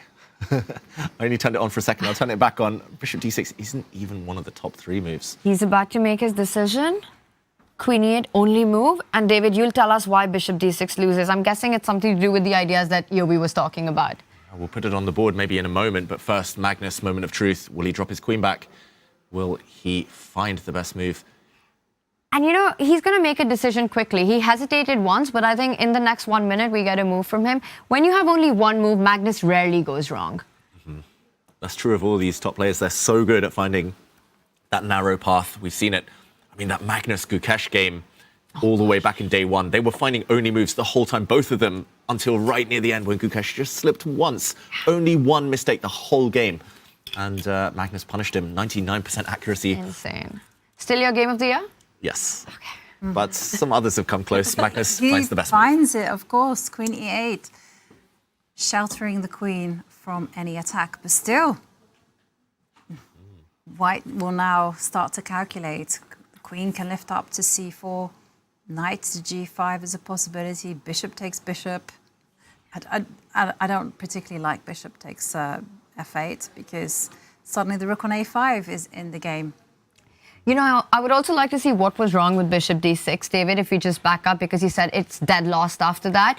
And also, what's the difference? Because if this combines ideas of knight g5 and queen c4, how is queen e8 any different? Good question. And apparently bishop d6 just loses to multiple. So I'm just checking the computer here, and it says knight f to g5. And I think it's just the fact that this bishop is now pinned. There's no tricks on the c5 square. So one of the big differences, this black rook, because it is hit, if it ever moves, no matter where it goes now, there is going to be a really nasty check on this diagonal. And for anyone who's done Puzzle Rush, they will know checkmating patterns, such as the white knight coming in, checking the king first. You can come back, and plenty of discoveries that win you material here. So I think it's just the fact that this black rook has no good squares. There will be a devastating check to show the difference. Now after queen to e8, if knight to g5, black has one move to survive, but it's a very powerful move. Rook takes bishop, and you've now pinned the white knight in the center of the board. So knight takes rook, you win suddenly from black. It turns around full 360 here, full 180, whatever the phrase is. And yeah, now white does not have this immediate knockout blow due to the threat of rook takes bishop. Small detail, but an important one. Yeah, huge actually. I mean, to just go on the counter offense with a retreating move. You know, finding that pattern that you are forcing white into a defensive position, because rook takes bishop is a huge threat if that knight moves. And if that knight cannot move, your attack just stands still, right? Are you forced to now trade off the bishops to try to make progress? Do you pin the rook? I mean, queen c4 is also an attractive move in this position, right? Super attractive. Once Ivanka said it earlier, I was like, yeah, just put it on that square. It's like, again, I'm using lazy as a compliment here. It's like a lazy move. You don't have to calculate anything. That's what you need. When you have 6 minutes left, like Fabiano does right now, this is only move 25. He's going to make 15 moves in 6 minutes. I think Ivanka, it's really going into that situation where you're physically incapable of completing those moves. I mean, I don't even know. Do the math. How much time does he got? About 20 seconds a move. Yeah. And in this position. Exactly, and it's the type of position where you can easily lose control if you don't carry on with the correct momentum. So. Oh my gosh. You know, you guys said Armageddon. I said a Fabi win. I think there's going to be a third result on this one. Yep. Oof. Oof. It just feels like this is bubbling up towards something, right? Someone's going to blunder, or I mean, it's not easy for Magnus either, but he has 18 minutes. And also, he's on the defensive. You know, he's a pawn up, which means that, you know, sometimes you can go in there going, well, okay, fine, I'm expected to be worse. Whereas there's a constant pressure from Fabi that he has to find that right energy in order to continue this. It's just easier to react, right? Like you play something, threaten something, I'll react, pressure's back on you, and you've got no time. And when you have no time, your instinct is trade off everything. You want to simplify the position because it's so incredibly hard to meet that time control, to make 40 moves if you leave the tension. So bishop takes bishop. He doesn't play it. He does move the queen up, attacks the rook. And only move for Magnus Carlsen is the pawn push. Apparently, and this is really sneaky, I should mention, the whole idea is double purpose. He's hitting this rook in the corner, but he's also defending his rook on e1. So he wants to put his knight on g5 next, and due to the fact that the rook on e1 is defended, there might not be tactics, ideas, defenses like rook takes bishop. So multi-purpose move from Fabi. He's lining up that idea we showed earlier.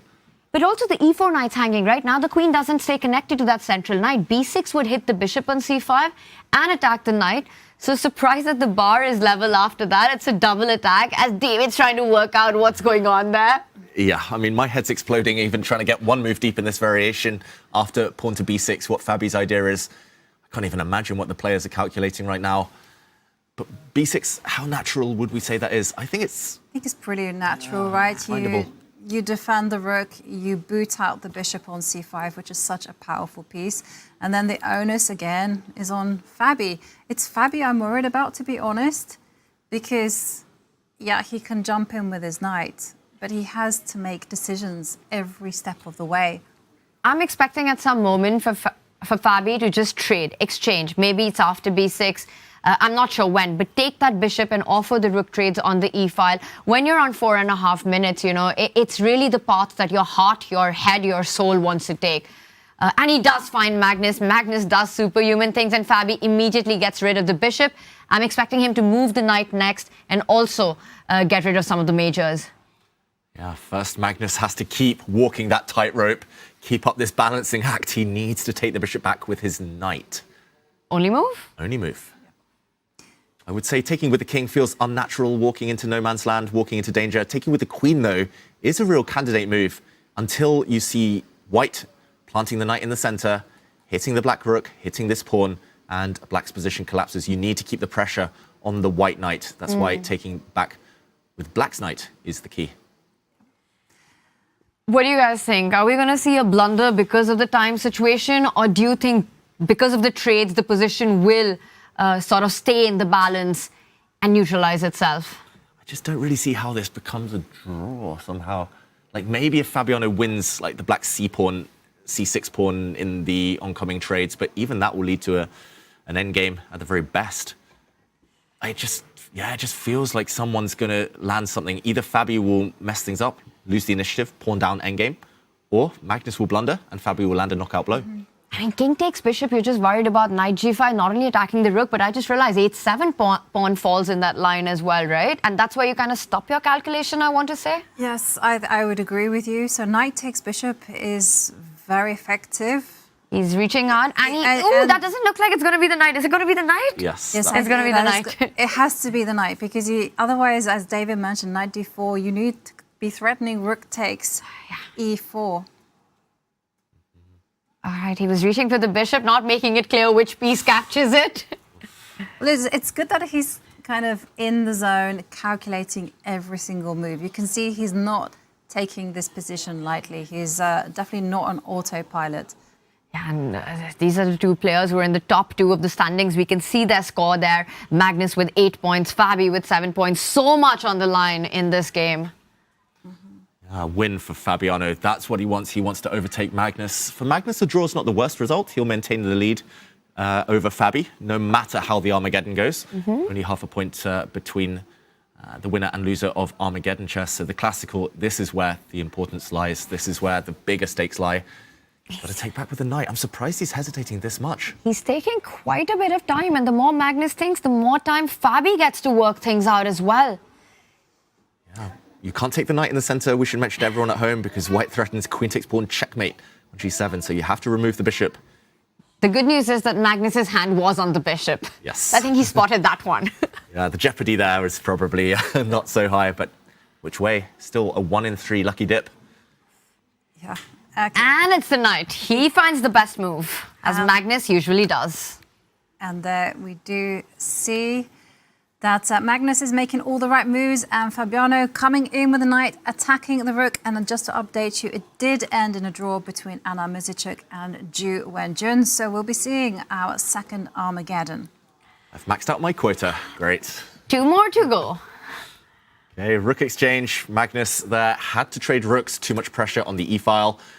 At least now, being a pawn up, getting pieces off the board, feels like he's getting slightly closer to safety. The black rook on the a5 square can always slide across to guard any scary-looking checks along this diagonal. To my eye, still looks terrifying for black, though. Magnus still needs to be super accurate, although he's no longer in only move territory, which is a first step in the right direction. Sigh of relief for him. But right now, you're attacking the queen that needs to stay connected to the c6 pawn, right? Fabi's queen super active on that spot. Somehow you also want the queen to be around the black king as well, because you still have to be calculating all of those checks and those captures. So queen to c4 is in the air. Queen and knight, dangerous duo. You also have to work out what's going to be happening if white is going to be playing knight to e5 at the right time. Still, a lot of danger. A lot of danger, but the point I wanted to make was, you pointed out two squares, queen d7, queen g6, that at least protect the c6 pawn. I mean, you don't put the queen for the second time in front of your bishop, do you? Also, walking into Jovanka's move knight to e5 with a double attack, that feels wrong. That leaves you with, d8 drops the c6 pawn, g6 maybe? At least you don't allow the white knight to leap forward because the other knight is hanging. It kind of all hangs on the fact that black can use the rook as a blockader of any checks, but it does feel like it's hanging by a thread. It allows the white rook into e7, which is scary in some variations. This whole game, every move, Magnus has had majority of his pieces in the first rank. Even here, it's only the rook that's managed to get itself out, and then you've got the queen, bishop, and the knight there. He does love freestyle chess. Really does. Pieces kind of shuffled here on the back rank. Still 4 of the 8 still on their kind of home line there. Standing up for his format. And we still haven't come to the right conclusion. Like, where should the queen go? It just goes to show. g6. If there are swings, there's pros and cons to absolutely everything. Queen to g6 allows the rook in. You move your queen somewhere else, and then the knight is jumping in. And you can see on the bird's eye view that is also chaos. Absolute carnage there between Wei Yi and Gukesh top right. Is Gukesh turning things around? He's back in the game. And look at that. The bar for the first time slides in Gukesh's favor with this last move, where Wei Yi's just picked up another pawn. Last we left it, it was 1 extra pawn. It's still 1 extra pawn. Why is this better for Gukesh?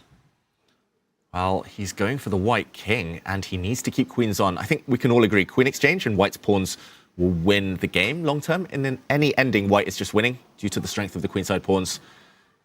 What's the material count, first of all? He's only 1 pawn up Wei Yi. Black has to keep the queens on. I think it's as simple as that. One of these moves come to mind. I'm just not sure which one. Maybe coming this way as well. Why would you not be inspired by Magnus's move and put it on g6 just to stop pawn takes pawn as well? Good question. Also, yeah. Pawn takes pawn, there would be a checkmate on g2. This is a miss. Just to point out, the reason there's a red X here is because on the last move, Wei Yi should again have been pushing pawns apparently, or should have been taking this pawn with his rook. Lots of tempting options here, but instead taking with the pawn. Computer says by far strongest in this position, queen to h6. Difficult. The bishop defends this pawn though with the queen. The whole idea is to get the queen into h2. Just by hook or by crook, you need to get the queen in to deliver some nasty checks. But this is difficult for both players. That's actually very strong. Queen h6. I completely forgot that the bishop on b8 guards the f4 pawn, and that would be a devastating attack, right? If you go pawn takes pawn in that. If not, you're 2 moves away from giving a huge check on the square you pointed out. You said by far the best move. All the other ones, which also look very natural to me, who does that favor? Well, the computer's suddenly changing its mind. I've left it to run a bit longer, and queen takes queen is possible. No, he doesn't do it. Never does it, No. Surely. Queen takes queen, and then the bishop dropping back, hitting this knight on the edge of the board. Actually, white's pawns might start falling, so maybe.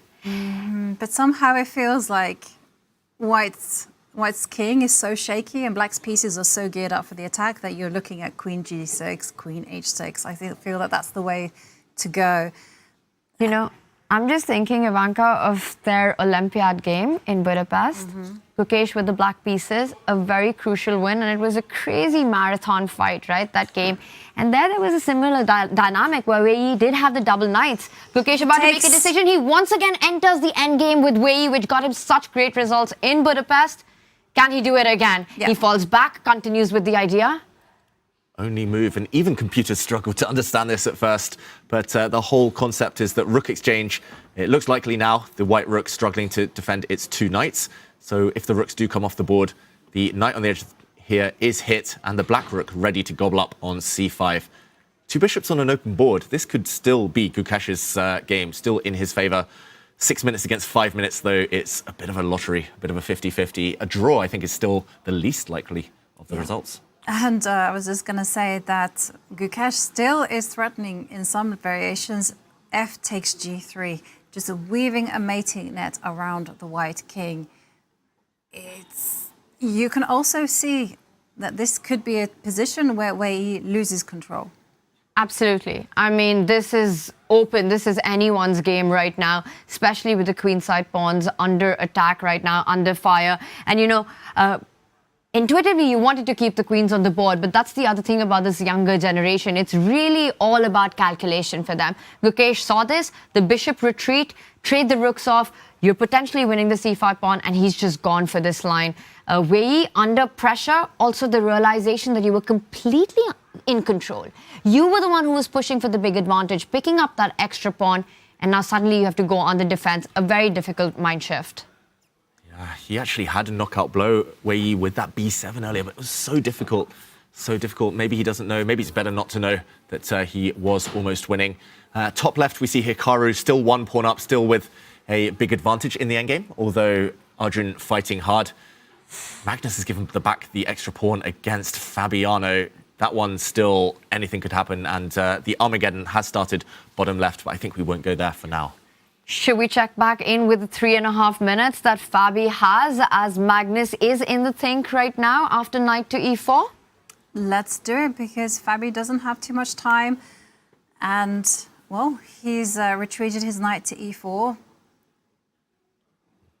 And just... Oh, okay, the bishop comes out. Bishop to d5, big threat. Fabi, he does look a bit nervous somehow, but he is about to move. I mean, look at the clock. He's got to be feeling the nerves. Bishop d5. He reaches for the knight at the center. He retreats it. For the second time, the knight arrives on c3. This time, forward to back. Last time, it was back to front. And right now, for Magnus, only move? Best move. There are other moves. You can retreat the bishop, but the best way to try and hold the balance to minimize the disadvantage here is to try and trade queens. He's going for it. We've all seen that hand gesture before. He's about to move his queen, Magnus Carlsen, off for a trade. Yeah, puts his hand on the pen. Another sign that the player's just ready to make their move. I think the hesitation is because Magnus, if he trades queens, his winning chances as a black almost totally disappear. I don't really see him winning that one. So do you think because of the clock, he wants to keep the queens on the board, but objectively realizes it's the best one, and then he does eventually go for it? Exactly that. I think Magnus knew that Fabiano's queen, the white queen, it is powerful, it looks powerful, it needs to get gone. And Fabiano, will he trade now? He was nodding his head. He can keep queens on. He can retreat the white queen to the center, keep playing for the attack. He trades. Again, the human instinct to just make it simple for yourself. You know, when you've got under 3 minutes on the clock and still a bunch of moves to be made, 6 more moves to go for Fabi. He comes in with a rook. Can the knights jump in? Because that's the big point, right? You want your knight on f5 somehow. You want that knight to land to e5. I'm looking at a root wire d4, knight e5 hitting the bishop. It's still very tricky, you know, with the knights. You can just never predict what happens. We saw a checkmate in one, Vachier-Lagrave with her knight and queen in a very difficult position. Can Fabi build an attack here?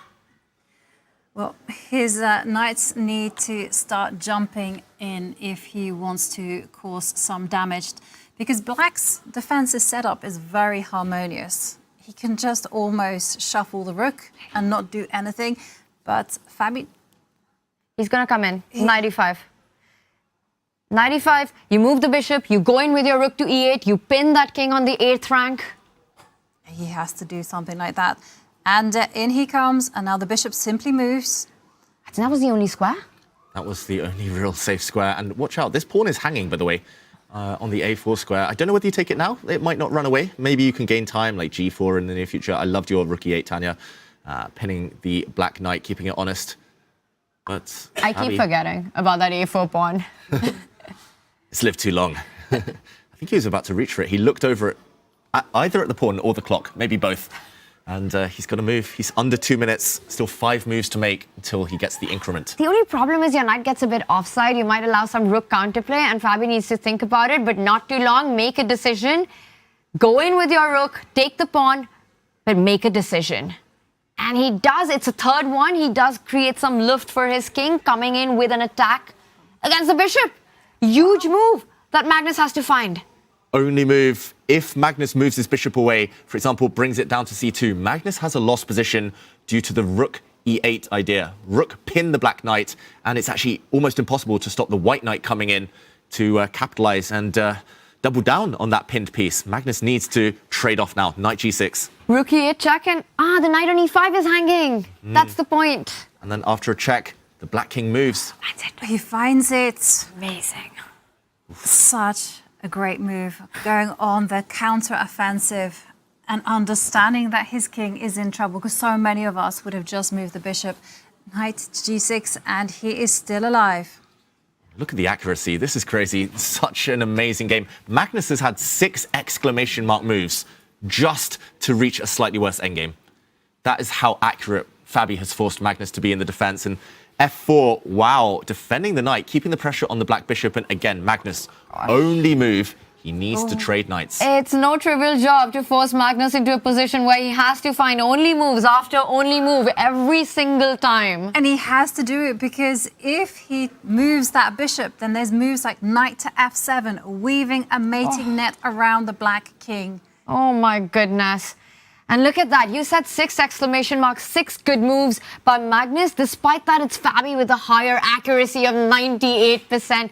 This is why these two are the absolute biggest rivals. They're two greats fighting it out, and the battle really comes down to this moment, this time scramble that we're seeing. 1 minute, 15 seconds, David. 3 moves to make your banka. 3 moves to make, and it's a concealed threat because you're thinking you can move the bishop with ease because you're threatening to take the pawn on f4, but that, as we see, would not be sufficient. Yeah, Magnus, I think he's worried after a knight trade of the white rook coming back, trading off the rooks. At the end, white might just be a pawn up in a knight versus bishop endgame, and that is still hell to defend ahead. So Magnus, he's not immediately capturing the knights because then the rooks are forced off the board, and he knows he cannot win. He knows he'll be a pawn down. Keeping the bishop on is such a gamble. Fabi might just punish you immediately, though. Oh, surely he takes that knight off. It just looks too scary. Magnus finds this. But,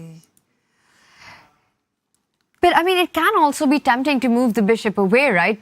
And he does take the knight. He finds the right way. He took his time. We're going to see the rooks off the board as well.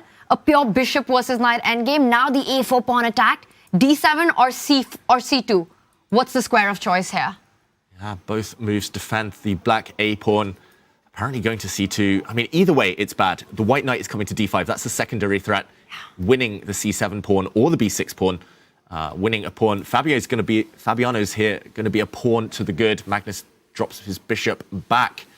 The only question is whether Magnus can get his king active enough to challenge the white central pawn. If he's too slow, Fabi's just going to win. He's going to bring his king to the center and win a pawn.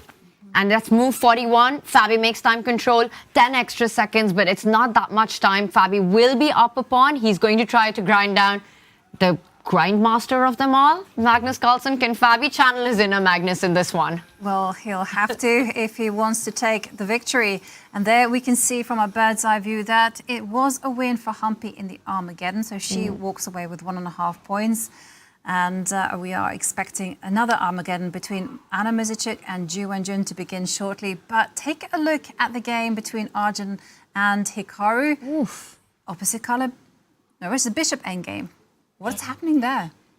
Oh, has Arjun survived? Has this been a Houdini escape by him? It has, and maybe later we can go back and show the critical moment. It looks like a drawn bishop endgame now. I just want to mention, I don't know which way to go because Wei Yi in a bit of trouble against Gukesh, facing the bishop pair. The black bishop's super strong. But yeah, Magnus also needing to show accuracy against Fabiano. Do we stick? Do we twist? Let's go back to Magnus. Well, everyone has made move 40, so they are getting that 10-second increment. So there you can see Hikaru with 42 seconds, but it's okay. Only move. He needed to bring his bishop forward, Magnus. Oh. Huge blunder. And Fabi needs to find the most natural move in the position now. Get that king to d4. Is Fabi about to win this endgame? He needed one extra tempo, Magnus. He might have even needed that square for his king later, but he needed to bring his bishop active to go hunting for white's pawns on the king side, on that right flank. Now it's going to take him too long. The white king's just coming. But you can go bishop c6, bishop g2 anyway. I mean, g5 just looks like you clamped down that pawn to only win it later. Yeah, I think the fact that the white king marches up the board and supports the e-pawn is more important here. But it's difficult. It's not obvious for Fabiano. He's going to be worried about the black bishop coming in as well. 25 seconds, reaching that, only a 10-second increment. He doesn't go for it. The knight comes back and it's a mistake. Yes, but I think it's a very understandable mistake because it's so difficult to calculate. When you just got seconds left on the clock, the consequences of stepping up with the king and allowing bishop c6 and bishop g2. And now Fabi is relying on the knight dancing around to preserve the pawn on e5. So he hits the bishop. If the bishop moves, then the idea, as the arrows show, knight g8, win those pawns on the king's side. I think very understandable. With seconds on the clock, you really want to neutralize those pawns. I would still say it's advantage Fabi, but the boss says it's completely level. And Magnus, what do the expressions say there? Yeah, maybe he's like, oh, it's not actually that bad. He's still defending very well, Magnus. There was one slip, kind of one mutual missed moment, but yeah, the white king could and should have been coming in to support its central pawn. We talked about that, but it was very complicated. It was a long-term variation, no time to calculate. Now Magnus needs to move his bishop. I think any safe square is fine.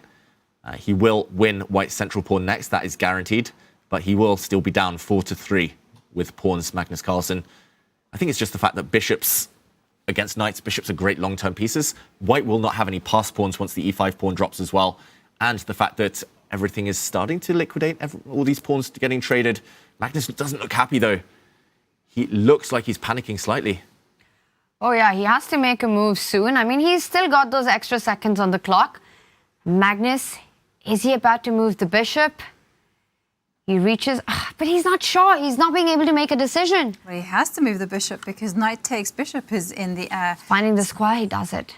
Knight comes in. And now capture the pawn. Fabi will do the same. Threatening some checks on f7. But the king is just so incredibly active. The big question would always be, do you place it on f4 or not? Do you want your king on that square? Good question. It's very tough to decide here. It's like, do you go for a race as well? Like, the black king can start running. The black king can come for the white pawns. He doesn't. He cuts off the white knight's retreat first. The white knight only can really land back on the f5 square. Would see some exchanges, a king and pawn endgame. Has Magnus Carlsen calculated this well enough, or can the white king come to the rescue? And this last move by Magnus explains his bishop retreat. He wanted to trap the knight at the edge of the board. You know, the two-square theory. You put your bishop at the distance of two squares and you just completely restrict that white knight. Yep. And also, there's danger for Fabi because the black king was threatening to run over to the queen side. That's why it was warded off. And now b5. Still, Fabi has to find a move. And that's a draw for Fabi. Right there. We're going to see these trades happen, and then Fabi will get the opposition. They will repeat with the king sliding to the center of the board, and I think that's about it. This is where the game ends. Yep. And these two giants will fight another game. It will be the Armageddon. Absolutely. And we are going to dive straight over to the game between Wei Yi and Gukesh because Gukesh is taking over. Just look at the bishop pair. It's the white king that's in huge trouble. Where can he go? Only one move not to get mated. E2. Oof. Look at the bishops. That's so powerful. Even if you just take this pawn, by the way, which he does, he's going to try and promote the h-pawn, just as he did against Magnus Carlsen on day one, Gukesh. Promote the h-pawn. Did he go for a queen? It looked like he was about to pick up a queen there. He's just going to push and try to promote. It's second 7, and Gukesh as well, playing under 20 seconds right now. Can he win this endgame? What a turnaround this one has been. It felt like it was in the bag for Wei. And it was, but he had to find a very difficult resource. And now Gukesh just has to hold his nerve. Well, you can take the f5 pawn with one of your knights. Again, knights are super tricky, so not over until the last move's played. And that's what he does. But the king, the white king as well in danger. I don't know whose king is feeling more unsafe because you've got these checks. He falls back with the bishop, and it's a big mistake. A huge mistake. Now the black rook is hit. Not just that, white threatens knight to g5 check with a fork against the black king and the black bishop. Game on. Game on, and a very difficult move to deal with seconds on the clock. Gives a check. Black king coming under fire with the white knights. Anything can happen.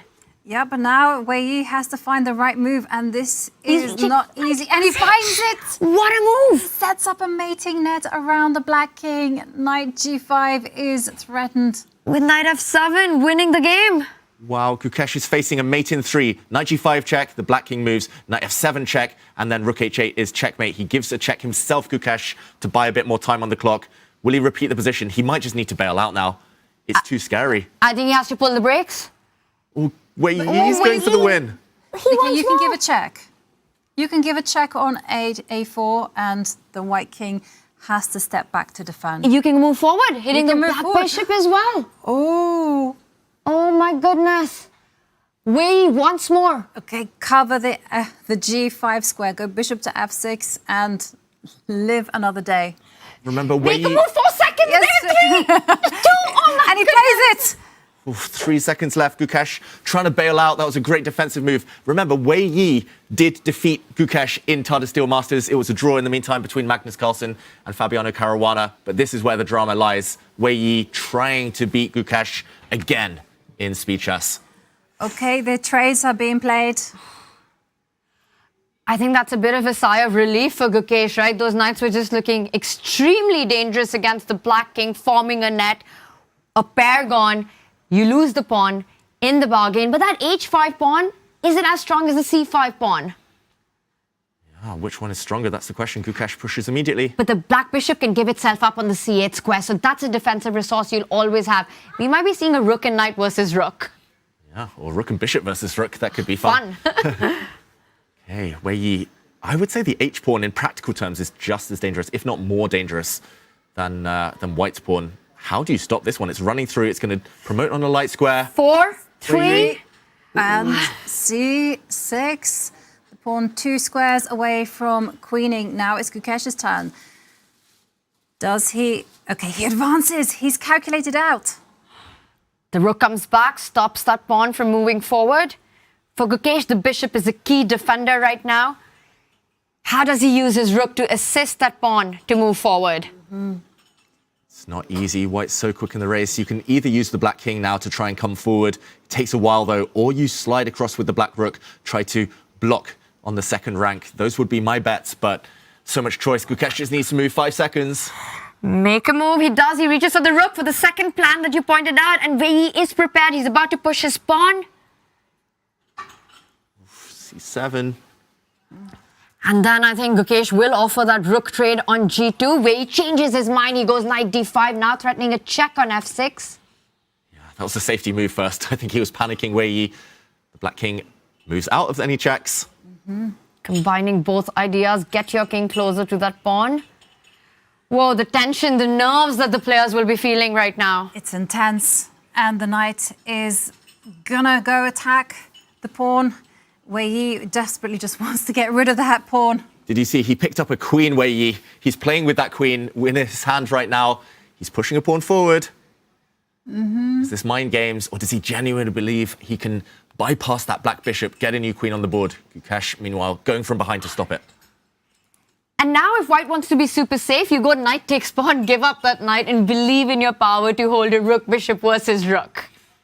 Yes. Do you think we'll see that? But do you do that when you only have seconds left, knowing that it is a difficult ending to hold? When you've only got 3 seconds. Oh, he doesn't do it. He brings the king closer. And now Gukesh can slide his rook over to the c file and attack the c7 pawn. Ooh, he defends it with his knight. Wei Yi does not want to defend rook and bishop versus rook. Wow, this is playing with fire, though. The black king's about to start coming in. I mean, to me, this still looks like a 3-result game. Yeah, it feels like that. Both players really want to win. Gukesh nicely brings his rook back. He stops the white knight from blocking the c-file. The black rook now on the right side of the pawn. Now the black king is coming.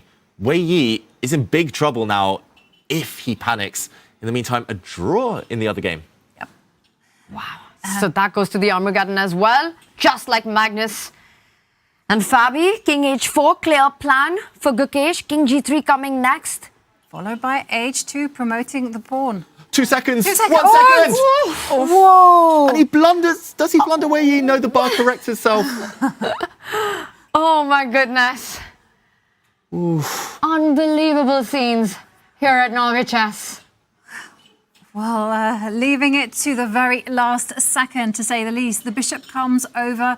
Okay, still, Black's plan is to build a bridge to shelter the 1 second. h-pawn. Oh, again. He does it again. This is not good for our hearts, Wei. You gotta play faster. He's made the last 2 moves with barely a second on the clock.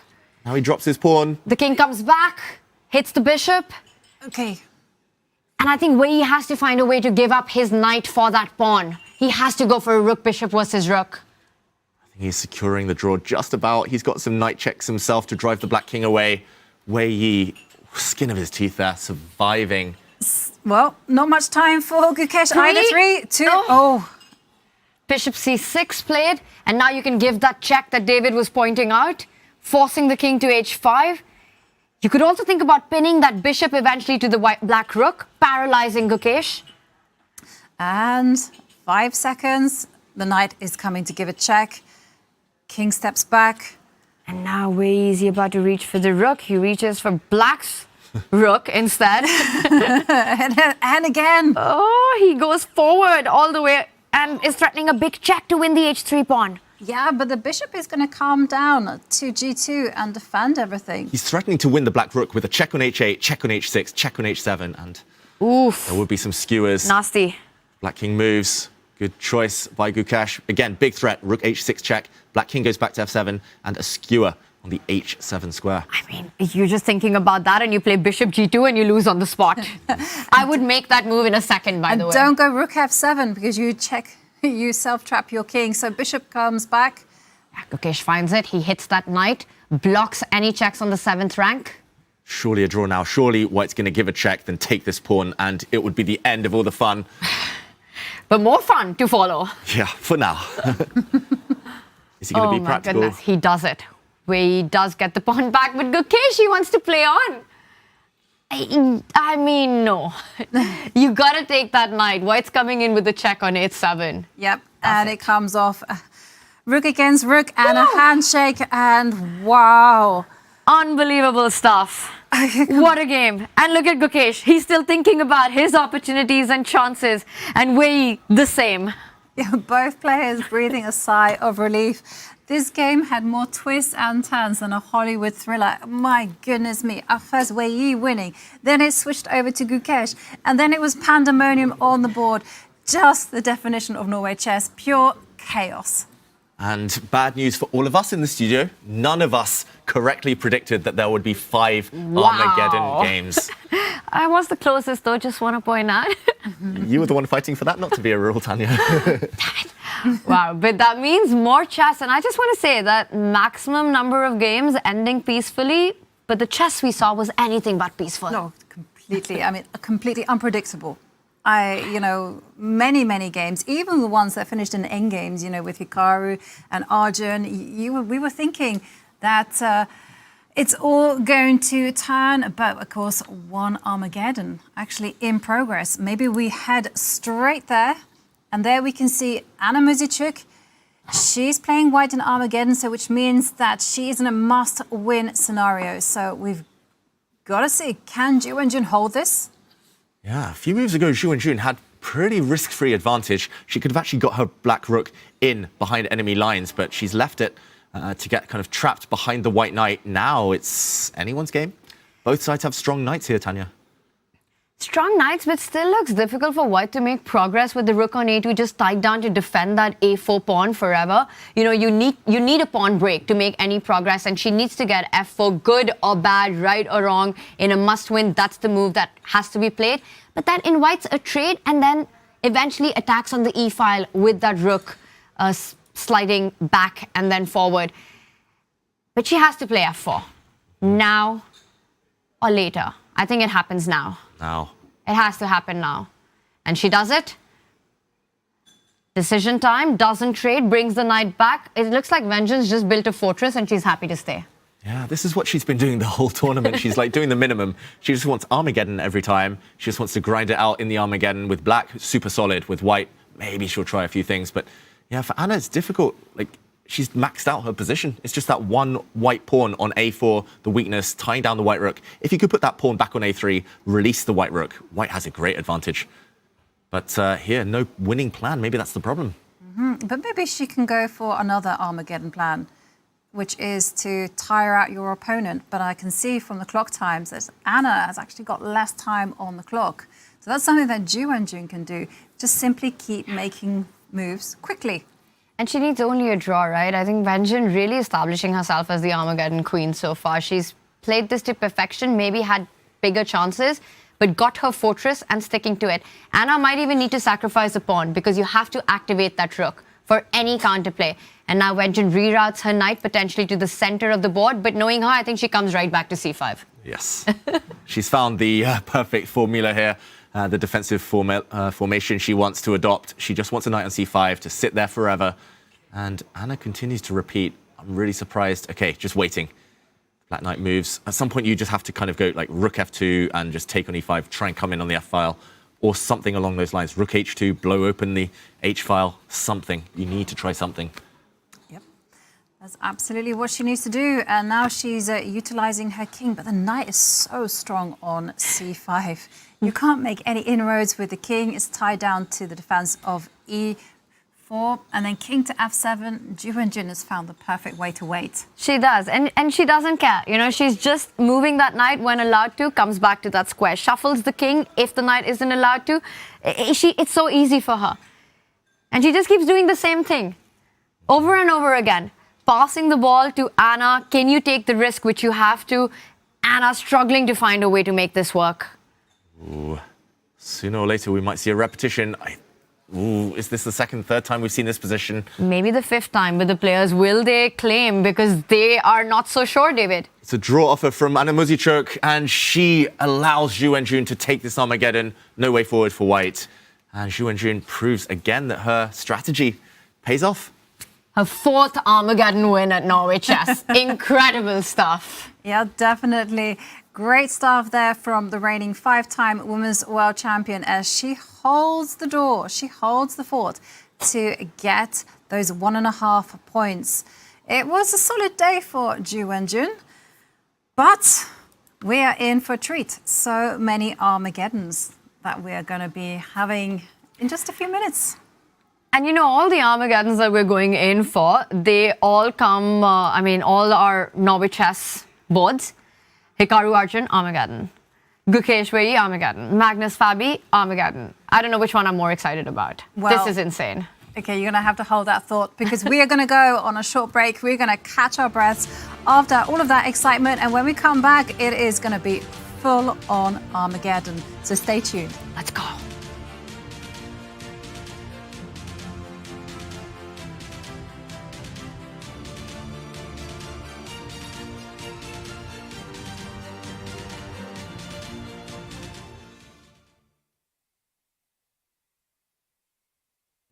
How surprised were you by that bishop f6? Yeah, a little bit surprised. I thought maybe he would try to surprise me, but of course bishop f6 is a very artificial looking move, but maybe it's not too bad. At least I didn't see a clear advantage. Although I was, of course, quite comfortable out of the opening. I was definitely pressing, and I thought at some point he equalized, but then he played bishop b4 and his problems became very serious. But then he found some very resourceful ideas. Good luck in Armageddon. Thank you. Hampu Conero just won in the Armageddon game against Leighton Z. How do you feel, Hampi? Yeah, I think it was not a great game. After the opening, she has a very convincing position, and I was struggling. But probably she should have played something like Rook FD8. That would have been simple. Then it went to a complex position, and she started making mistakes. And what about your classical matchup? Yeah, classical, I was having a very comfortable position out of the opening, and somewhere I felt I missed the advantage because I'm sure I am having a very good pawn structure on the queen side, and also my bishop on g2 is quite active. Somewhere probably not maybe not queen into d5. cd5 would have made sense to play that position with maintaining the structure, because after queen d5, when she got this b6, ab queen b6, I wasn't able to play b5. So if I was able to get that pawn structure, it would be better, but in that position it's not working out. Yeah, still, a victory in Armageddon is great, and it has already been the middle of the tournament right now. How would you evaluate your chess so far in the first cycle of the event? Kind of a mixed play, not so great. Okay, we wish you better game in the second cycle of the tournament for the next round. Thank you. Thank you.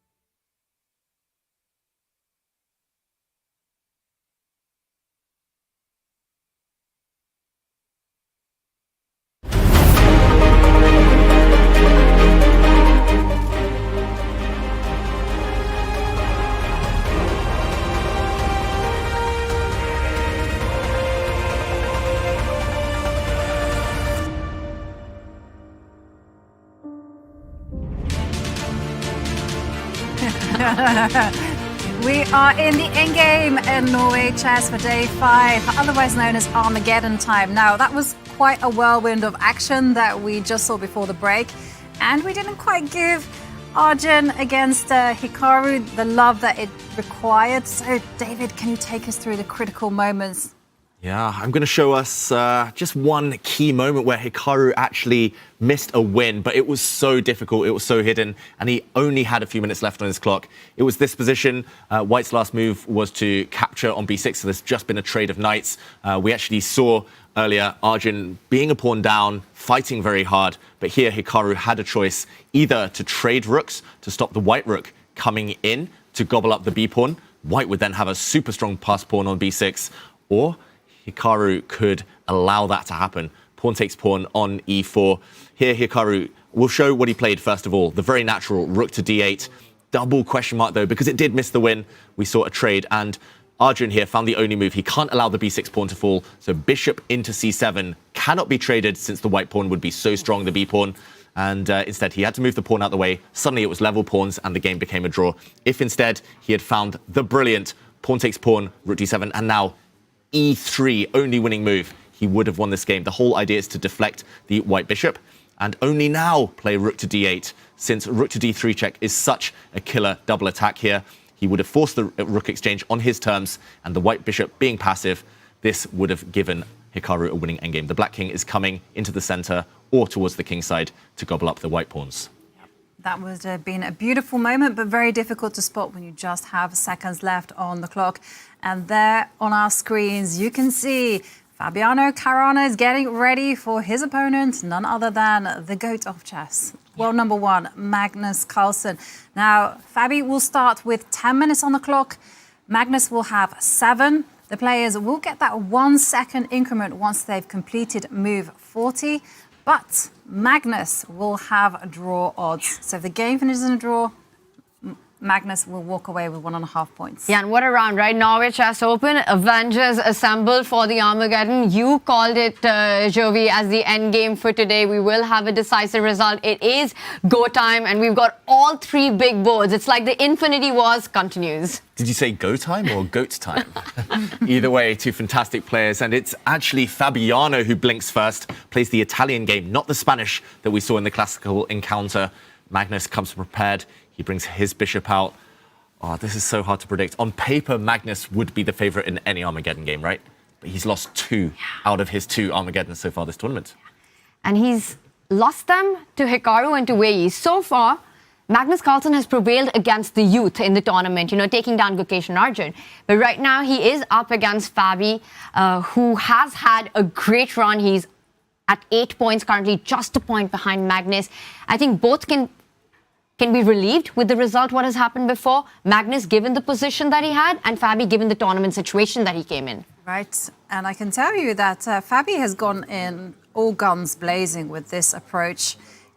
Developing the bishop to this diagonal, he's positively encouraging Magnus to go g7, g5 at the right time. Magnus, so far, refraining from doing this, but it's going to be really interesting to see how Magnus is going to break that pin. I'll tell you, if Fabi goes castle, we see g5 on the board. Very possible. So Fabi refrains. And earlier we were joking about the word lazy, how sometimes in chess it can be a compliment. And Magnus told me that rather than learning the chaotic lines after g5, I should play like a lazy chess player. The lazy approach is to actually trade off these bishops. And okay, he actually moves his knight over first. Maybe more ambitious from Magnus Carlsen. He's going to bring his knight across. Maybe g5 incoming as well. It feels like he's dodged Fabiano's opening prep. Slightly eating away at the time advantage as well. And I don't know what to expect now. It feels like Magnus knows what he's doing. Fabiano breaking in the center, pawn sacrifice. This pawn attacked 3 times, only defended twice. But yeah, he's hoping to blow open the center while the white rook can target the black queen and king. Well, Fabi's hoping that if you take, he perhaps then trades the knight and then takes control of the center, so you don't lose the pawn that way, but you will lose the bishop pair. And it depends how you evaluate. Will we once again see the bishop pair advantage for Magnus against Fabi's big center, just like we saw in the classical? Magnus wants to keep the tension. He goes ahead with his knight. Fabi goes into a think. Yeah, I feel like I've seen this plan before, but all these Italian games, we talked about it the other day, they all look so similar. And Fabiano needs to decide how to put pressure on black. g5, it's like a sword hanging over your head. It's going to happen at some point. And you need to be ready for it. Fabi just improves his rook. No time to think in Armageddon. You just have to trust your instincts, improve your pieces. Bishop coming out to pin the white knight now. Who do we prefer here in the studio? Early stages? Yeah, it's too soon to call this one. I do like Fabi on the clock, and he continues to play fast, but that knight on f4 that Magnus has established with the potential g5 coming in, this is going to be spicy, And the player playing with black usually looks at keeping the position solid. But the way this one's brewing, I think we're in for a complete ride here. Complete mess is going to be ensuing. Fabi getting ready to relocate the knight to e3, drive that bishop away, and perhaps even jump in with the knight into f5. You need to open up the position at some point. Okay, knight to g6. I think knight to g6 will have given Fabi like a small victory points, because he doesn't have to worry about g7, g5 anymore. Yeah, Magnus trades willingly here. Fabi has to decide to take with the queen and allow the central pawn to drop off, a pure pawn sacrifice, or to take with a pawn, but then his bishop is pretty much stuck the rest of the game. That's a famous pawn structure almost that Capablanca once won a famous game. So, okay, it is a sacrifice from Fabi. If Magnus gets one more move in castles, he should be totally fine. Is there something here and now for white? I mean, you're looking at ideas like e5, but that square is so well defended by black. You've got 3 defenders, only 2 attackers. b7 would be hanging, but it just doesn't feel like the trade that you want here. If e5 doesn't work, how else can you put a threat to stop Magnus Carlsen from getting his king to safety? Yes, and it's really difficult to see anything other than e5, because it's the only move that makes sense. Everything else feels like you're not fighting in the center. Knight to e5, castles is coming next from Magnus. And if Magnus just solidifies, he's simply a pawn up. Okay, so he takes, bishop takes pawn, and now rook d1. Beautiful bishop at the center of the board, attacks it. You could fall back. You could also come with your knight to the center, knight e5. He reaches out, and I think he's about to play it, hits the queen and the bishop. Bishop takes e5, just looks like a move you don't want to make. You're down a pawn, you don't want to give up your bishop pair. He saves his queen, Fabi, defends his bishop in the process. Magnus retreats. I love how Magnus planted his knight in the center before white was able to blow it open with e5 himself.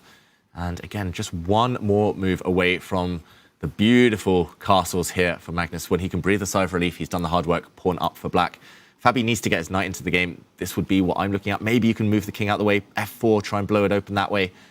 Fabi, his time advantage now under 2 minutes and down a pawn. This is looking amazing for Magnus, whichever way you look at it. And he's just one move short of getting that king to safety. And then I just don't see how Fabi creates his chances. At some point, he needs to push the f-pawn forward.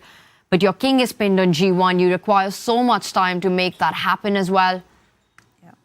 And chat rating Magnus as the clear favorite in this. 73% believes that Magnus was going to win this one.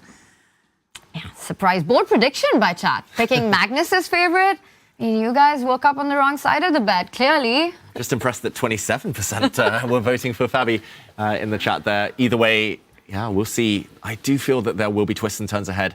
Armageddons we've seen this tournament, maybe other than Zhu Wenjun winning one of them, I don't remember any one-sided Armageddons. They always came down to the wire. A few seconds here or there, nerves, blunders, tactics. Magnus now trades off the white knight. Very good practical decision before it landed on the f5 square. Now 2 bishops versus 2 knights. Not for the first time we've seen today. And we did see a turnaround almost in the Gukesh game when he had the bishop pair. So Magnus hunting down the bishops now, but big mistake apparently. Bishop takes knight. Can Fabi pounce? But what's the follow-up? Do you simply just double up on the D line, stopping Magnus from castling because rook d7 comes in? You cannot capture with the queen. f7's hanging, you have to take with the pawn. Oh, wow, there's some big tactics Fabi needs to see. Bishop takes knight. I'm going to put this on the board very quickly while we keep the physical board up. Bishop takes knight. Black has to take with the pawn. You can't take with the queen as f7 would be hanging. Pawn takes, rook to d3. After the black knight comes back to defend this square, bishop takes f7, check. The black queen takes, rook to d8, check, deflection.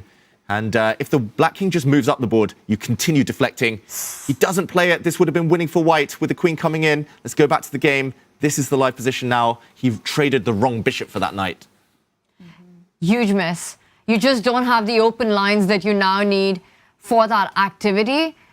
And Magnus needs only a draw in this position. He's up a pawn, healthy pawn formation. The king comes to safety. The knight rerouting itself. You can bring your rook into the game, one of the central lines. Yeah, what a miss that was by Fabi. And it didn't... Difficult, the last bit. You had to foresee maybe to get the first bit. Yeah. That's the problem. But just the idea that you stop Magnus from castling. Mm-hmm. Yeah, the first move, I think, obvious. Second move, obvious. It was just it's difficult. I think give him 5 extra minutes, Fabi, or even 3 extra minutes, he would have found that. And Magnus might have been in big trouble. But that was the first glimpse that this might not be so one-sided. And now Magnus under 3.5 minutes as Fabi does set up some tactics with the potential e5 advance, trying to win the b7 pawn. Magnus puts a complete stop to that by planting his knight to c5, an attacker but also a defender of that b7 pawn. Yeah, Fabi might have rushed that bit, those last few moves, just allowing this knight on c5. It's similar to Zhu Wenjun's knight that we saw in the Armageddon earlier. It's so strong. He's going to put a pawn on b6 at some point. And any opening of the position, that black knight is just going to help enormously. We're going to see e5 at some point, right, Jovanka? Definitely. We have to see fire because Fabi is in a must-win scenario. A draw is as good as a loss. So questions are there for Fabi. Should he be going g4, g5 at the right time, just opening up the h-file? Should he himself be giving another pawn by going b6 and trying to break open some lines that way? Either way, he has to make some inroads. He has to cause trouble. He simply cannot let his clock run down. I'm expecting e5, and I think he's setting it up. He doubles up on the e line. Magnus, ooh, c6. That feels like he wants to clarify the position, maybe because of the clock. We saw Magnus look up. He was looking at the screen. For everyone at home who isn't familiar with Armageddon here, he was checking out the move number. This is move 28. He will get a 1 second increment in 12 moves time at move 40. That could be all important to avoid getting flagged later on. And still 3 minutes for Magnus. It's like a blitz game, essentially, for both players at this point. Okay, Fabi needs to do something in the meantime. He's slowed down massively. Yep. And the time difference between them has really narrowed. And there we see trade of pawns. And for Fabi, though, he has to continuously generate a way forward. That's not easy. He doubles up on the c-file, once again renewing the threat that we've been talking about at the center of the board. And Magnus slides his queen across, lining it against the rook and the king. Watch out. Some knight jumps in the air. Knight takes pawn a threat. Ooh. Can you pick it? Can you go knight a4? Yes, you can. Rook is hanging on e3 and Magnus does it. Did Fabi miss this? Might have missed this, Fabiano. He's going to move his rook. He will save his rook. It's not the end of the world. He will still have some compensation, but now down 2 whole pawns in a must-win situation. You've got to feel that Magnus has got to be able to give 1 up later, or 2 up, 2 back, just to kind of equalize, just to solidify, simplify the equation here. Yeah, but simplifications are good news for Magnus because he just needs a draw. So once the rook moves, it's going to be back to the c5 square with the knight and back to Fabi as to how he's going to break open the position. And both under 3 minutes. Somehow, Fabi has to find a way to get Magnus low on the clock. That's his only chance. You know, get him to think a little bit, keep all the pieces on the board, but it's Fabi who keeps thinking. He does move the rook. Magnus comes back to that spot. e5, it has to happen. Yeah. Been saying it for far too long. He's been holding back for the last 10, 15 moves with this one, but it has to be here and now. But get this, Fabi has less time on the clock than Magnus. Queen to c2, queen to f2. That is such a crafty move, threatening e5 and trying to exploit a pin. Yeah, he was getting out the way of some knight e6, knight d4 jumps maybe, but now Magnus is going to move his queen or defend his queen, and the black knight will still be able to run away. Okay, Magnus thinking. Clock's completely level. He does defend the queen, so another way to unpin that problem. And is it now that we see the move? Because Fabi has to win. I think he's been holding on to the moment where Magnus has not enough time to deal with that move. But has he held on for far too long? He won't have enough time to play this move if he doesn't go for it soon, Fabiano. 2 minutes left on the clock for him. Still 7 moves away from getting any increment. He's got to move. He's got to decide on something. Running out of ideas, running out of plans, 2 pawns down. Running out of time. Yep. Maybe he can just start to advance the g-pawn, try to initiate chaos. He attacks the rook. Fabi blunders a 3rd pawn. Oh my goodness, the queen on f2 is hanging. You can't pick up the rook. And if you take the queen, the rook recaptures. And Fabi knows it. This is out of his hand. He delayed too long. He was indecisive. He was looking for other ideas when the main idea was his best shot. The white queen attacked the black rook that was under fire. Defending the black queen would have been able to save itself. Now Magnus will move this rook out the way anywhere, and he'll be 2 pawns to the good. Even if Fabi wins a5 as he does, the black queen comes in. This is the final stages. And the queen and the knight, such a power duo right there. Fabi forced to trade to avoid checkmates. And Magnus Carlsen about to win this one. How do you draw this against Magnus, let alone win it? Fabi fighting on. The only way you draw it is that Magnus knows a draw is as good as win. So that's your only hope. Forlorn hope here. Magnus, look at the way he's just put that knight at the center of the board. And all he has to do now, Magnus, is just solidify. He can more or less just keep passing, do nothing, and there is absolutely nothing that Fabi can do with such a material deficit. And it looks like Magnus is a big favourite to win this one, or at least draw it, which will be enough in Armageddon. We can see on Fabi's body language that he is not feeling confident. Let's switch to the other game. Arjun Erigaisi in big trouble against Hikaru Nakamura here. This one in the opening, Arjun had a small advantage, but Hikaru's been turning it around. And look at this, checkmate threatened. Going to be difficult. Black has a bishop and knight, a very strong bishop and knight against a rook. That's a small material advantage. And with the attack, this looks horrible. White's rook's just not able to defend. And I think for Arjun, it was trying to play fast, trying to put pressure on Hikaru's clock, which made him make some not desirable decisions. He defends that checkmate threat while he keeps the advantage on the clock. The board, absolutely disastrous for White here. Hikaru, look at that, with the speed with which he played. He's got 2.5 minutes to convert this or secure a draw. You can't pick up the f7 pawn. G2 is hanging. And as David's highlighting so many threats, the rook can come to f6, just ask questions to the queen.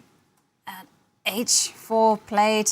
Okay, the move designed to initiate chaos. Classic Arjun. But can you even pick up the f7 pawn? It's the big question. Hikaru's calculated after rook takes g2 check, the black queen's going to be able to give check forever. The white king will not be able to escape a perpetual, and a draw is enough for black. Arjun now caught between a rock and a hard place. What does he do? If he doesn't take this pawn, he's just given up his h-pawn for free. And even if you don't give checks forever, the c8 rook is also hanging in that position. And I think we're going to see it, but Hikaru doesn't play rook takes pawn. Hikaru's blundered. And Arjun's in the game. What? What just happened? Unbelievable. What a turnaround. Look at his eyes. Look at Hikaru's eyes. He missed rook takes pawn there. And he's taking it in. He can't believe it. He's in shock. What has just happened? He was totally winning, Hikaru. He could have given perpetual check. He could have won the white rook. Anything was winning if he had taken that pawn with check. He rushed. He had 3 minutes. And now he has to adapt himself to this completely different position. Arjun on the hunt of Hikaru's king. G7, how do you even defend it? The rook can't fall back. You can't defend that pawn. This is over. Yeah, you can't step back with the knight. You can't create any form of shelter for the black king. Wow, miracles do exist for Arjun Erigaisi. Hikaru has self-destructed here. There's no check. Maybe he miscalculated. Maybe he thought there would be checks on d1. That is covered. Black can't give check, but white certainly can. And this is over. The black king is about to be hunted down. He can't believe it. He's trying to find a way to keep the game going, but he can't even figure that out anymore. Yeah. Because it doesn't exist. And he's smiling. He knows. No, there's got to be pain no inside. way. And the smile is because he relaxed. He thought it was over. He relaxed one move too early.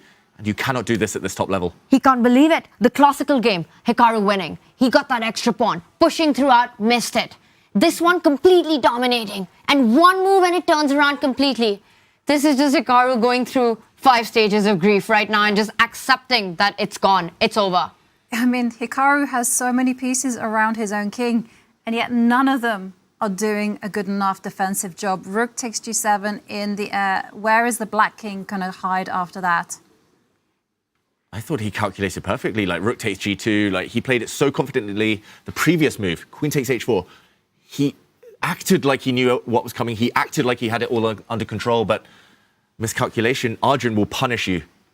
And look at him, he just keeps shaking his head. It's unbelievable. And now he's down to under 30 seconds, goes up with the king, but white can just pick up the pawn, attack the queen. There's no attack on the white king. The rook on d4 defends everything. No checks on the board. Arjun is now not going to trade off rooks, surely. He wants to win this game. He needs to win this game. No spinning and winning, and he does it. The black knight tied down to the black queen. No sacrifices on g3. the bishop is the only piece that can move. And now Arjun just has to wait. Just build up, just improve your pieces. Hikaru's in shock. He just cannot believe what's happened. Rook takes rook, he's about to lose his queen.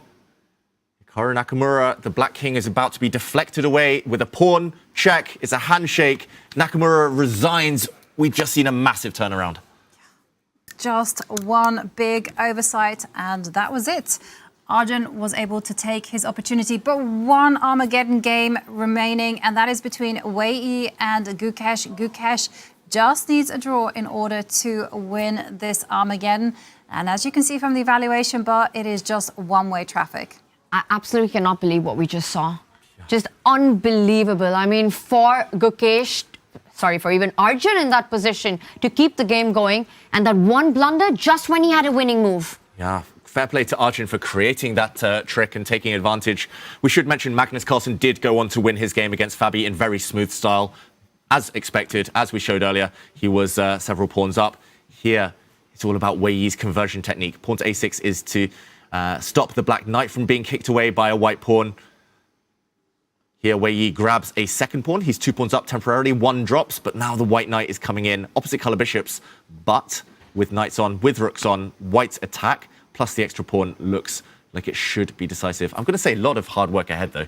Yeah, you need a lot of moves to convert this one. So the clock will play a massive role here. I think we're in for another big time scramble. If the rooks and the knights are traded, that's what Gukesh is aiming for here. A pure opposite color bishop down a pawn will end in a draw.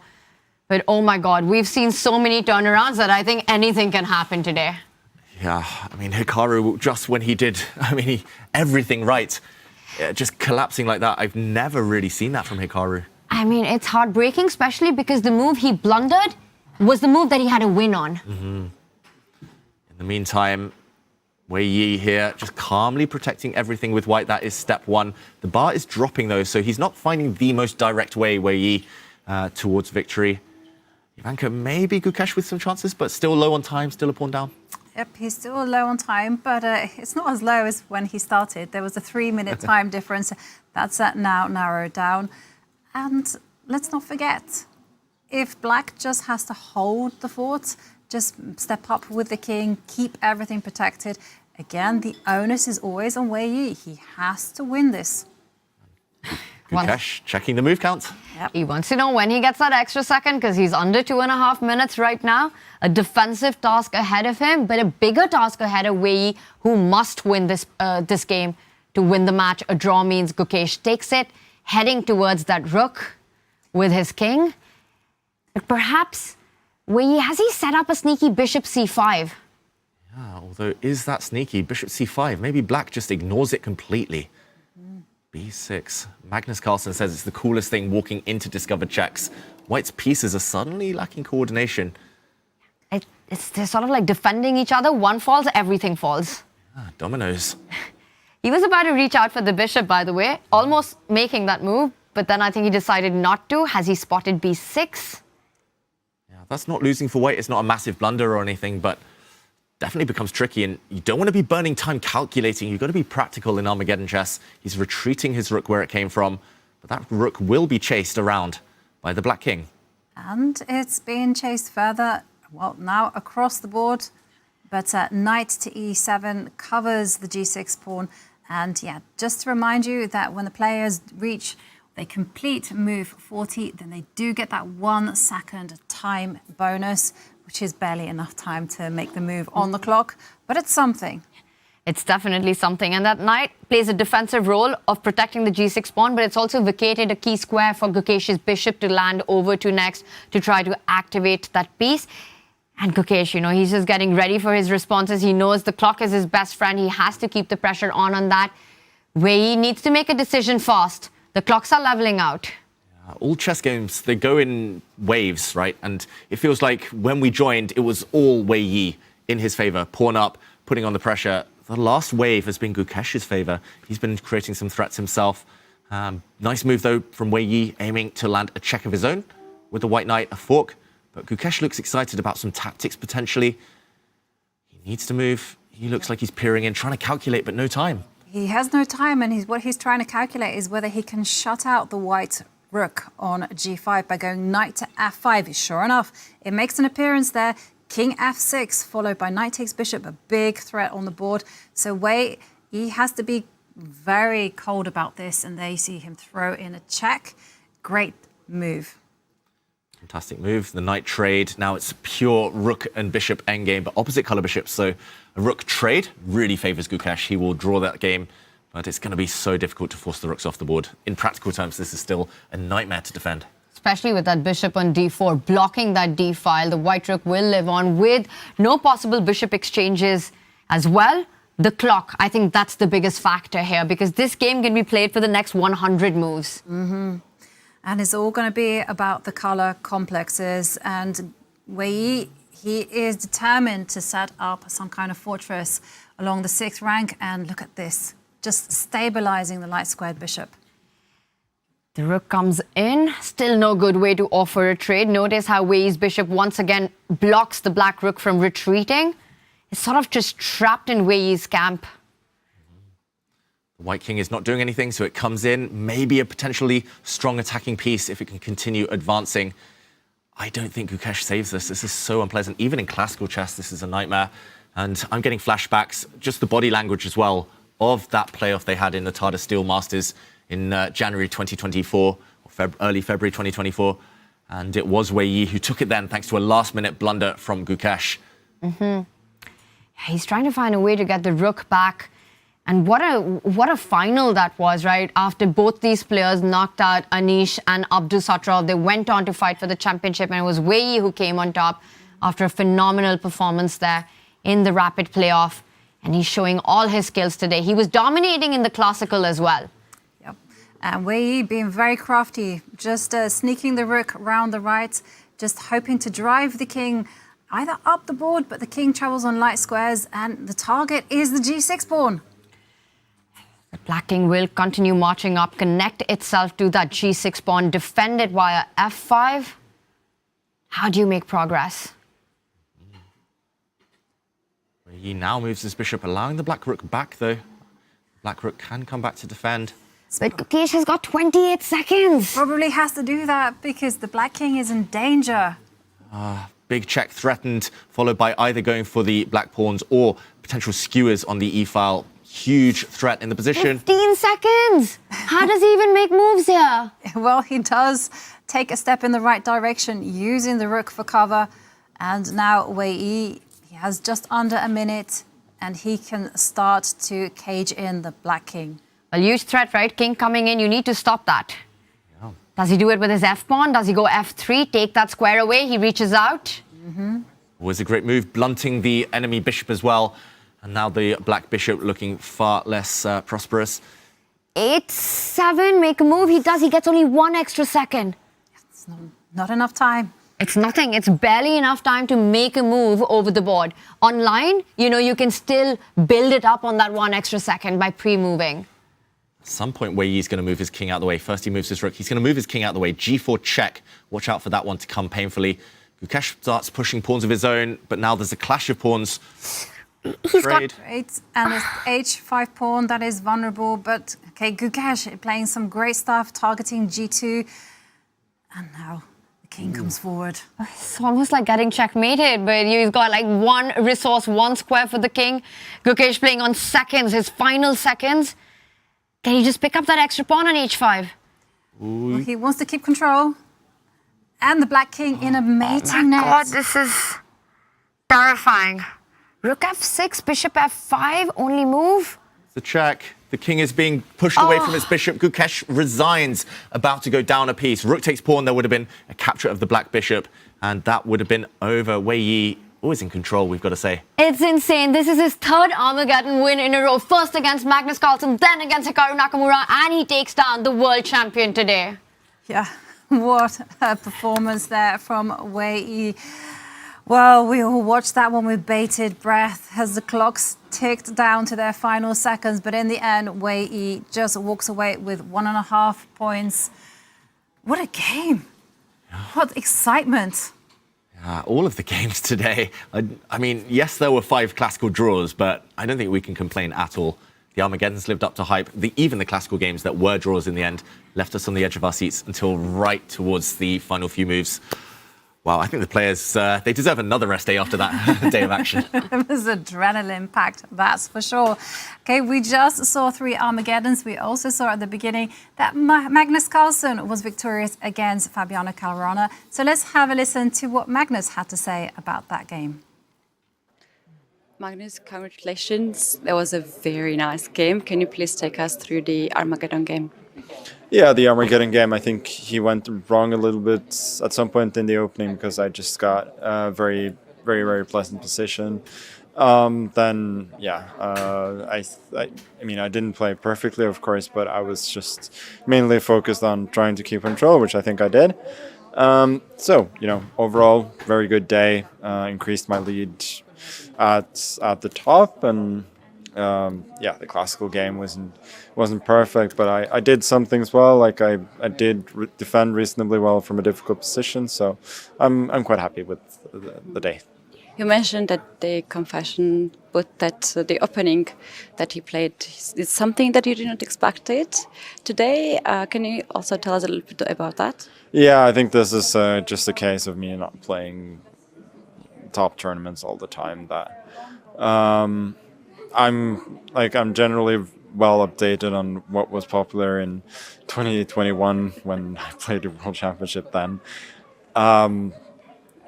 Recent developments, like of course I've seen the games, but I don't necessarily have any detailed knowledge at all, and then I just end up trying to improvise something, and sometimes it works well, some other times it doesn't work so well. I think the main problem was today that I didn't follow it up that well, but it's okay. Magnus, at Norway Chess, which is your favorite part, classical chess or Armageddon? Depends. But I like them as a combination, that you have something to fight for even after some difficult games. So, you know, everybody knows that classical chess is not my favorite in general, but I love the sort of sudden death, unforgiving time control we have, and the Armageddon part. So that makes it a lot more exciting, I think, for everybody. Thank you so much, and best of the luck for the rest of the games. Thank you. Yeah, it was an impressive game from Magnus in the Armageddon, but okay, he mentioned it there. It's a tough time control, so much action possible, so much unpredictability. And we saw in one of the Armageddons, Arjun against Hikaru, that everything was going Hikaru's way. It looked like he was playing a brilliant attack, and then woohoo, it all just flipped. Yeah, and fair play to Arjun for even setting up that moment. It looked hopeless when we joined it, that position. As we see Wei Yi getting interviewed, that's a nice touch, one of the stars of today. But yeah, it was here in this position with white. Arjun looking hopeless, the black queen, black rook battery, tying down the white queen. So queen takes f7, impossible due to checkmate. He decided to try one final trick, Arjun. He deflected the black queen away. Hikaru very quickly, instantly took this pawn. And after queen takes f7, Hikaru again instantly made a move, but it was a game-changing blunder. Instead of an immediate knockout win for him, it was a total turnaround, and he ended up losing. He should have played rook takes pawn, as the blue arrow indicates. The only winning move, there were actually other fine moves as well. King takes rook now. The whole idea is a check. You've lured the white king onto a bad square. No matter where the white king goes, you can actually keep checking, or you can just take this rook at the very minimum. You have a bishop, you have a knight, very safe king. This would have been an easy win for Hikaru. He would have gone on to win this Armageddon. Instead, maybe taking his eye off the ball, he played the move rook to f6, sliding across, allowing a check. We see the bar shoot up because suddenly, after the move g3, the black queen is unable to give any checks. She has nowhere to go. If she slides, as Hikaru did, the white rook comes along, g7 collapses, and we saw in the final few moves, Arjun very classy, pinning and ultimately winning with this final move, g4 check, the black king being driven away, and the black queen about to be captured again. If the king moves, f4, and the black queen drops next move. Yeah, I don't know how many lives Arjun used up today. You know, first in the classical, surviving that big scare, and then in the Armageddon, completely busted. And the moment that you're thinking that this is all over, I'm about to lose, your opponent sort of just makes that big blunder, and it's almost like a gift. And of course, a player of Arjun's caliber doesn't miss that. This is heartbreaking for Hikaru today. He just played such phenomenal chess, but wasn't able to clutch it in those final moments. Yeah, it just goes to show you have to be on point every single second of the game. Yeah, but what a great resource there from Arjun. And after a drama-packed day, well, we saw so many Armageddons, but these are the results. Arjun Erigaisi, he wins in Armageddon against Hikaru Nakamura, and Wei Yi taking down Gukesh in Armageddon. And it was only one classical victory of the day, and that was Vachier-Lagrave winning very impressively against Caro-Kann. That was her second win in a row. She won the Armageddon against Muzychuk, and now getting those very important 3 points as well. But what a day it's really been. I mean, Arjun's comeback against Hikaru, but also let's talk about Magnus versus Fabi, right? Fabi had this huge opportunity in the classical, really played such a phenomenal game. But Magnus doing Magnus things, surviving that. But I have to say, the Armageddon was played brilliantly by Magnus. It just felt like Fabi never had a shot at that. Never got a chance there. I just don't think you can play the Italian game against Magnus Carlsen anymore. He's prepared it for so many world championships at this point. He has so many ideas. He can make so many moves on autopilot. Fabi, the Armageddon was tough. But then again, what do you do against Magnus in Armageddon? You just have to hope he has a bad day. The classical, though, was fiery, and maybe just one missed opportunity for Fabiano. It's turning out to be impossible to beat Magnus in any kind of positions. You get a better position, you still end up losing. You get a winning position, it's still difficult. Really tough to crack that. And for Gukesh, he survived the classical against Wei Yi. Wei Yi was winning in that, but it became a roller coaster. It became a mess. But in the Armageddon, Wei Yi was just as strong. And he was the underdog when he started. Being the world number 8, when you're the underdog, that just speaks volumes about the tournament, just how incredibly difficult it is. But now you know that he's becoming the man to beat here. He is the man to beat in Armageddon. But let's see how all of those Armageddons impacted our standings. Because, as Magnus mentioned in his interview, he did manage to extend his lead. So now he's 1.5 points above Fabiano Caruana. But in this kind of format, a classical win, if you net 3 points, whoops, that's it. You go up the standings. Or if you lose, the reverse happens. But Wei Yi, despite being Armageddon king, still find himself at the bottom of the table. Make it make sense, Tanya. This is crazy, right? You beat Magnus, you beat Hikaru, you beat Gukesh, and still there you are. And that just speaks about the incentives and how important it is for the players to strike in classical. It's just not good enough to keep getting those wins in Armageddon, even if it's against the absolute best in the world. Well, more games to play for, that's for sure. But let's have a look at how the standings are for the women. And, well, at the top, we see Humpy Kanaru, because with her Armageddon victory, she moves to 8.5 points, just nudging it above Anna Muzychuk. So Humpy is the sheriff in town for the day. And there we see Ju Wenjun, 5-time Women's World Champion. She's just winning all the Armageddons, but so far, all draws in classical. Catching up with the lead slowly, moving through the pack, Ju Wenjun, and yeah, it's nice to see so many players within touching distance, though. Just a couple of classical wins could totally flip the script there. And yeah, I love this weighted classical, but then the fact of the Armageddon, it does tend to count a little bit. Yeah, it's a lot tighter, right, in the Norway Chess women. I mean, it's quite neck to neck if you look at the standings. And while in our Norway Chess, Magnus seems to be just sort of doing that thing where he starts running away at some point with those points, a 1.5 lead right now. Someone has to win in classical. Wei Yi, Wenjun doing that thing in the Armageddon. Great Humpy gets the lead for the first time. I think we've got a sole leader after a really long time, by the way, in Norway Women Chess. Maybe the first time in the tournament so far. So can Humpy keep her form as well? So many storylines as we go into the second half of Norway Chess. We are entering the second half, and someone who has been extremely impressive in the Armageddons is none other than Wei Yi. And, well, we caught up with him after his Armageddon victory. How hard is it, Wei, after you had a good position in classical, but you ended up with a draw, and then to play such a good Armageddon game after? Yeah, in the classical game, first I realized I had a big advantage, but maybe not easy to handle it. And but okay, it's good because I survived the final Endgame. And yeah, and before Armageddon, I just want to I mean, how to say, be calm down because I think I missed some great chances in the classical game, but luckily, finally it works. Yes. That means that you have now won against Magnus, you've won against Hikaru, you've won against Gukesh. This is, you were the lowest ranked player coming into this tournament, but you are proving that you are more than worthwhile being here. Yeah, but I think in Armageddon everything can happen because it's a full of I mean, nothing is in your control. But I hope I can win in the classical game. But I missed a great chance today, I think. Yeah. But you're only halfway, and now you have a lot of chances. Now you have the confidence to win in the classical games, right? Maybe. Yes. We are cheering for you, Wei, because we're very thankful that you always take the time to stop with us. So appreciate that a lot.